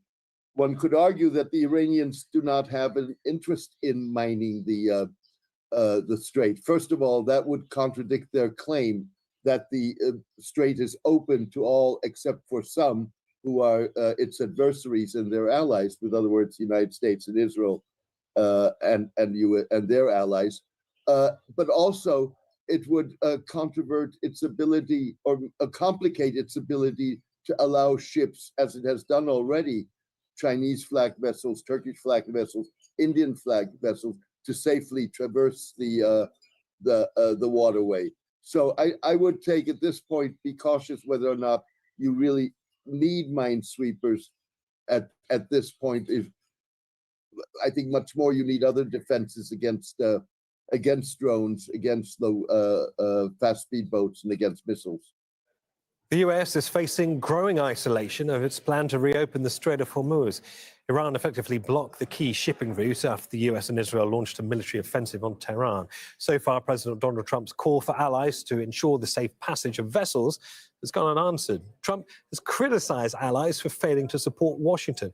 A fifth of the world's crude oil and liquefied natural gas normally passes through that vital shipping lane. We have 45,000 troops in Japan. We have 45,000 troops in South Korea. We have 45,000, 50,000 troops in Germany. We defend all these countries. And then, do you have any minesweepers? And they say, well, would it be possible for us not to get involved? We spend trillions and trillions of dollars on NATO to defend other countries. And I always said, but if it ever comes time to defend us, they're not going to be there. Well, the Philippines has begun distributing an $85 fuel subsidy to public transport drivers. It comes days before President Ferdinand Marcos Jr. is expected to suspend excise taxes on oil products. The country imports nearly all of its fuel supplies and has been hit hard by the closure of the Strait of Hormuz. Prices have doubled since the Iran war. Barnaby Lowe has more from Manila. More than 2 weeks into the conflict between the United States, Israel, and Iran, fuel prices in the Philippines are skyrocketing. The price of diesel in particular has doubled.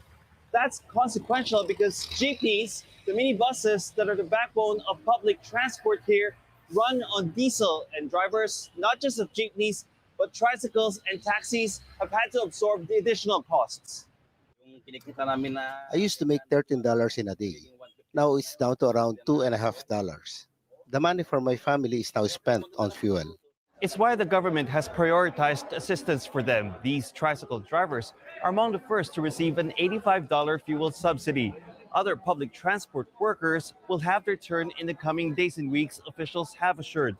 $500 million has been earmarked for this program, and more financial aid is in the pipeline. If prices keep going up, the subsidy won't be enough, but it will help one way or another. President Ferdinand Marcos Jr. is also expected to reduce or suspend excise taxes on fuel, but the country's energy minister says that may not help much, given the local oil industry is deregulated, meaning the government has no control over pricing, and the Philippines' near complete reliance on imported oil.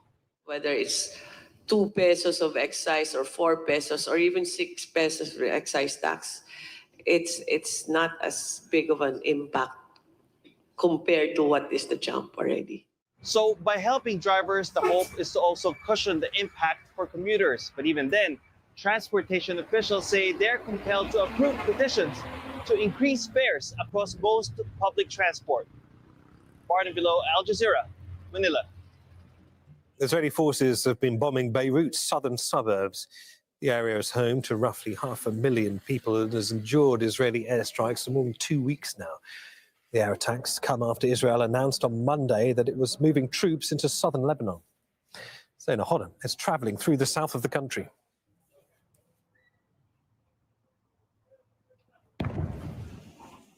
There's been another Israeli airstrike. This is really very much an active war zone. Both sides really fighting for control of territory. We are in the eastern sector of southern Lebanon.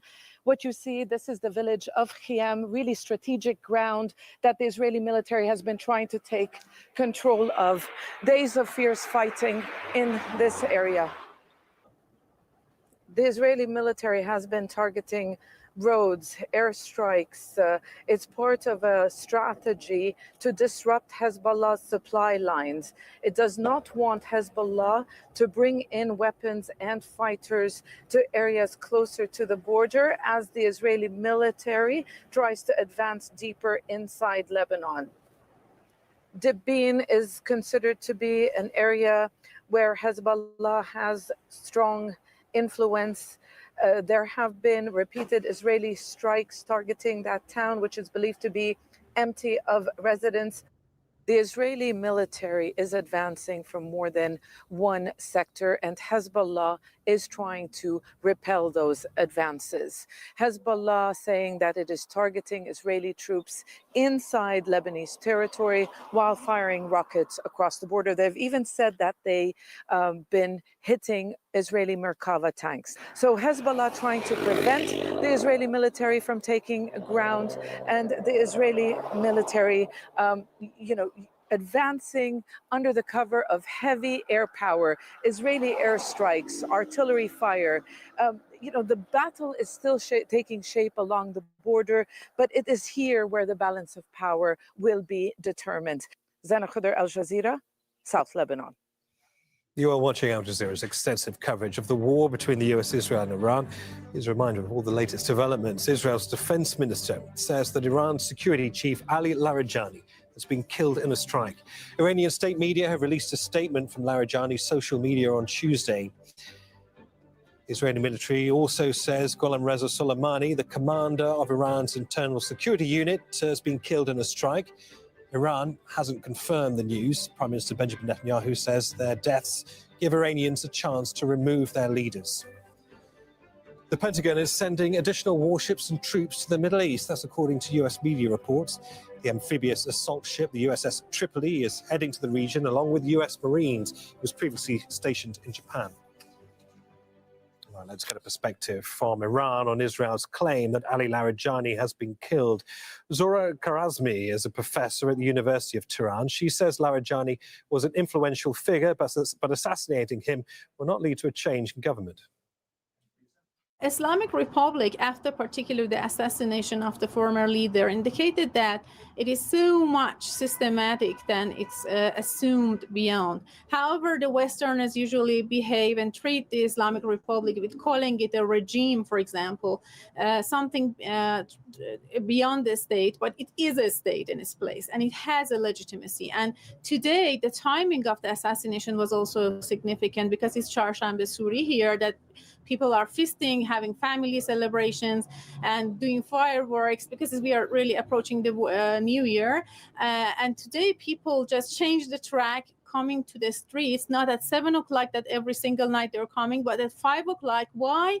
Because the Iran International and other, the American mercenaries are called to come to streets for sabotage. So even in this delicate time, assassination of Ali Larijani, I think, is leading to more solidarity and more unity among the people. Removing the individuals doesn't mean that the system is being actually out of control.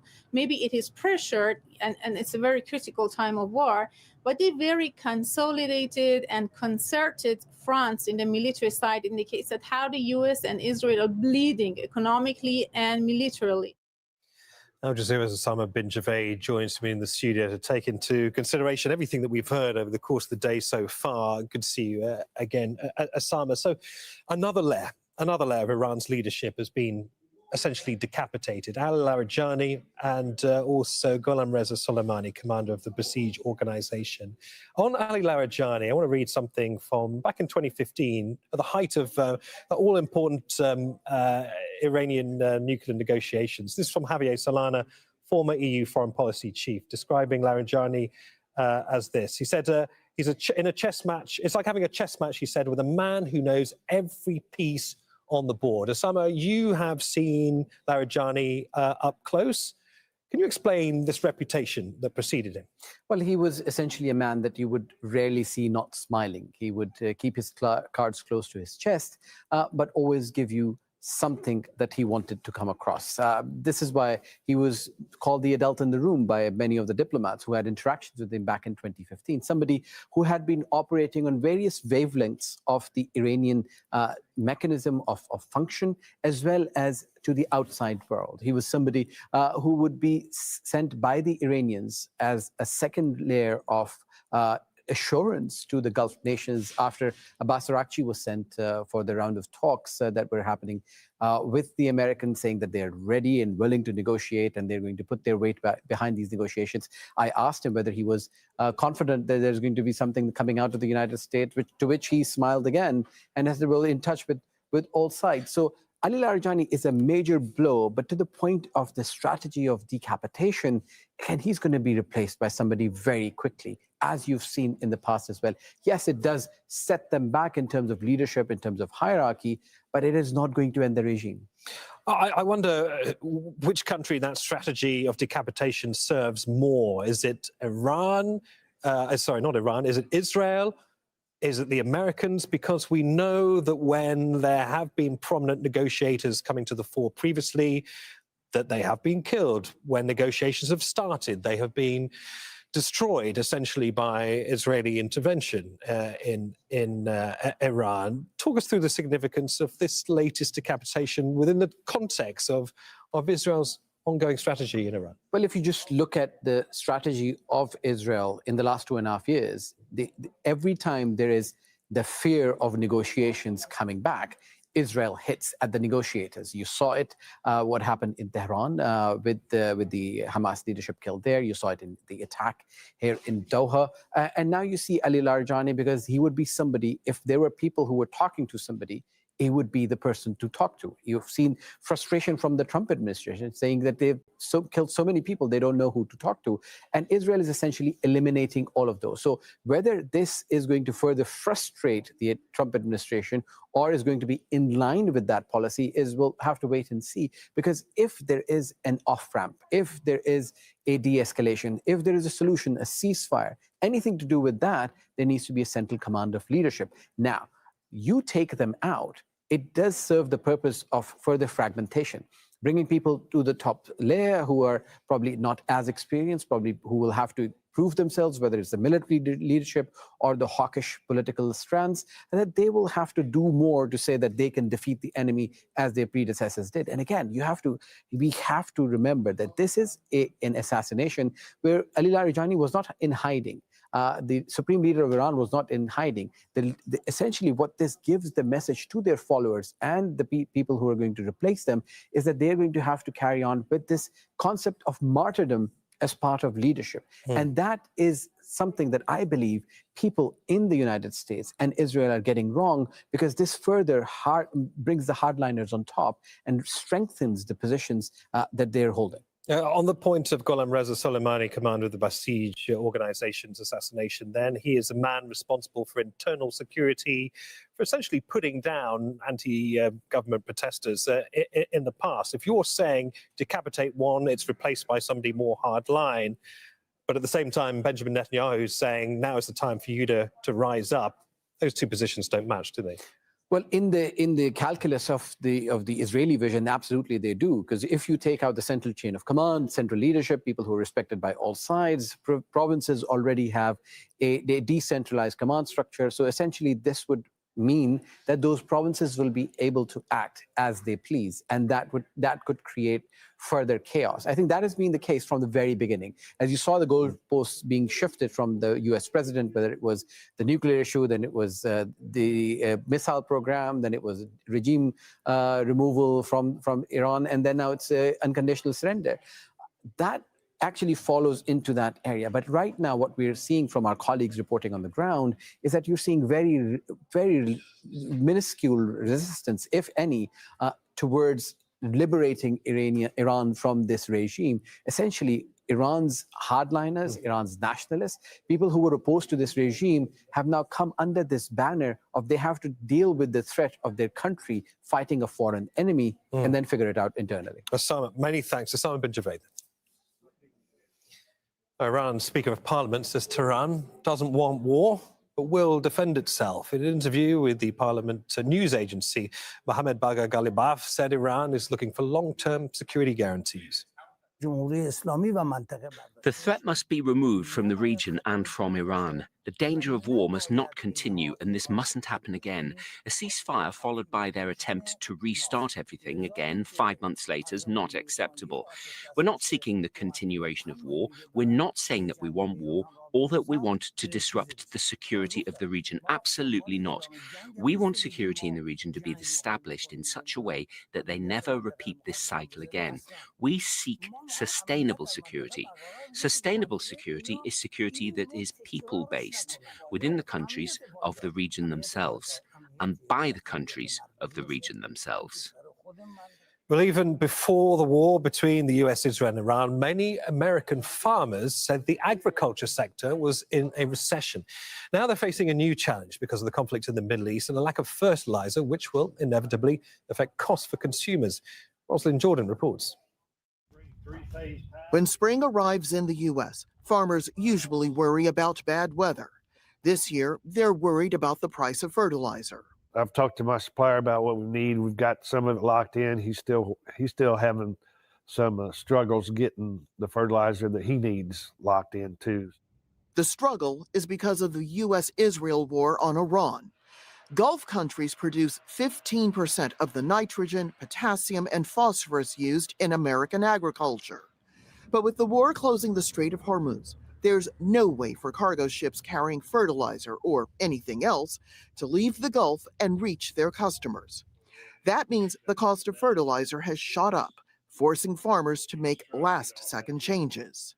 I think you'll see some farmers switch some corn acres to bean acres, and I haven't pulled that trigger and decided to do that yet, but I'm sure thinking about it. The trickle-down effect is easy to see. If farmers grow fewer crops, what's on the market will be more expensive as well, and shoppers will have to pay. Industry leaders say the only answer is to reopen the strait. Hopefully we can see some calming down of those prices and really get back to a, I don't know if there is such a thing as a normal year, but get back to some input prices that allow some profitability on those farms. One estimate says you'd need 10 naval destroyers to escort just 5 cargo tankers through the Strait of Hormuz right now. That's 10% of normal daily traffic. So no immediate price relief for farmers and consumers. What U.S. farmers say they need, a quick end to the war and even quicker shipping so they can get back to growing. Rosalind Jordan, Al Jazeera. Let's take a look at some other stories making headlines around the world. And Ukrainian President Volodymyr Zelensky is in London for talks with the British Prime Minister Keir Starmer. European countries have sought to maintain international attention on Russia's invasion despite the Iran war. NATO Secretary General Mark Rutte will also join that meeting to discuss peace initiatives as well as the ongoing offer of help to Ukraine. Well, Charlie Angela is joining us from London on Downing Street, and I understand Zelensky might be soon arriving behind you, Charlie. Firstly, clearly, no doubt, he's keen to prevent the war against his country from being eclipsed by the crisis in the Middle East. Here he comes.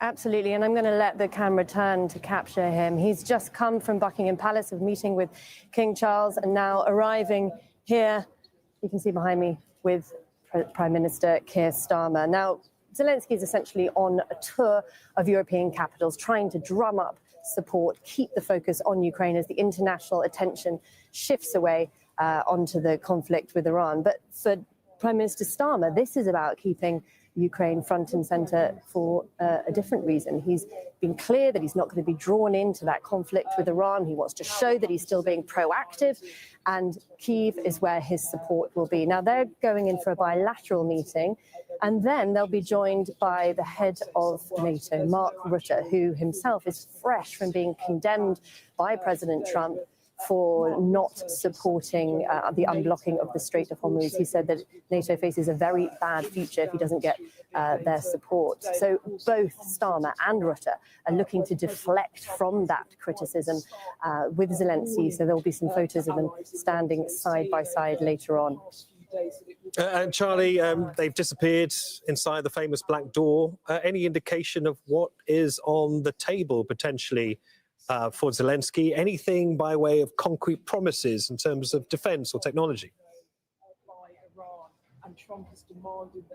Yes, so at the core of this visit is a new UK-Ukrainian partnership on drone technology, combining Ukraine's battlefield expertise with the UK's manufacturing capability. And that really is one of the few cards that Zelensky holds, that expertise in that drone technology that is now being seen needed with Iranian designed missiles which are hitting the Gulf. So he's going to be talking with Starmer about how they can strategically export this to other countries who are looking for this kind of technology. They're also going to be announcing funding for an AI center for the Ukraine's Ministry of Defense in Kyiv to the tune of $650,000. But behind these doors, they're also going to be discussing their concerns that the conflict in Iran could be benefiting Russia.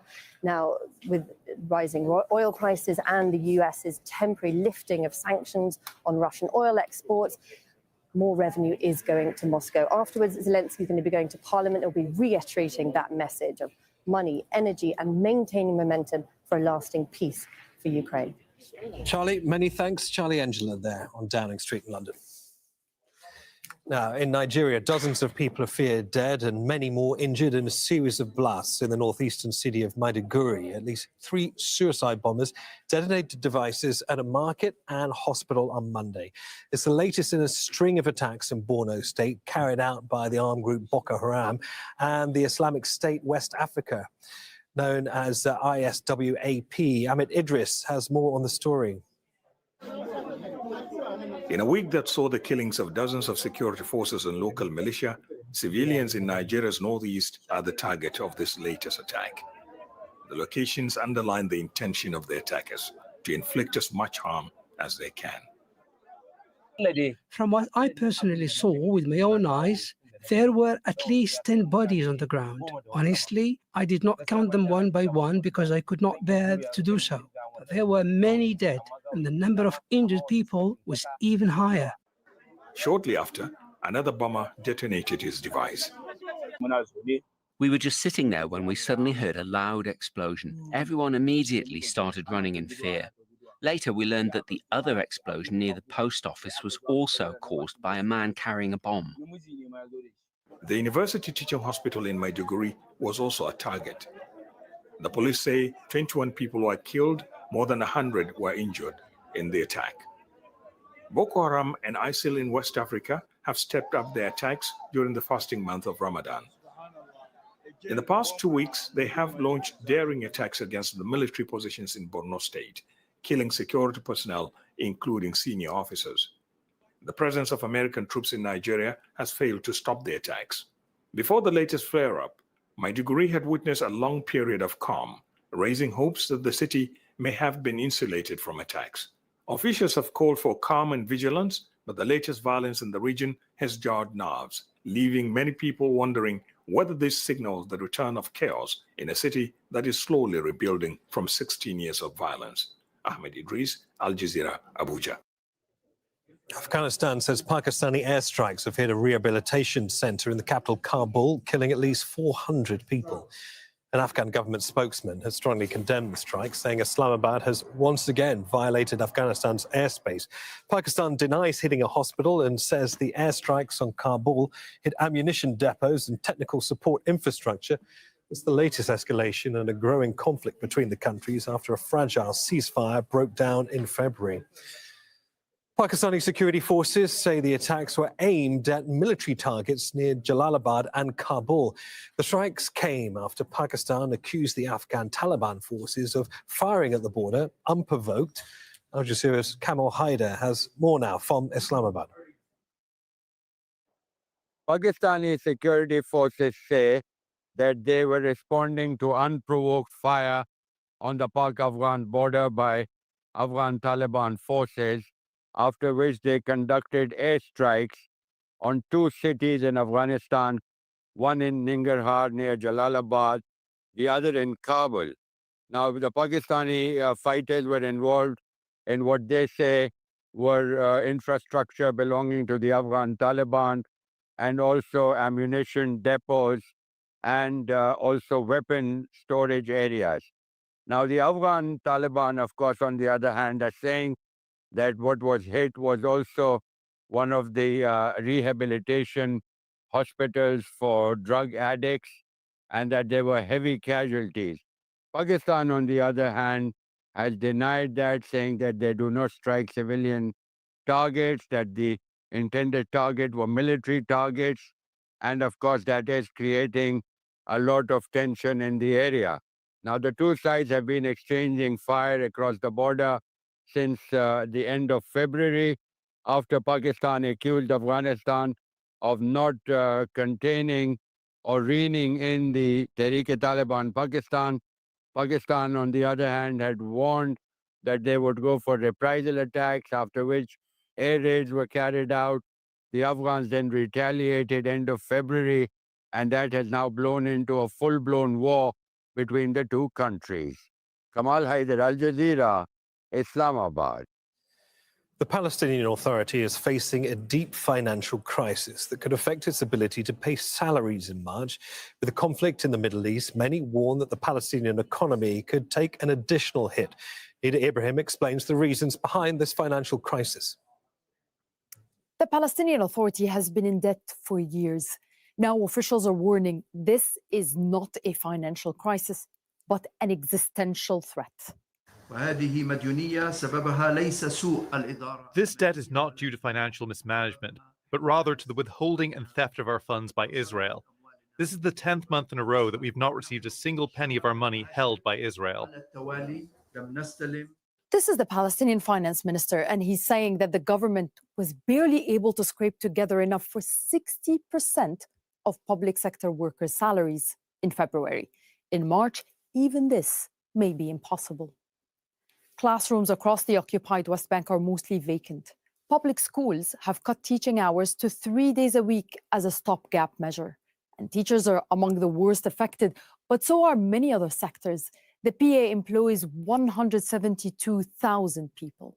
And because the market depends on these salaries, when this cash flow dries up, it chokes the economy.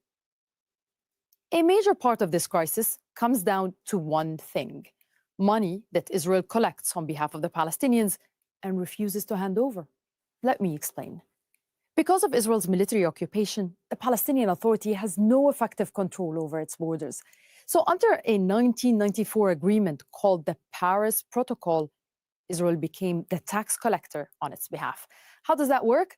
Goods come through Israeli ports or Israeli-controlled crossings, and Israeli authorities collect customs and duties.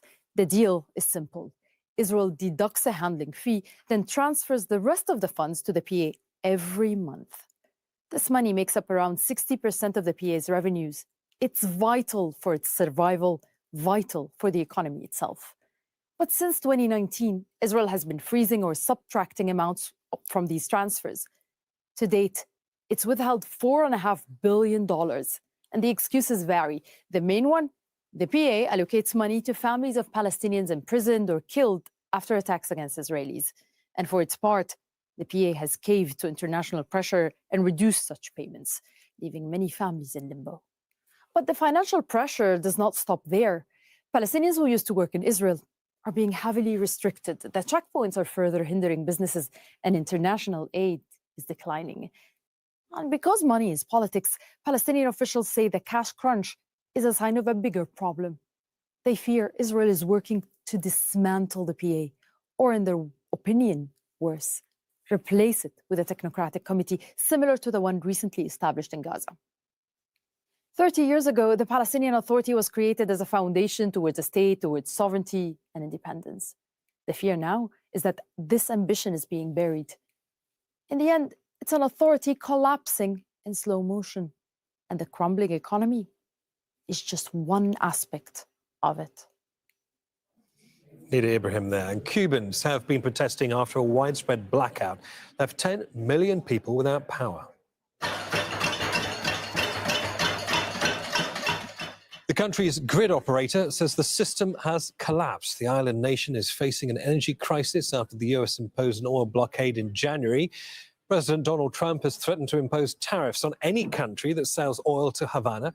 Trump has said he would be, quote, honored to take over Cuba.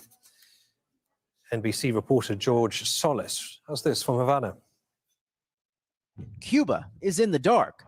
The entire electrical grid collapsing today as the country struggles with an energy crisis, leaving millions on the island without power. During this latest blackout, people have been spilling out to the streets here for hours. Fortunately, some cloud cover to keep them from this blistering heat. It's been 3 months since a drop of oil has reached the country. Highways are empty because there's no gas.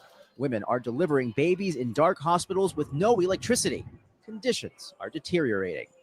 I sat down exclusively with Deputy Prime Minister Oscar Perez Oliva Fraga, considered by many to be Cuba's economic czar. His plan to attract more foreign investors, including large companies from the United States.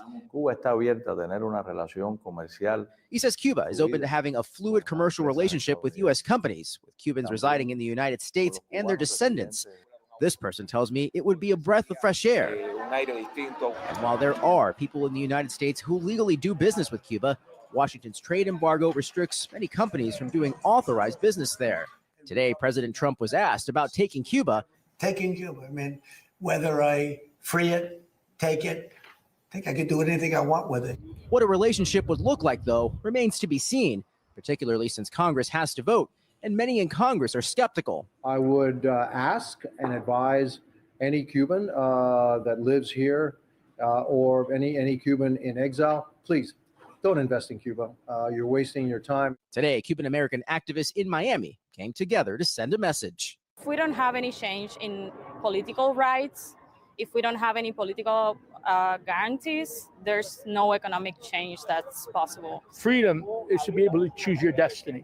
It's about Cuban sovereignty, not about business. And tonight, those Cubans plunged into darkness will come here along Havana's iconic seawall to not only cool off, but escape the reality of the situation. Okay, we're going to take a short break now. Do stay with us. The news continues here in just a couple of moments' time. See you all soon. Bye-bye for now. It's the top of the hour, and you are watching Morning Light Drop on Truth Talks Alive, where FACT happens. And now, breaking news. Wow. Thank you for the super chat. Please support independent media like Morning Mic Drop on Truth Talks Live, where your voice matters. In an Israeli strike that targeted في بداية الساعة ولدينا المزيد من الأخبار. ابقوا معنا على Morning Mic Drop على Truth Talks Live. أيام weekdays الساعة 10 صباحا بالتوقيت الشرقي. There is a move in Congress to basically tie Donald Trump's hands. This is breaking news on Morning Mic Drop on Truth Talks Live, where your voice matters. There is so much concern about what all this is going to do to energy markets, oil prices, gas prices, not just in the region, but around the world. Stay with Al Jazeera for the latest developments. Examining the impact of today's headlines. The United States has perfect capability of beating any country in the world into a pulp, but it will come at a cost. Setting the agenda for tomorrow's discussions. Conflict, it's all created by human beings, so it can all be solved by human beings, if only we can learn to cooperate. International filmmakers and world-class journalists bring programs to inform and inspire you on Al Jazeera. Thank you for subscribing to Truth Talks Live. Be sure to like this video now to keep our algorithm high. A critical look at the global news media. We're not CNN, MSNBC or Fox News. We are your morning mic drop on at Truth Talks Live, where all voices matter.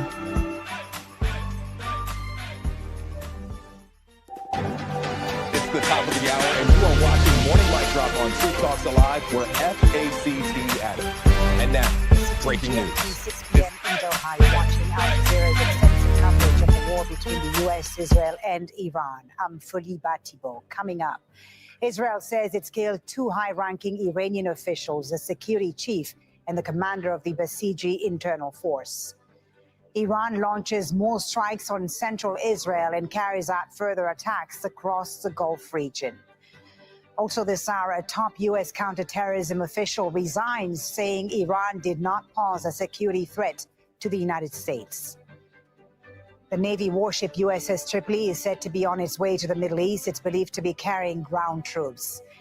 And nearly 1 in 5 people in southern Lebanon have been forced from their homes, with Israel launching what it calls targeted ground operations.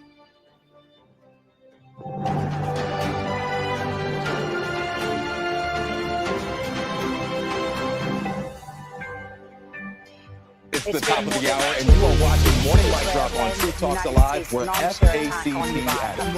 And now, breaking news. Global markets into chaos. And there appears to be no end game in sight.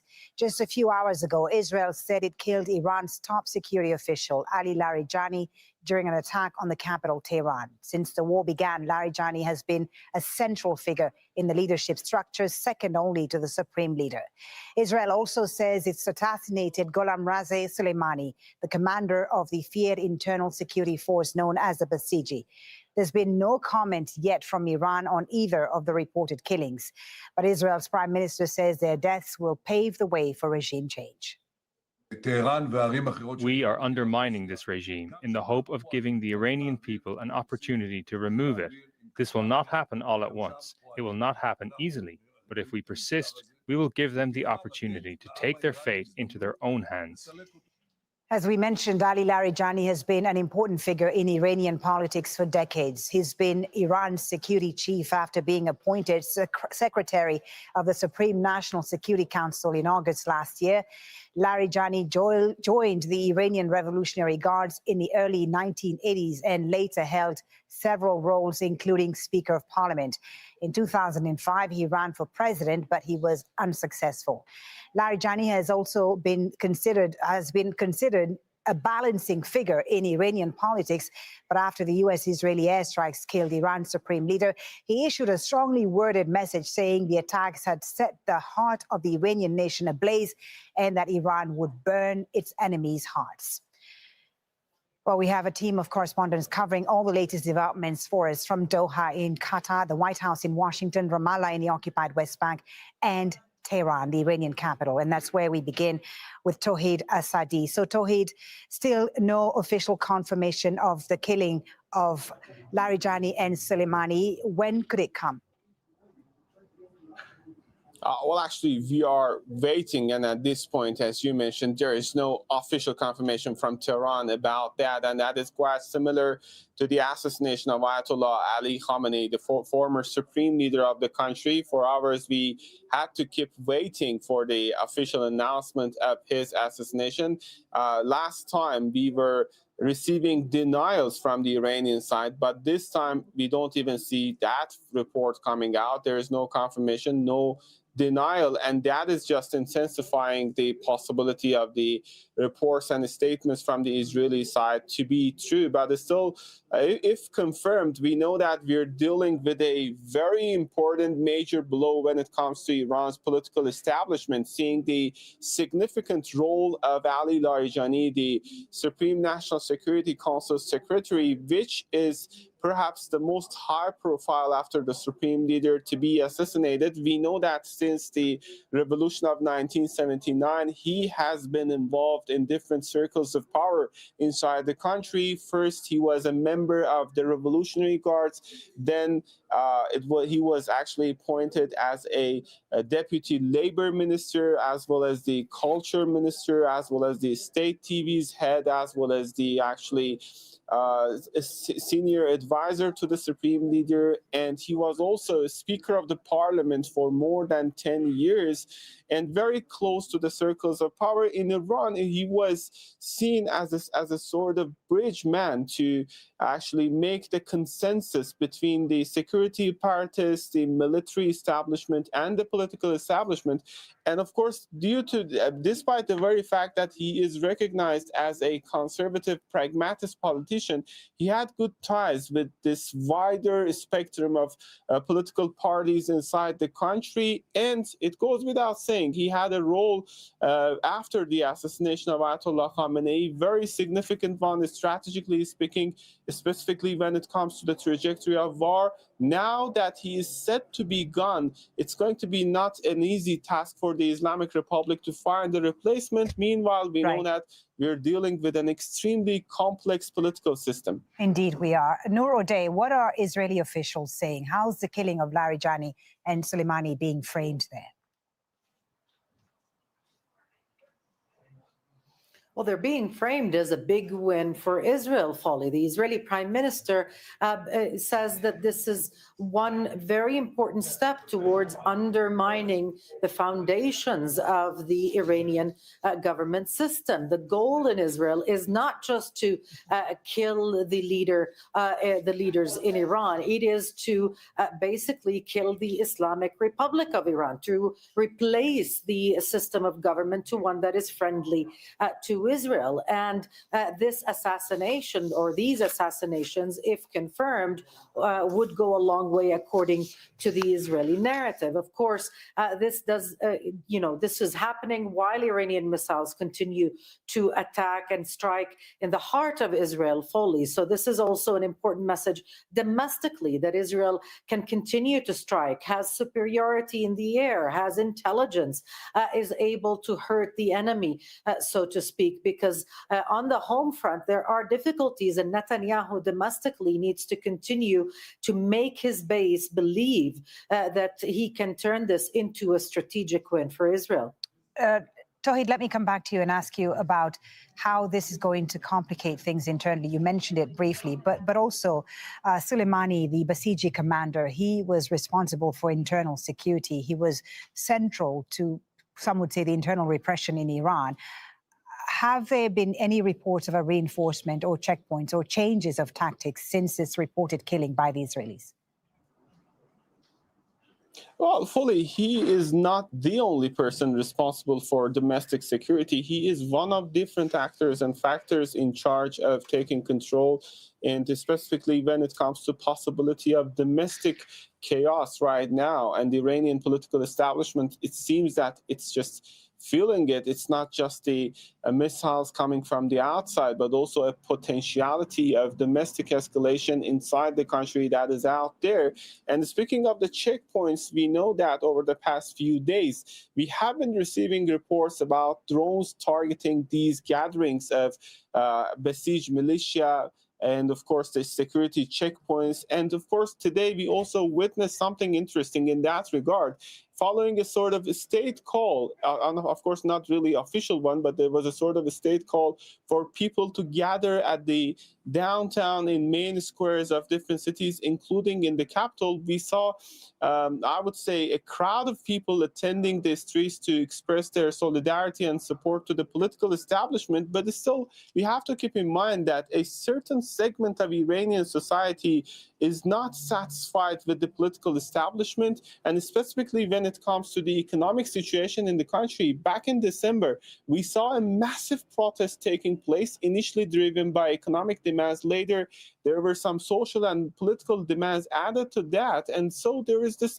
sort of delicate situation that Iran deals in terms of its domestic security, and they're trying to cope with that situation. We know that Basij militia is a sort of voluntary one. I mean, people can join whether when they like, and we saw a number of people joining these militia under this situation. Noor, what does this operation say about the extent of Israeli intelligence over Iran? And also, I think a question that a lot of people are wondering now, is there any indication that this was carried out, if confirmed, of course, that was carried out alongside the United States, the extent of U.S. involvement in such an operation? Well, at this point, it doesn't seem like the U.S. administration had any active role in that. At least we haven't seen any indication of that. Israel is taking all the credit, and the officials were racing to announce the assassinations one before the other. The Minister of Finance, in this case, preceded the Prime Minister. Now, this is important, Folly, for Israel's brand as a country with a commanding military, as a regional military and intelligence superpower. We do not know who contributed to that intelligence, but this is something that is very difficult to investigate. But certainly Israel, especially in the past 3 years, has been able to market itself as almost invincible, as being able to penetrate any enemy's electronic sphere, as being able to target all its adversary whenever and wherever they may be. We saw that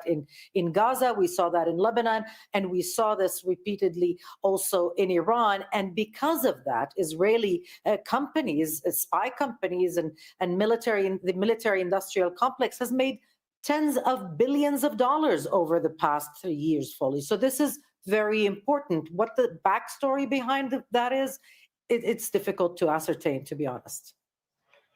Okay, Noor, thank you very much. Noor Odeh in Ramallah there, Tawhida Sadi in Tehran. Thank you very much, both. Let's now head to Washington, D.C. and bring in Mike Hanna at the White House. Mike, let's start with the reported killing of these two Iranian security officials. Did any word out of Washington on whether the U.S. had any advanced knowledge of this strike, given Larijani's central role in Iran's security architecture? There's been no comment from the administration on this reported killing, although it would be of concern, perhaps, to the administration that the man who was at the utter center of negotiations throughout his career, direct and indirect with the United States, has now been removed if these reports are indeed true. President Trump said shortly after the conflict began that there were very few people left to negotiate with because, he said, so many had been killed. But certainly Larijani would have been one of those with whom this administration would need to negotiate if it is going to end this conflict in some kind of negotiated way. So, point of concern, perhaps, to the U.S. administration. And meanwhile, Mike, we've had the first senior Trump administration official resign over the war in Iran. Tell us more about this. Yes, well, Joe Kent is no ordinary bureaucrat at all. He's a special forces operative who spent decades in various forms of the U.S. Army, much decorated veteran. He's been in theaters of war in many places on some 11 deployments throughout his career. So this is somebody who knows about the dangers of war, who knows about being in foreign territory in the service of your country. And importantly, he's a fervent supporter of President Trump. He's also a fervent supporter of President Trump's MAGA movement. So a resignation from a person of this stature is truly damaging to the administration. Here he's saying that he believes the Israelis created an echo chamber together with the Israeli lobby that persuaded President Trump to go to war with false information provided to him. Now, this once again is from the Director of National Counterterrorism. He is the person who would know these mutterings, these echo chambers, because that is what his job is. So it is something very damaging to President Trump, because also what it does is echoes those voices of dissent within the MAGA movement who are deeply opposed to President Trump starting a war, something that he said he never would. Yeah, quite a significant resignation. But at the same time, Mike, the Pentagon says it's sending more warships and troops to the Middle East. That's according to U.S. media reports. The amphibious assault ship USS Tripoli is now heading to the region along with Marines. It was stationed in Japan. The deployment is meant to reinforce U.S. troops already in the Middle East. The buildup follows a request from the U.S. Central Command, which oversees American military operations in the region. So, Mike, what does the sending of this vessel suggest? Is it a ground operation? Is this suggesting that the U.S. is considering a ground invasion now? And how popular would that be domestically?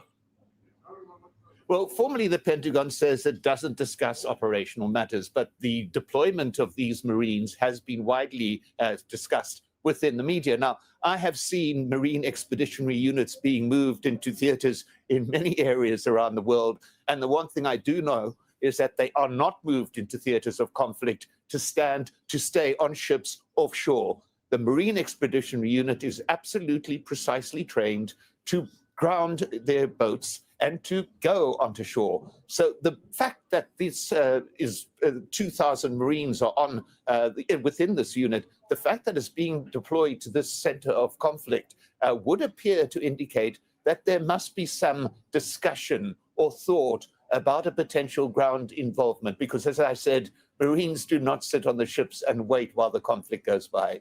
Mike Hanna at the White House in Washington, thank you very much for that. Let's now take a closer look at Iran's various security branches. The Artesh is its regular army, which is responsible for territorial defense, borders, airspace, and conventional warfare. But its most powerful military force is the Revolutionary Guard, which reports directly to the supreme leader. It runs parts of the economy, including construction, port operations, and telecommunications. Then there's the Basij Internal Security Force, which is a largely volunteer-led special unit whose leader Israel now says it's killed. The Basij monitors dissent and often leads crackdowns. It has armed brigades and anti-riot forces. Then there is the Faraja, Iran's main police force. Its officers handle criminal investigations, traffic violations, and border control. The Faraja falls under the Interior Ministry but works with the Revolutionary Guard and Basij if and when necessary. Well, joining me now in the studio to further discuss this is Ross Harrison, a senior fellow at the Middle East Institute in Washington, D.C., and author of the new book, Decoding Iran's Foreign Policy. And also with us in Vienna is Wolfgang Poschai, a security and defense analyst. Gentlemen, thank you both for being with us on Al Jazeera. Ross, let me start with you. We've had no confirmation from the Iranians yet that these two top security officials have been killed. But if confirmed, how big of a blow would this be to Iran's security apparatus? Well, it certainly would be a blow, Folly. Whether it would be a death blow, we don't really know. I doubt it. I think this regime was built for resilience. It's more institutionally complex than most people fully understand, and so it tends to regenerate itself. But we've seen a series of assassinations since the beginning of this war, and so this will test the theory of the case as to whether, in fact, this regime does have the kind of resilience that it was built for. Wolfgang, again, we're still waiting for confirmation, but would an operation at this level almost certainly be coordinated with the United States? Or do you see this as an Israeli decision that Washington was informed of but did not drive?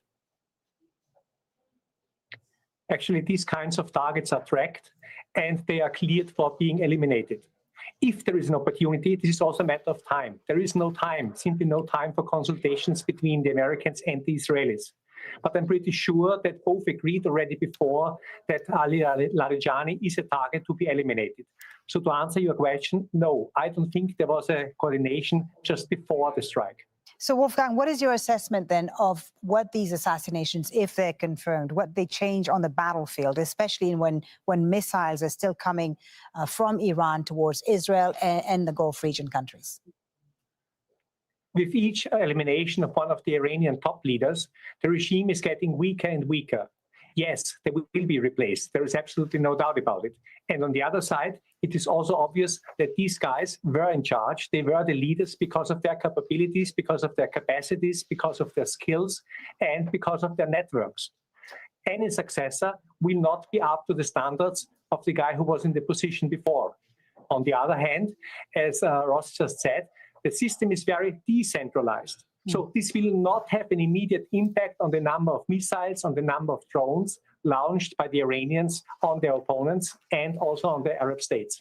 Ross, a decentralized system, Wolfgang says there, but how might these deaths then shift the internal balance between those who argue for calibrated retaliation and those who favor maximal escalation against the US, Israel, and the Gulf countries? Well, I think the war itself, Folly, determined that. The fact that really, because the way in which the Iranians were left at the end of the June war of 2025, they believed that they had to take a maximalist approach, that any kind of a measured, kind of calibrated approach was something that would not serve their interest because it would send the message that they are weak and that they can't respond in a more maximalist way. And that's why in the early days of the war, we saw places like where we are right now receive the Iranian missiles. Israel is very confident, as we heard from our correspondent right now, that they continue to target Iran's leadership and they're trying to exploit this leadership vacuum, it would seem. The U.S. administration, on the other hand, I mean, judging from what we've heard in the last few days, has moved away from that idea of regime change as an objective, at least from what we've heard in the last few days. Do you think if the killing of someone like Larijani is confirmed, that the U.S. objectives would once again change? Is the goalpost going to move again? Well, the goals of the United States change breath to breath in terms of Donald Trump. So it's hard to really sort of strike a marker to determine that. But I can tell you that if, in fact, the United States was looking for an off-ramp, remember, President Trump indicated that he was surprised that the Iranians, in the early days of the war, had not already capitulated. And so what this killing does, Folly, is it sets that prospect of any kind of an off-ramp using diplomacy back, because even if at some point in time the United States is ready for diplomacy, the Iranians, after these assassinations, are going to be determined to make sure that they create deterrence and go up the escalation ladder. All right. Wolfgang, do you agree with that? I mean, Trump's war aims are shifting. Netanyahu's have been more consistent. State collapse through regime collapse in Iran. How dangerous is that? No, I don't agree. Actually, military planning, military operational planning is based on a military strategic guidance. And the objectives within this military strategic guidance are usually planned between the top military leaders and the National Security Council.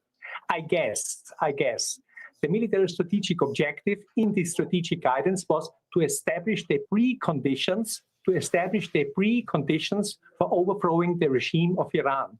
Not to topple the regime, but to establish the preconditions.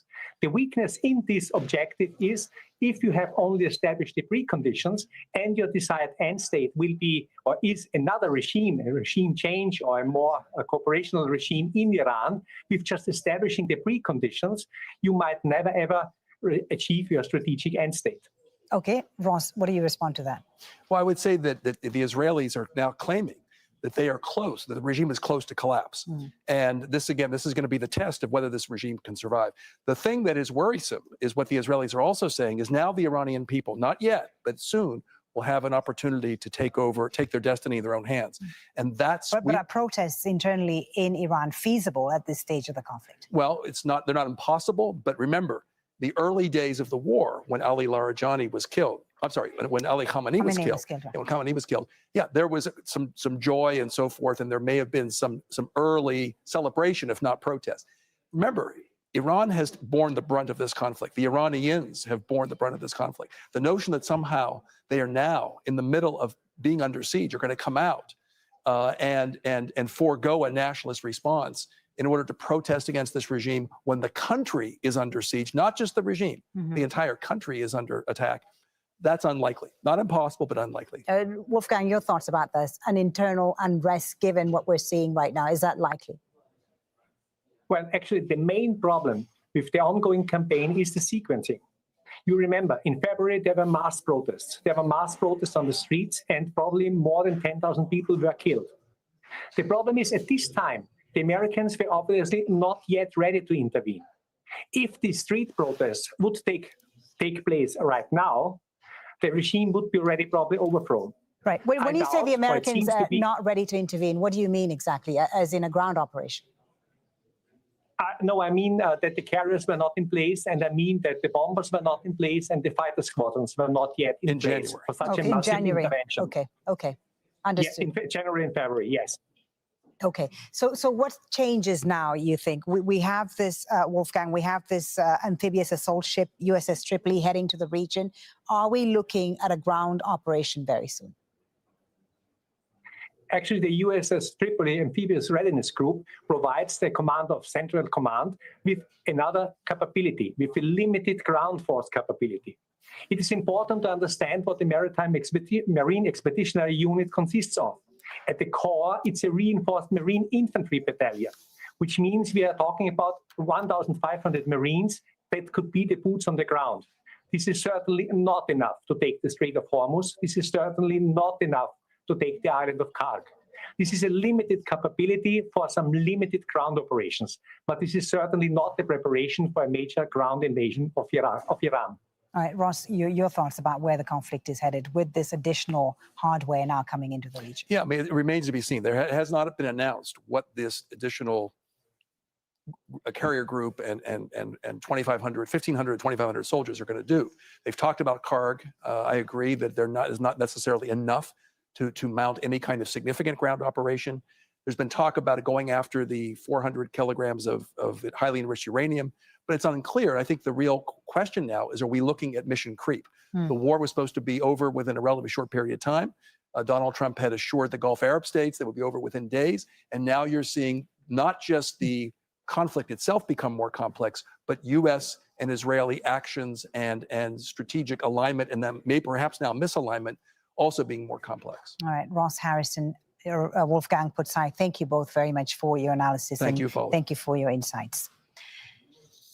Meanwhile, the World Food Programme has warned that the Iran war could push 45 million people into acute hunger by June. The UN body says this will be caused by a rise in food, oil, and shipping costs because of the conflict. If this occurs, those facing acute hunger would rise significantly from the current record level of 319 million. The US-Israeli war on Iran has spread quickly to the region and caused mass displacement in Lebanon and Iran. Israeli forces are continuing to strike southern Lebanon. This is the aftermath of an attack on Arab al-Jal, which is a village near the coastal town of Sidon. The area is home to roughly 500,000 people and has endured Israeli bombardment for more than 2 weeks. Zena Khodr has more from South Lebanon.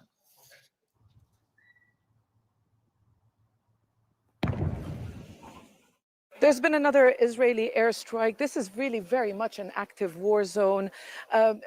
Both sides really fighting for control of territory. We are in the eastern sector of southern Lebanon.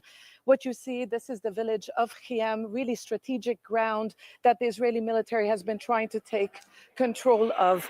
Days of fierce fighting in this area.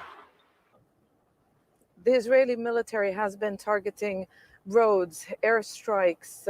It's part of a strategy to disrupt Hezbollah's supply lines. It does not want Hezbollah to bring in weapons and fighters to areas closer to the border as the Israeli military tries to advance deeper inside Lebanon.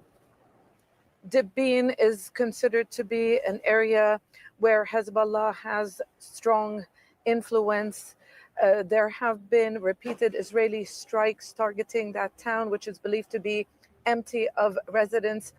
The Israeli military is advancing from more than one sector, and Hezbollah is trying to repel those advances.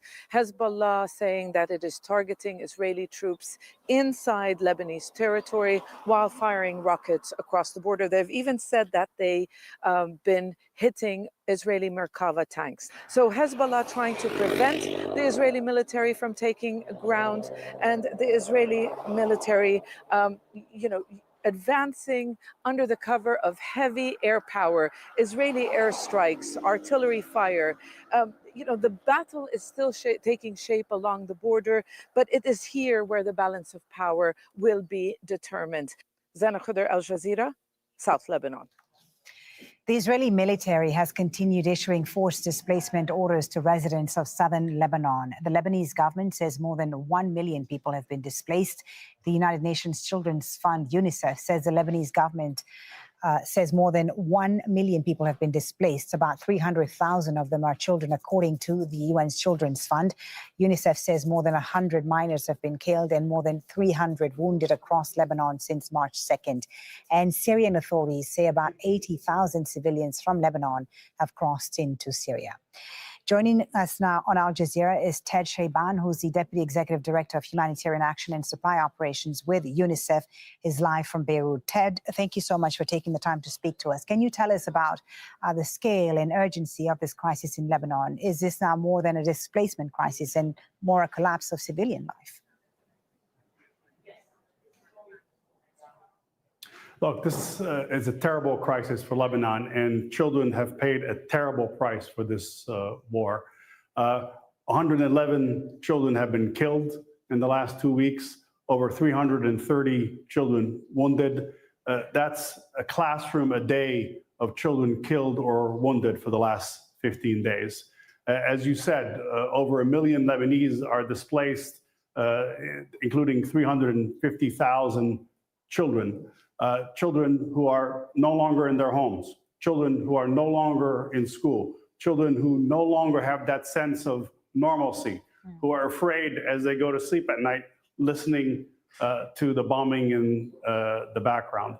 UNICEF is responding to this crisis. We're working closely with the government of Lebanon in a response coordinated by the Ministry of Social Affairs, and we're working with other partners, first to address the needs of children and their families in shelters. 113,000 Lebanese are in 600 shelters, and that's the basics. Making sure they have blankets, it's cold, making sure they have clothing, making sure they have water, making sure that there's psychosocial support for children, and then, of course, addressing also the needs of the 800,000+ that are living in communities. Ted, Lebanon systems were already under strain before this crisis. Are aid agencies like UNICEF anywhere near able to meet the scale of the needs right now? The response is beginning, and it's a robust response, but more is needed, there's no doubt.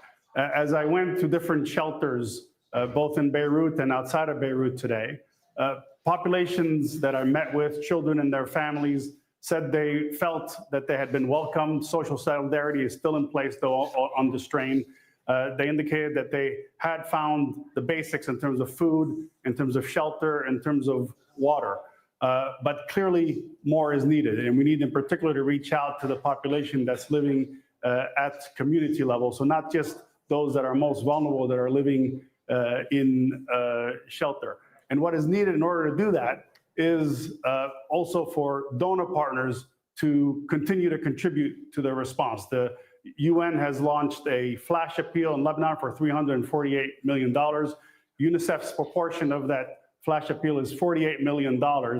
And we're counting on donor partners to respond so that we can continue to support the Lebanese response. We're seeing also, Ted, tens of thousands now fleeing into Syria. What risks are these families facing as they cross the border, and what conditions await them on the other side of the border? Look, we have to say that Syria is at a historical generational opportunity to change its recent history. The fact that 90,000 people have crossed back into Syria is an indication that they've made the calculation that in relative terms, the situation there is safer than it is here in Lebanon. This is true in the short term, and certainly what we need to do is support those families as they go back home, as they reintegrate their homes and villages in Syria. That includes, firstly, access to basic services, but it's going to be a long road in terms of reintegration. There's questions about jobs, there's questions about security, and that's something that we're going to be looking at on that side of the border, working with both our partners in the UN system, but also the Syrian authorities. But what is clear for the region as a whole is that the guns must go silent. We need a de-escalation from the war we're in. There needs to be a political way forward so that children in Lebanon, children in the rest of the region, don't have to continue to suffer the consequences of decisions made by adults. Thank you so much for taking the time to speak to us about the situation in Lebanon and also Syria. Ted Shaban of UNICEF joining us there from Beirut. You're watching Al Jazeera, a reminder of the latest developments in the US-Israel war on Iran. Israel's defense minister says that Iran's security chief Ali Larijani has been killed in a strike. Iranian state media have released a statement from Larijani's social media on Tuesday, but have not confirmed his death. The Israeli military says Gholam Razeh Soleimani, the commander of Iran's internal security unit, has also been killed in a strike. Iran has not confirmed that news either. The director of the U.S. National Counterterrorism Center has resigned over the war with Iran. In a resignation letter posted on X, Joe Kent said he could not in good conscience support the ongoing war. This is the most high-profile resignation from the Trump administration since the Iran war began. Iran has kept up its retaliatory attacks against Israel. Tehran has also been striking Gulf countries that host U.S. troops or assets. In a new statement addressed to neighboring states, a spokesman for the Iranian army again insisted that Iran has the right to defend itself. We consider ourselves obligated to respond to the threats and repeated attacks carried out by the usurping Zionist entity and the United States, launched from military bases located on your territories, which often target innocent civilians. Nevertheless, we call upon you to exercise the utmost caution and vigilance. We advise you to stay as much as possible away from these bases and to avoid any locations where Zionist or American forces may be present, whether security or military sites.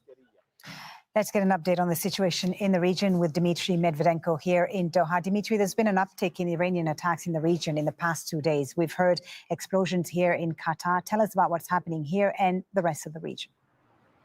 Well, yes, Folly, at around 2:30 local time, there was a series of explosions which felt like they were very close to where we are. We're in central Doha. I was actually outside when it happened. The ground was shaking. Colleagues were saying the windows were shaking as well. So it felt like those explosions were a little closer than usual. Around 4 or 5 of them happened. The government then said that it was an interception of a missile attack coming in from Iran. There were no details regarding any damage or any casualties, but the Ministry of Defense did say that the interceptions were successful. Similar message coming about this morning's attacks at around 6 a.m. local time. There was also a series of strikes, and as a result, one of the missiles or debris from one of these attacks fell in the industrial area of Doha, causing a fire. And this comes amid the ongoing diplomatic efforts that Doha and the other Gulf countries are continuing in order to bring this conflict to an end. We had the King of Jordan visiting Doha today. He was greeted by the Emir, and they were talking about the importance of ending this conflict, rejecting Iran's claims that only military targets, that it's only targeting military facilities and no civilian facilities, that they were supporting each other's efforts in protecting their citizens. And these kind of diplomatic contacts continue on a daily basis, including in person. We had the foreign minister of Egypt also visiting, despite the limited flights, despite the security situation when it comes to air travel. These efforts are continuing. And another series of attacks that is worth mentioning is in the UAE, which said that it downed 10 missiles, 45 drones today on Tuesday. and also one of these attacks resulted in falling debris, killing another person, increasing the death toll to 7 in the United Arab Emirates. Folly. Thank you very much, Dmitry, for the update. Dmitry Medvedenko in Doha. Now, Iran's military power is often described as opaque and complex, but behind that complexity lies a deliberate design. The nation operates parallel armies, multiple intelligence services, and layered command structures, all ultimately answering to the supreme leader. Ali Hashem explains how Iran's military and security institutions operate and why they are structured as they are. Iran does not rely on a single military chain of command. Its security system is layered, duplicated, and intentional. At the top sits the supreme leader, the commander-in-chief of all armed forces. Below that authority are two parallel militaries. The Artesh, Iran's regular army, is responsible for territorial defense, borders, airspace, and conventional warfare. Alongside it, there's the Islamic Revolutionary Guard Corps, known as the IRGC, and its role goes beyond defense. Given its ideological structure, it's responsible for protecting the revolution politically and militarily. Within the IRGC, the Aerospace Force controls Iran's missile and drone arsenal. This forms the backbone of Iran's deterrence strategy against Israel and the United States.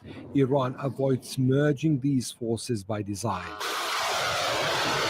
Duplication here is a safeguard against coups, internal threats, and sudden collapse. Inside the IRGC sits the Basij, a mass mobilization force used for internal security, crisis response, and ideological enforcement. Iran also maintains parallel intelligence services. While the two main branches remain the Ministry of Intelligence that follows the government and the IRGC intelligence unit, there are around 16 services that operate under the Council for Intelligence Coordination. Beyond its borders, Iran projects influence through a specialized force. The IRGC's Quds Force manages Iran's regional networks, including in Lebanon, Palestine, Yemen, and Iraq, and previously Syria. It operates with tactical flexibility, but within limits set in Tehran. Military command is organized through separate entities known as Maqar. The Khatam al-Anbiya unit coordinates joint military operations during wartime and national emergencies, while the Muhammad Rasulullah bloc is responsible for defending Tehran and managing internal emergencies. Both the IRGC and the army maintain their own joint staffs. They coordinate. Above the battlefield sits the political security layer, the Supreme National Security Council, which brings together senior military commanders, intelligence chiefs, and political leaders to align national security policy. It coordinates strategy, but it does not replace military command.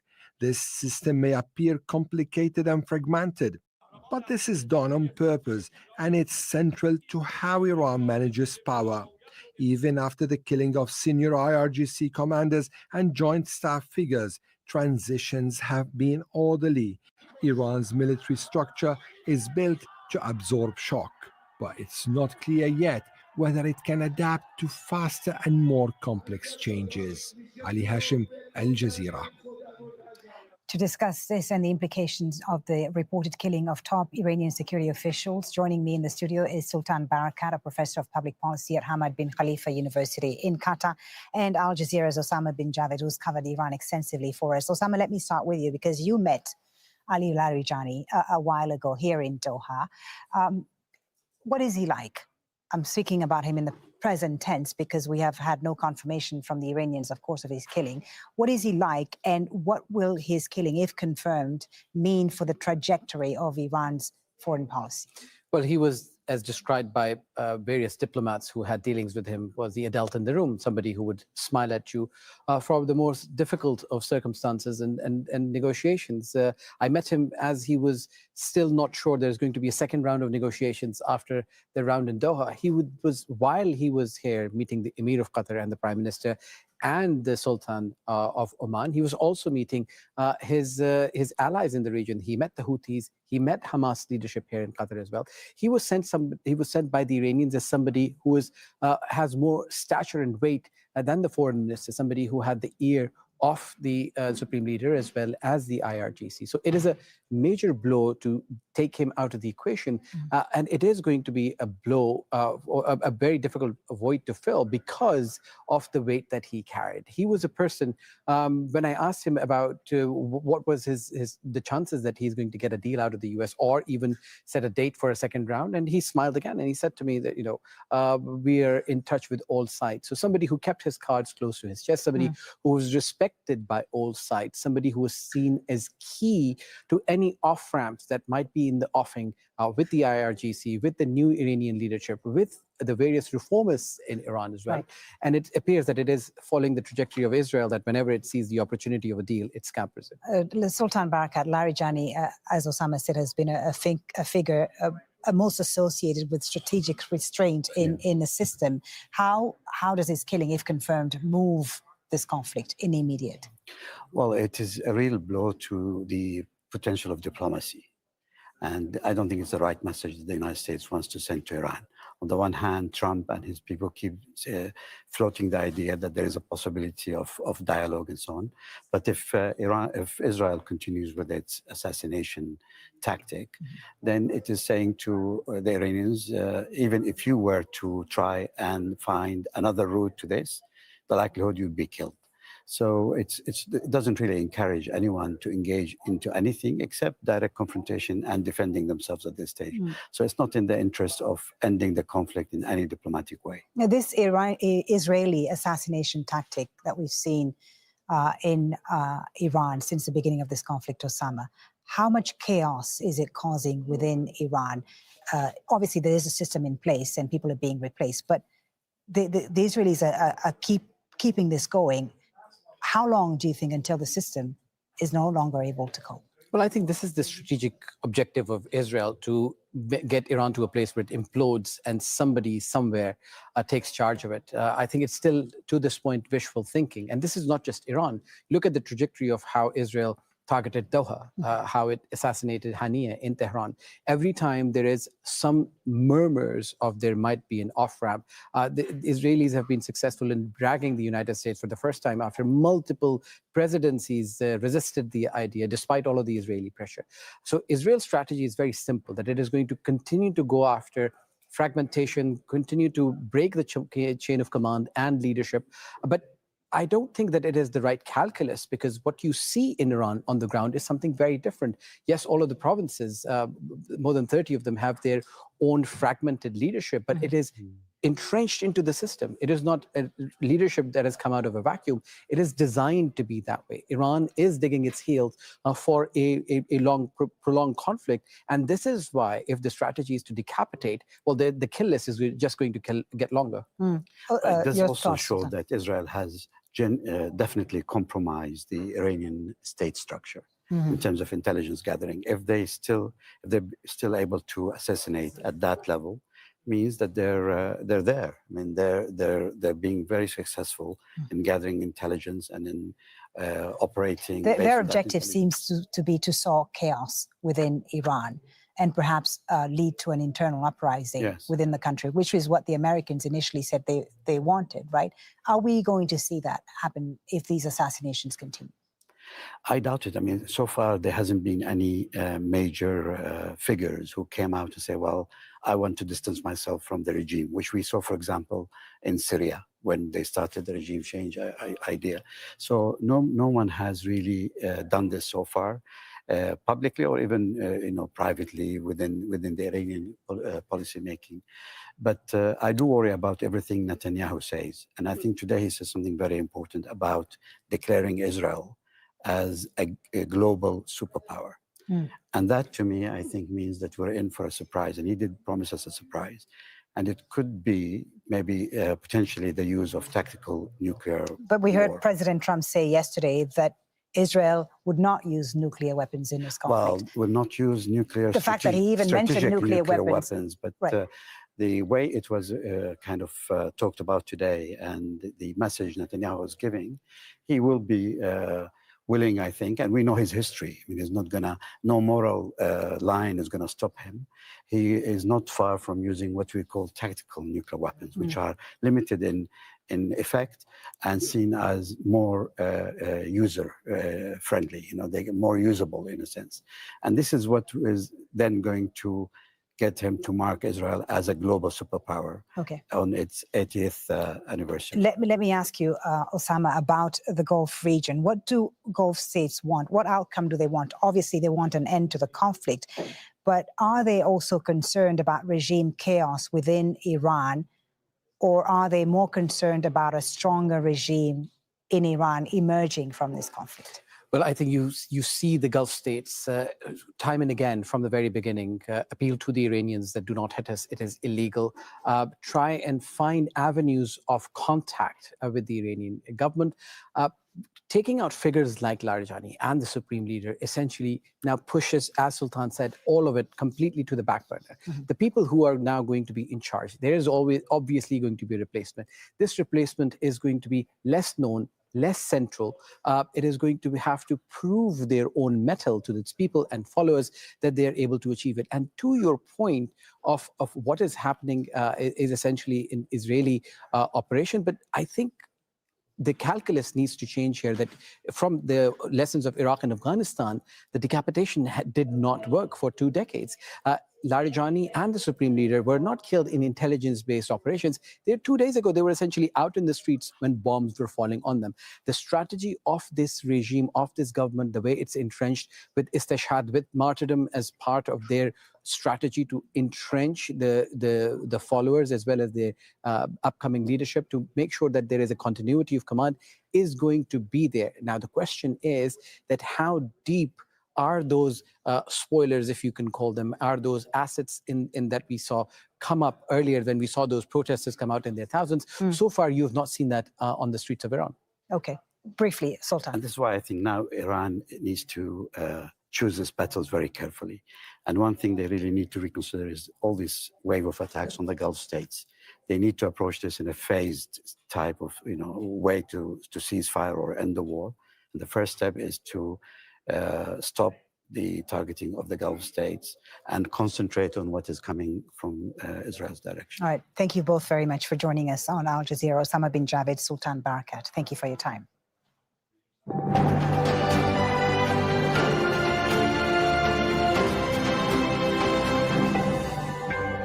Let's now take a look at some of the day's other news. And Ukraine's President Volodymyr Zelensky is in London for talks with the UK Prime Minister Keir Starmer. Before that, we're going to take you to Washington, where the US President is meeting with the Irish Prime Minister. Let's listen to what they have to say.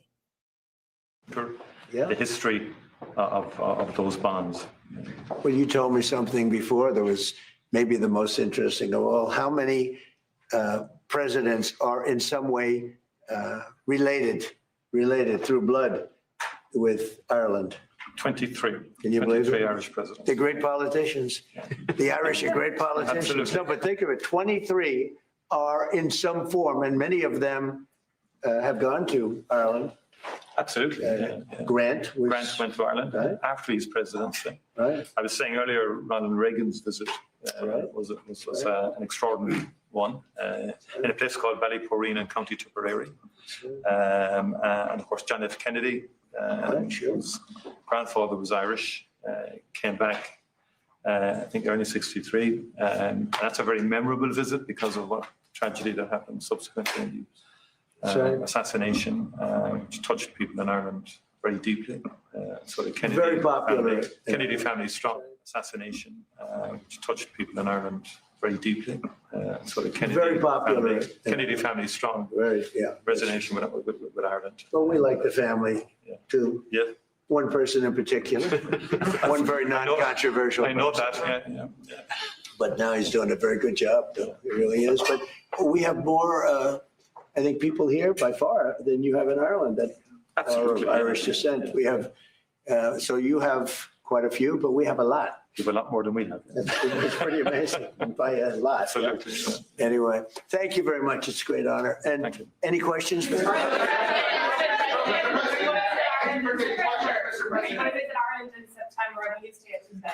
Well, I'm having, it's a great thing, my son and my family, we have a great golf complex in Ireland, one of the best in the world, called Doonbeg. It's in Doonbeg.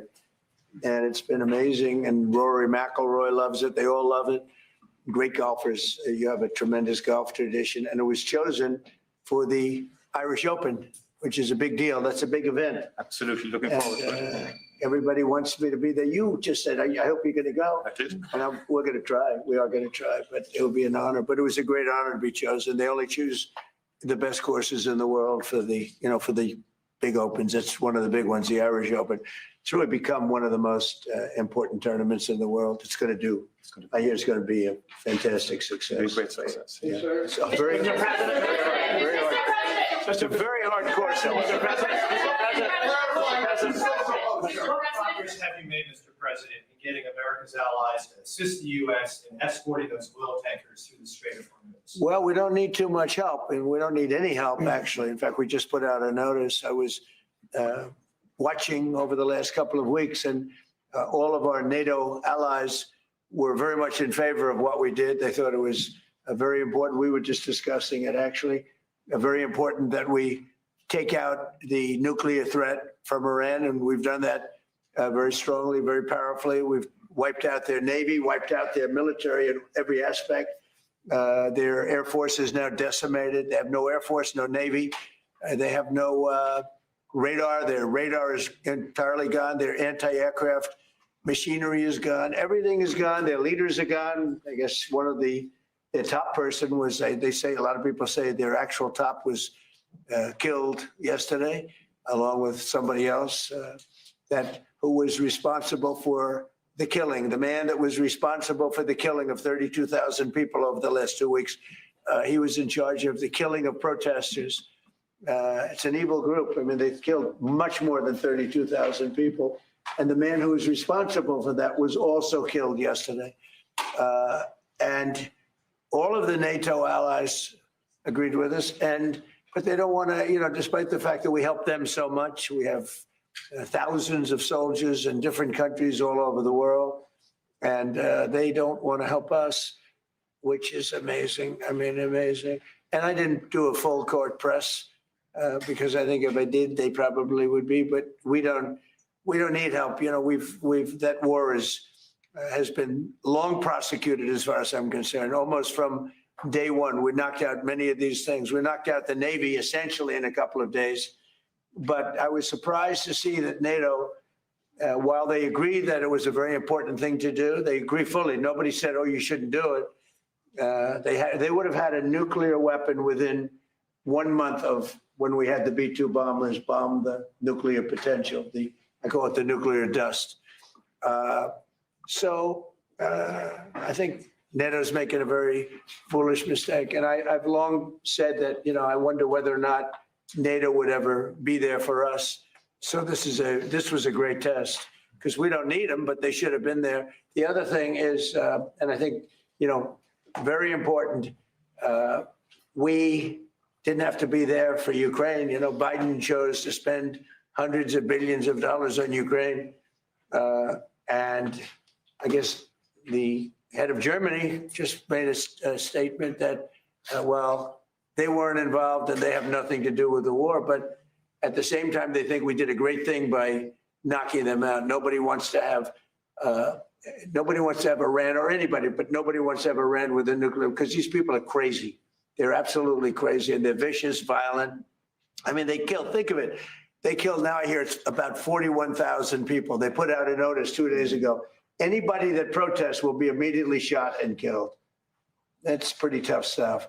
So everyone agrees with us, but they don't want to help. And we as the United States have to remember that because we think it's pretty shocking. President Macron has just said in the last hour that he will never join a task force in the Strait of Hormuz until hostilities finish. Yesterday, you said... Who said that? President Macron of France. What's your reaction to that? Well, he'll be out of office very soon, so we'll have to see. I don't know. On Doonbeg, you're building an extension to it. But there's been an objection put in, and it's being held back at the moment due to small snails. What are you disappointed about that? Planning Commissioners. I have not heard that. No. Mr. President. I mean, the course was built and it's been operated very successfully. Somebody's objecting, human and environmental group is objecting to. Mr. President. How close the U.S. to announce a coalition of willing to secure the Strait of Hormuz? Which countries are joining and which countries have? Well, we've had great support from the Middle East. Qatar has been great. UAE has been great. Saudi Arabia has been terrific.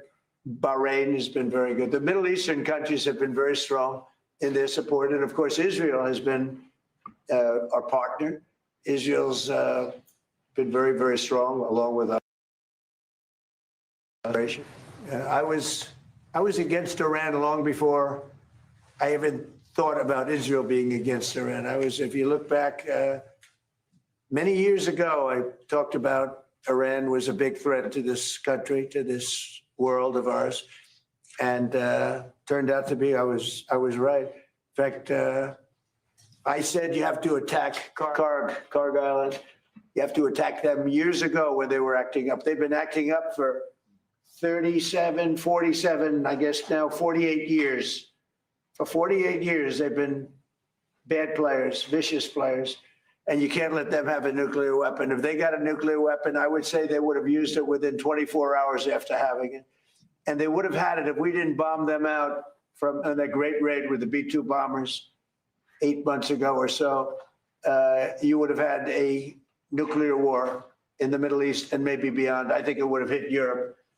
Maybe not Ireland, but it would have hit Europe. I think you would have been a nice piece of it. It all gets you. It's big enough that you would have been affected. They would have hit Europe eventually. Mr. President, your Director of National Counterterrorism, Joe Kent, he just resigned today. He said he can't support your conflict with Iran. What's your reaction to that? And did you? Well, I read his statement. I always thought he was a nice guy, but I always thought he was weak on security, very weak on security. I didn't know him well, but I thought he seemed like a pretty nice guy. But when I read his statement, I realized that it's a good thing that he's out because he said that Iran was not a threat. Iran was a threat. Every country realized what a threat Iran was. The question is whether or not they wanted to do something about it. And many people, many of the greatest military scholars are saying for years that presidents should have taken out Iran because they wanted a nuclear weapon. They were, if we didn't do the attack, or if I'll go a step further, if I didn't terminate the Iran nuclear deal given to us, one of the worst deals ever made by Barack Hussein Obama. Remember when they sent Boeing 757s over there, loaded with cash, hundreds of millions of dollars? You would have been very happy. This was a wonderful, they said hundreds of millions. People forget that. Does anybody remember? Right? You remember. Hundreds of millions of dollars in a Boeing 757. I think they had two of them loaded. They took the seats out and they put cash.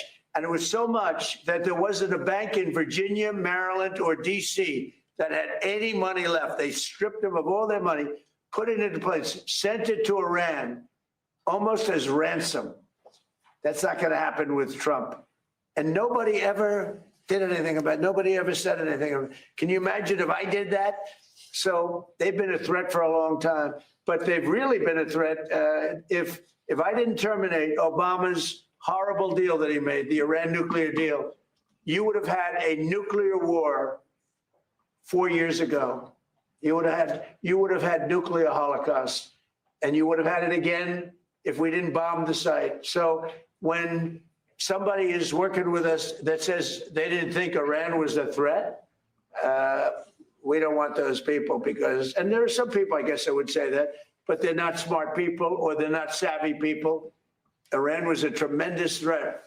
And virtually every NATO nation, and this is the thing, if they told me it wasn't a threat and therefore they don't want to help, but when they say it was a threat and it was a major threat, every one of them, I think every one of them, I don't know of one that said they're not a threat, But when they say it was a threat, but we're not going to help, I think they're very foolish. You know, it's interesting.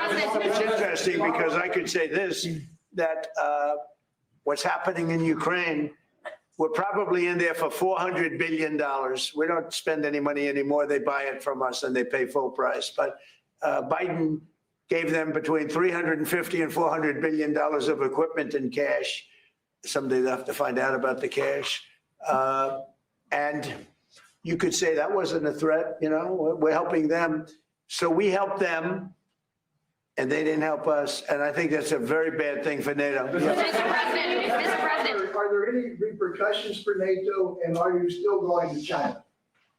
Well, yeah, on China, it's a little different story. We're resetting the meeting, and it looks like it'll take place in about 5 weeks. We're working with China. They were fine with it. We're going to say, I look forward to seeing President Xi. He looks forward to seeing me, I think. But I do look forward to seeing him. We have a good relationship with China. China actually has become economically for us very good, as you know. It's much different than it was in the past. And we have a very good working relationship with China. So we're making it in about 5 or 6 weeks. Mr. President, for not supporting you on this. Any repercussions? Well, no, I just think that it's not good for a partnership when they say what you're doing is a great thing, but we're not going to help. You know, they say what you did is a great thing, but we're not going to help. Mr. President, in Iran, because the Iranian regime has told Sky News, if you put boots on the ground in Iran, it will be another Vietnam. Are you afraid of that? No, I'm not afraid of. I'm really not afraid of anything. Are you rethinking the United States' relationship with NATO possibly getting out? Well, I'm disappointed in NATO that we spend trillions of dollars on NATO. Think of it, trillions over the years, many trillions of dollars. It's one of the reasons we have deficits and we help other countries. And when they don't help us, I mean, it's certainly something that we should think about. I don't need Congress for that decision. As you probably know, I can make that decision myself. I'd work with some very smart people.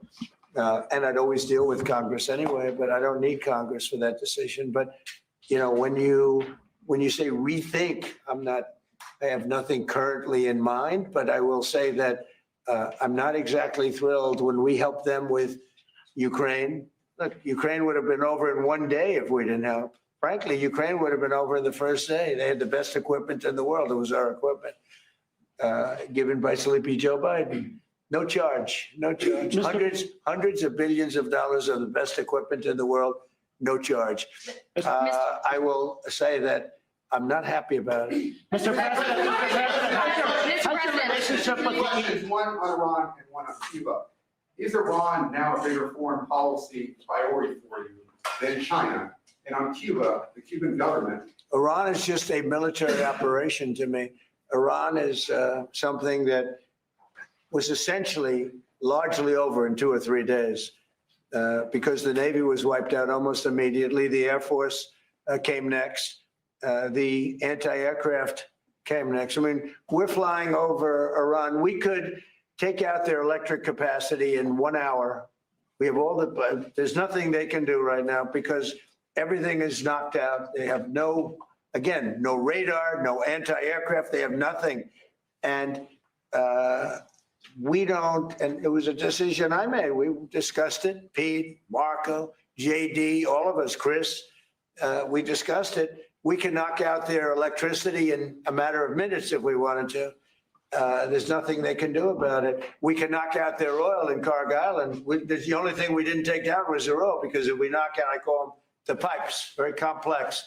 But if you do that, it'll take them forever to rebuild, meaning whoever, and hopefully it's a sane group of people, but whoever it is, it's going to be running that. And we're going to try to get people that are going to run it well. And, you know, it's going to be a prosperous, wonderful place. It used to be, you know, if you go back, it used to be the people are great. The people are smart and energetic. And it used to be very successful. Now it's a country run by fear. It's a country where they tell protesters, don't go outside because if you do, we're going to kill you. Mr.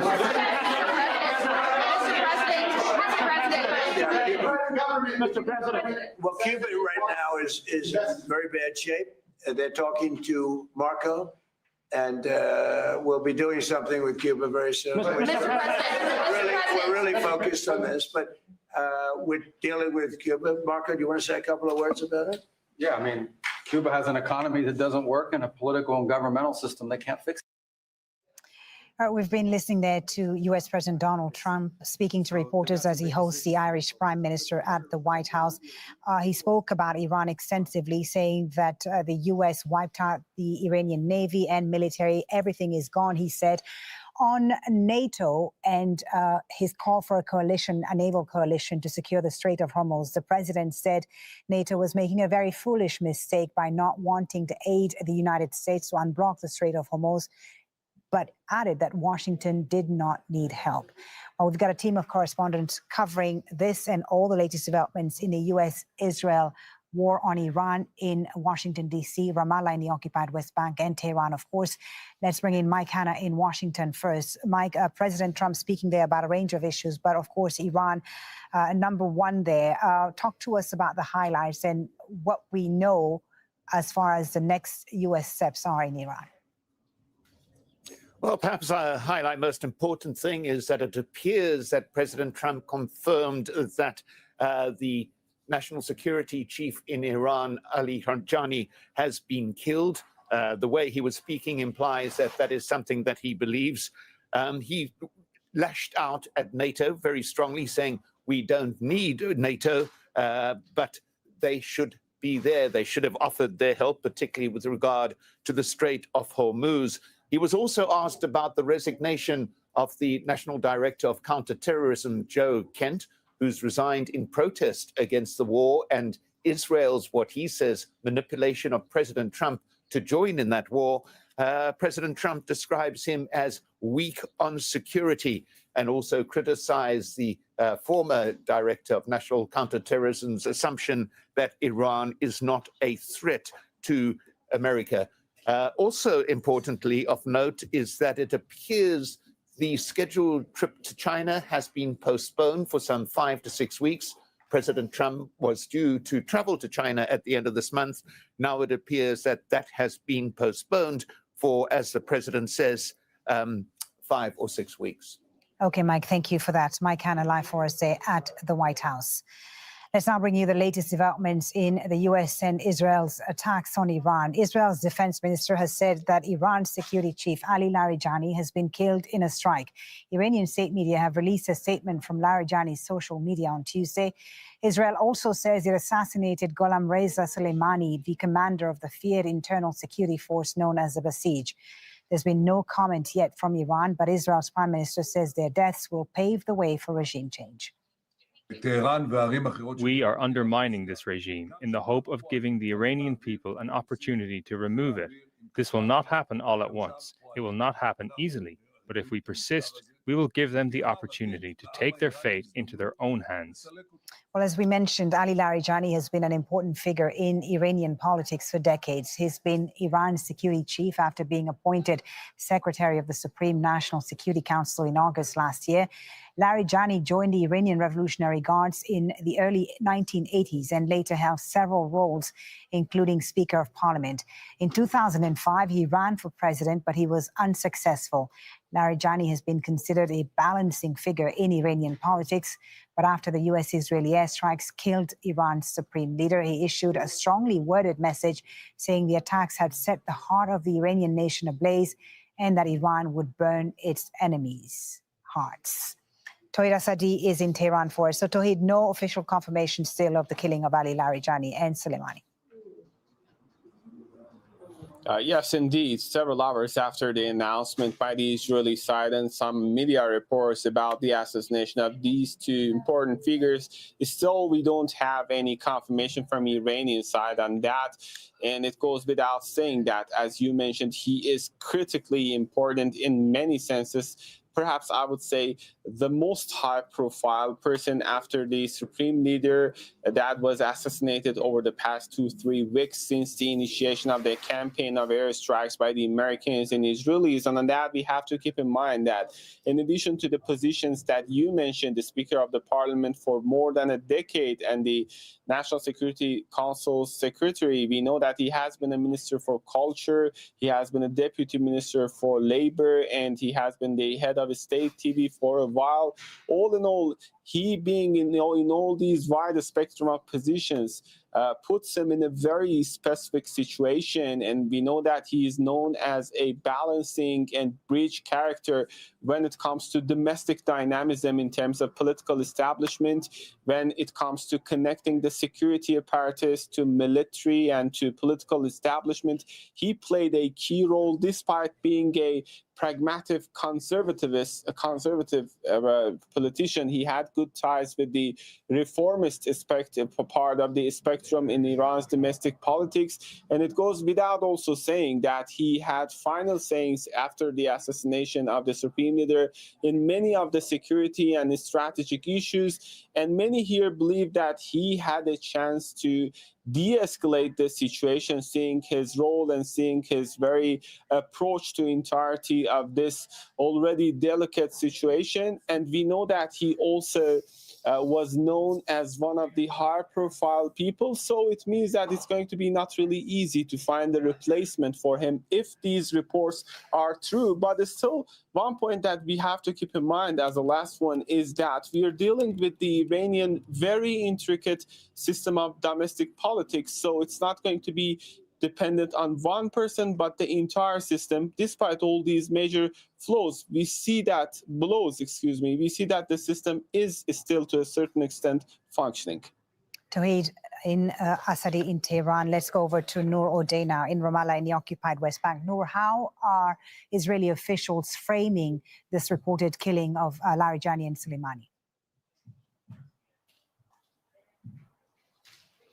Well, they're framing it as a victory, Foley. This is a man who's been described in Israeli commentary in the past week as the most dangerous mind in Iran, a figure that Israelis knew very well could be key to negotiating an end to this war, an outcome that certainly the Israeli government did not want to see happen, because the objective, as it was declared by the Israeli Prime Minister, was to topple the Islamic Republic of Iran, not just assassinate its leaders. And that's why the promise was to keep assassinating the key figures in the political system. This moment is being described by Israeli officials as a historic opportunity, Foley, one that Israel must seize and take advantage of so long as the US president is willing to continue fighting alongside Israel in this war against Iran. And so they will maximize the benefit while also, of course, bombing the security apparatuses, the police stations, and so on, to shake the foundations of the system, to loosen its grip on the country and allow, as the Israeli Prime Minister said, the people of Iran, in his words, to rise up and take control of the country. Tawhid, Ghulam Razi Soleimani, the besieged commander, was responsible for internal security. He was central to internal repression. Have there been any reports of a reinforcement or of checkpoints or changes of tactics after the reported? Well, he was indeed the commander of besieged militia, but we have to keep in mind that he was not the only person, but one of the key actors and factors when it comes to the domestic security of the country. And of course, we know that right now, after the escalations ramping up to an unprecedented level, there are a mixed, level of concerns in Iran, one from the airstrikes and assaults, and the other one is about the possibility of a domestic chaos. You know, we have to keep in mind that earlier in December last year, we witnessed a massive protest in Iran, initially driven by the economic demands of the people, and then later on there were some political and social demands. So there is this public dissatisfaction. And back in time, at some point, it turned into really extreme amount of violence in the streets of the capital and in other cities, leaving a concerning number of fatalities from both sides, pro-state and anti-state people who were across the streets. So there is now this concern, specifically after the statements coming from the United States about the possibility of reinforcing the opposition. Now, there are concerns about the domestic security of the country. Right now, we know that also what adds to this already complicated situation is the very recent drone attacks targeting the security points, security checkpoints across the Iranian capital. And now we see the presence of people. Right now, I can say it's now 2 or 3 hours since people have gathered in downtown Enqilab Square after a call by the state to show their solidarity and show their support to the political establishment. This is one side of the story. The other side is the segment of the society which is not really happy with the political establishment, and that runs the risk, seeing the polarized nature of Iranian society, of further escalation domestically speaking. Noor, this operation, what does it say about the extent of Israeli intelligence over Iran right now and the end game for Israel? Well, it fits in perfectly with Israel's brand, Folly, as a regional military superpower, as the go-to place to buy technology that can infiltrate the telecommunications of the adversary, that can reach the enemy anywhere, anytime, as Israel often says. And the companies that make these weapons and this technology has made billions, tens of billions of dollars in the past 3 years. Now, as far as the end goal is concerned, well, there are two things: the statements about freeing the Iranian people, toppling the Islamic Republic of Iran, but then there are also commentary by experts, by former officials, who say that Netanyahu is very much willing to live with a scenario where Iran becomes a failed state, where chaos ensues in Iran. Israel will not be geographically affected by that chaos, but everybody else in the region would, so long as he can claim that he was able to crush the enemy, so to speak. Netanyahu is eyeing elections in November. He wants to be able to declare victory.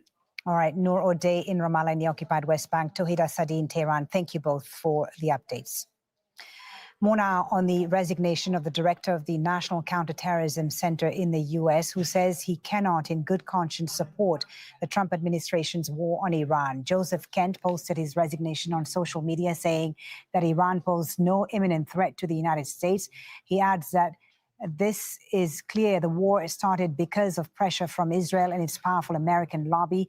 Kent was confirmed to the role by the Senate last July. Let's go back to Mike Hanna at the White House for more on this. What's been President Trump's reaction to this resignation, the first Trump administration official to resign over the war in Iran? Well, the president appeared to be somewhat dismissive of it. He said that the former director is weak on security, was his phrase. He also said that he was incorrect in saying that Iran was not a threat to the United States, saying that Iran is a threat. That's the view of the president. But the criticism of Joe Kent is very, very important, because this is not your ordinary Trump appointee bureaucrat figure. He's a veteran, several tours in special forces. He has been in areas, he knows what conditions are in theaters of war. So his opinion is actually very important. And more than that, he's always been an avid supporter of President Trump. He's also been an avid supporter of the MAGA movement, which is the foundation of President Trump's support. So criticism from a figure like this on these particular terms, saying that Israel influenced President Trump to go into this war, giving him false information through Israeli lobbyists within the US, is a very damning statement, and one that actually could have an impact on President Trump's support, because, as I said, this is not coming from your average critic of President Trump. This is coming from a man who is President Trump's supporter and who's revered among many sectors of the right-wing community. Incidentally, just to add very quickly, his wife was killed, Shannon was killed in 2019 in a suicide bomb in Syria. She was also a special forces operative. And Joe Kent saying in his resignation later that he does not want other people to feel the tragedy he did of the death of his wife in foreign soil. He doesn't want other parents to feel that or family to feel that because of President Trump's decision to go to war. Mike, thank you for that. Mike Hanna, live there at the White House. Well, let's discuss this and all the developments in the U.S.-Israel war on Iran now with Sultan Barakat, Professor of Public Policy at Hamad bin Khalifa University here in Qatar. Welcome back, Sultan. Let's start with what President Trump has been saying about Iran. There was an interesting line towards the end of the questions there with reporters where he said the U.S. operation in Iran was a military operation. He said this was just a military operation that was supposed to last 2 to 3 days. What does that tell you about the U.S. strategy 3 weeks now into this conflict? Well, I think it makes it very clear that he's been led in by Israel without really having a clear objective from the beginning. And maybe this is what the Israelis have genuinely convinced him at the start, that this is going to be sharp, short, devastating intervention right from the beginning. We decapitate the state, and that's it. And he must have believed them in this. And I think, given what we know about his rather limited knowledge of the world and the details of how politics works outside the United States, some people say even within the United States, it's not surprising that he's now coming up with these sort of statements. What is really concerning, I think, is the way he's put on the table other options in that speech. You know, he said, we are holding ourselves from attacking civilian infrastructure, i.e. committing war crimes. We're holding ourselves from devastating their electricity, their energy, etc. We all know now that he has total dominance of the airspace and he can do whatever he likes in Iran. Now, from now on, people should just keep a watch and count what is he going after. And the worry is that if he's still going after the Israelis will lead him into all sorts of dangerous areas. The Israelis right now are going after top leadership, from what we've seen in the last 48 hours. They're going after top leadership, yes. Yeah, so what does that say about what their end game is, Israel's, and is it similar to the US's end game in Iran? Well, ideally, they would like to change the regime, not just change the regime, transform Iran into a friend of Israel, which is really, really far-fetched objective. So far, we haven't seen any senior Iranian defecting from the regime, for example, something that we saw in the early days of the war in Syria. Generals in the army, top politicians, people who speak out, and so on. None of this has appeared. And also, we haven't really heard of any structured Iranian opposition. In the old days, there used to be Mujahidi Khalq, if you remember, who got hosted by Saddam Hussein for a number of years, acting against the Iranian regime. And ironically, it was the United States who pushed them out of Iraq after they invaded Iraq.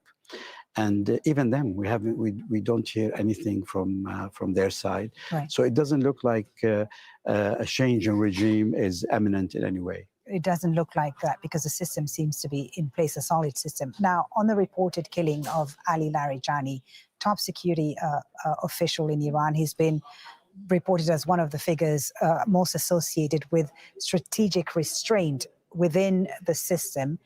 How does his assassination, if confirmed, move the conflict? And how does it change the internal dynamics within Iran?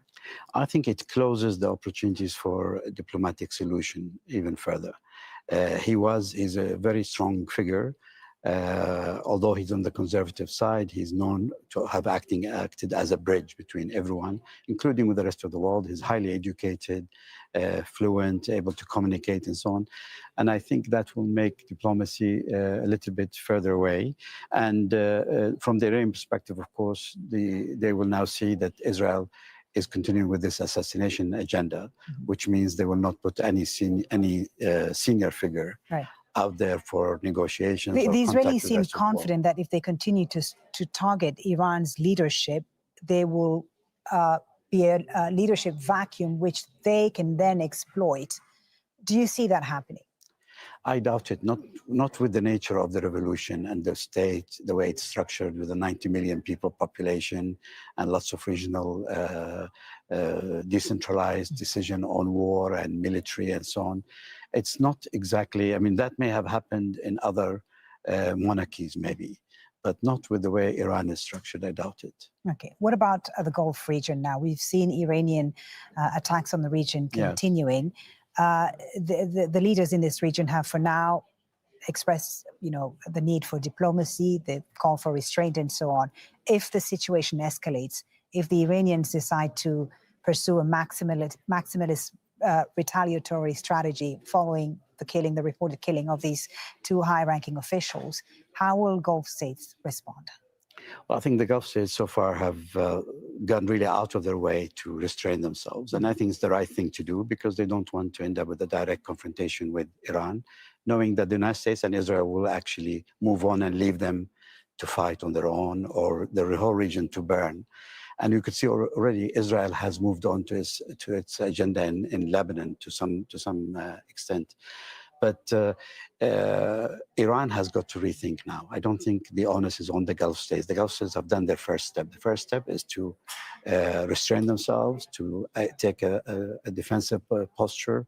They've made sure as much as they can that no attacks are generated from their own land against Iran. Even if the Iranians say this is not the case? Well, even if, they say it's not the case, and they say they're not the people who are throwing the missiles on the Gulf either, and they're calling for investigation. So I think all of that is a good first step. But it's now up to them to make the judgment. Do they really want to fight the whole neighborhood as well as Israel and the United States? Or would it be better for them to now neutralize the region, knowing that the region is there for them when it comes to the end of the war? And I hope that this is a decision that they will make at this moment and focus their energy on where it really matters, including within their own, state and the penetration of their own security. Okay, Sultan, thank you very much for your analysis as always. Stay with us on Al Jazeera. More on the US-Israel war coming up in a half an hour after counting the cost.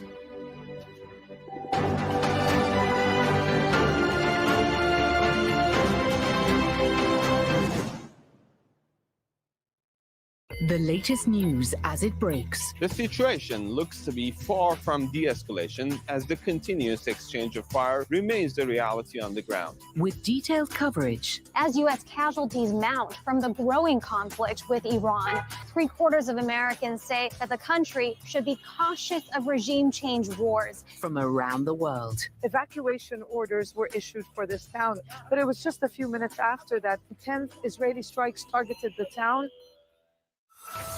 We saw this exact same pattern happen in Gaza, the same lazy, flattened reporting that we saw in Gaza when it comes to the war on Iran.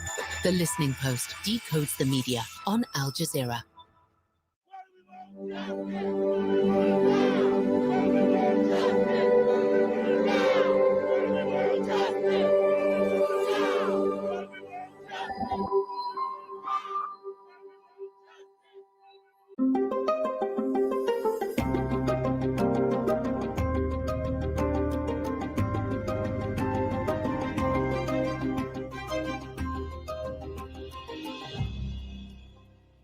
Hello, I'm Adrian Finnegan, and this is Counting the Cost on Al Jazeera, your weekly look at the world of business and economics. This week, the Iran war is pushing the world's biggest economies to their limits. From the US to China to Europe, all are at risk, but which is more exposed? And what are governments doing to protect people like you and me? And the conflict has already caused the biggest energy supply shock in history. Oil prices are surging, and growth forecasts are being slashed. Is the global economy heading for stagflation or even recession if the war drags on?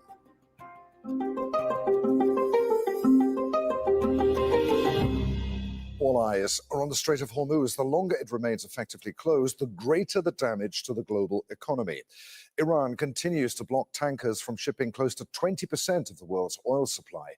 That's roughly twice the disruption the world suffered during the energy shock of the 1970s. Big oil shocks have historically led to major economic turmoil, high inflation, stagnation, even recession. oil and gas prices are already surging and economies are expected to slow. From American consumers to Chinese factories and European households, people across the world are already feeling the impact. So, how exposed are the major economies, and are we heading for a global economic crisis? Fintan Monaghan reports. The crisis at the Strait of Hormuz has the global economy on edge. Iran has effectively closed the vital shipping lane, cutting off oil and gas flows from the Gulf to the rest of the world. It's led many policymakers to warn of the danger of stagflation. That's when three things come together: high inflation, high unemployment, and slow economic growth. It means people will have to pay higher prices, they face greater risk of losing their job, and it might prove harder to build up savings. Stagflation is a rare phenomenon. Usually, high inflation is only a problem when the economy is booming. But a sharp rise in the cost of oil is threatening to push up the price of everything, right when many economies are slowing down. In our country, inflation is plummeting, incomes are rising, the economy is surging. US President Donald Trump is downplaying concerns, but the numbers are troubling for the American economy. Petrol is a key indicator of inflation. The week before the war started, the average price was around $2.98 per gallon. It's already jumped to more than $3.50. Some economists say it could soon hit $4 if the crisis drags on. Inflation fears come as the rest of the economy is looking shaky. In February, the US economy lost 92,000 jobs. The stock market has dipped since the crisis began, a sign investors are nervous. And bond yields are up, an indication that the cost of borrowing money may be on the rise, along with mortgage rates. Europe may also be vulnerable. The Eurozone grew by 1.5% in 2025 and is just emerging from a series of economic shocks in recent years. In 2022, the Ukraine war saw a spike in European energy prices as the bloc shifted away from Russian energy imports. In 2025, US President Donald Trump imposed stiff tariffs on European imports, before eventually reaching a trade deal. And now, in 2026, the Iran war is once again imposing economic uncertainty. And with high borrowing costs and government debt at historic highs, there's less European nations can do to protect consumers. China was also facing challenges before the war broke out. Its growth target for 2026 was between 4.5 and 5%, the lowest in decades. Efforts to stoke domestic demand have been mixed, and it too has faced pressure from aggressive US trade policies. But in some ways, China is less vulnerable than other major economies. While others have had to deal with inflation, China has struggled with deflation. China has also built up the world's largest oil reserves, which may help cushion the impact of the Iran war for a while at least. If the major global economies are headed towards stagflation, there's limits to what central banks can do. Raising interest rates could get inflation under control, but lower economic growth. Lowering rates could boost the economy, but it might make inflation worse. Members of the International Energy Agency, including the US and many European economies, agreed to release 400 million barrels of oil from their emergency reserves, a move which may help stabilize oil prices, but only in the short term. If the Iran war drags on, so too will the disruption at the Strait of Hormuz. And the pressure on the global economy continues to grow. Fintan Monaghan, Al Jazeera, for Counting the Cost. Well, Asian economies import much of their oil through the Strait of Hormuz, but some are more exposed to the crisis than others. Japan and South Korea have large amounts of oil stockpiled, enough to last more than 200 days. But nations in Southeast Asia have much smaller reserves. They're taking steps to make it last and to stabilize their economies. The Philippines holds reserves for around 60 days. It's moved to a 4-day work week in a bid to conserve energy supplies. Myanmar. We're not CNN, MSNBC or Fox News. We are your morning mic drop on at Truth Talks Live, where all voices matter. Is an oil producer, but still imports more than 1/3 of its crude. Oil companies there have started to declare force majeure, indicating they may not be able to fulfill their contracts. And Thailand has banned most oil exports, led to put price controls over the cost of fuel.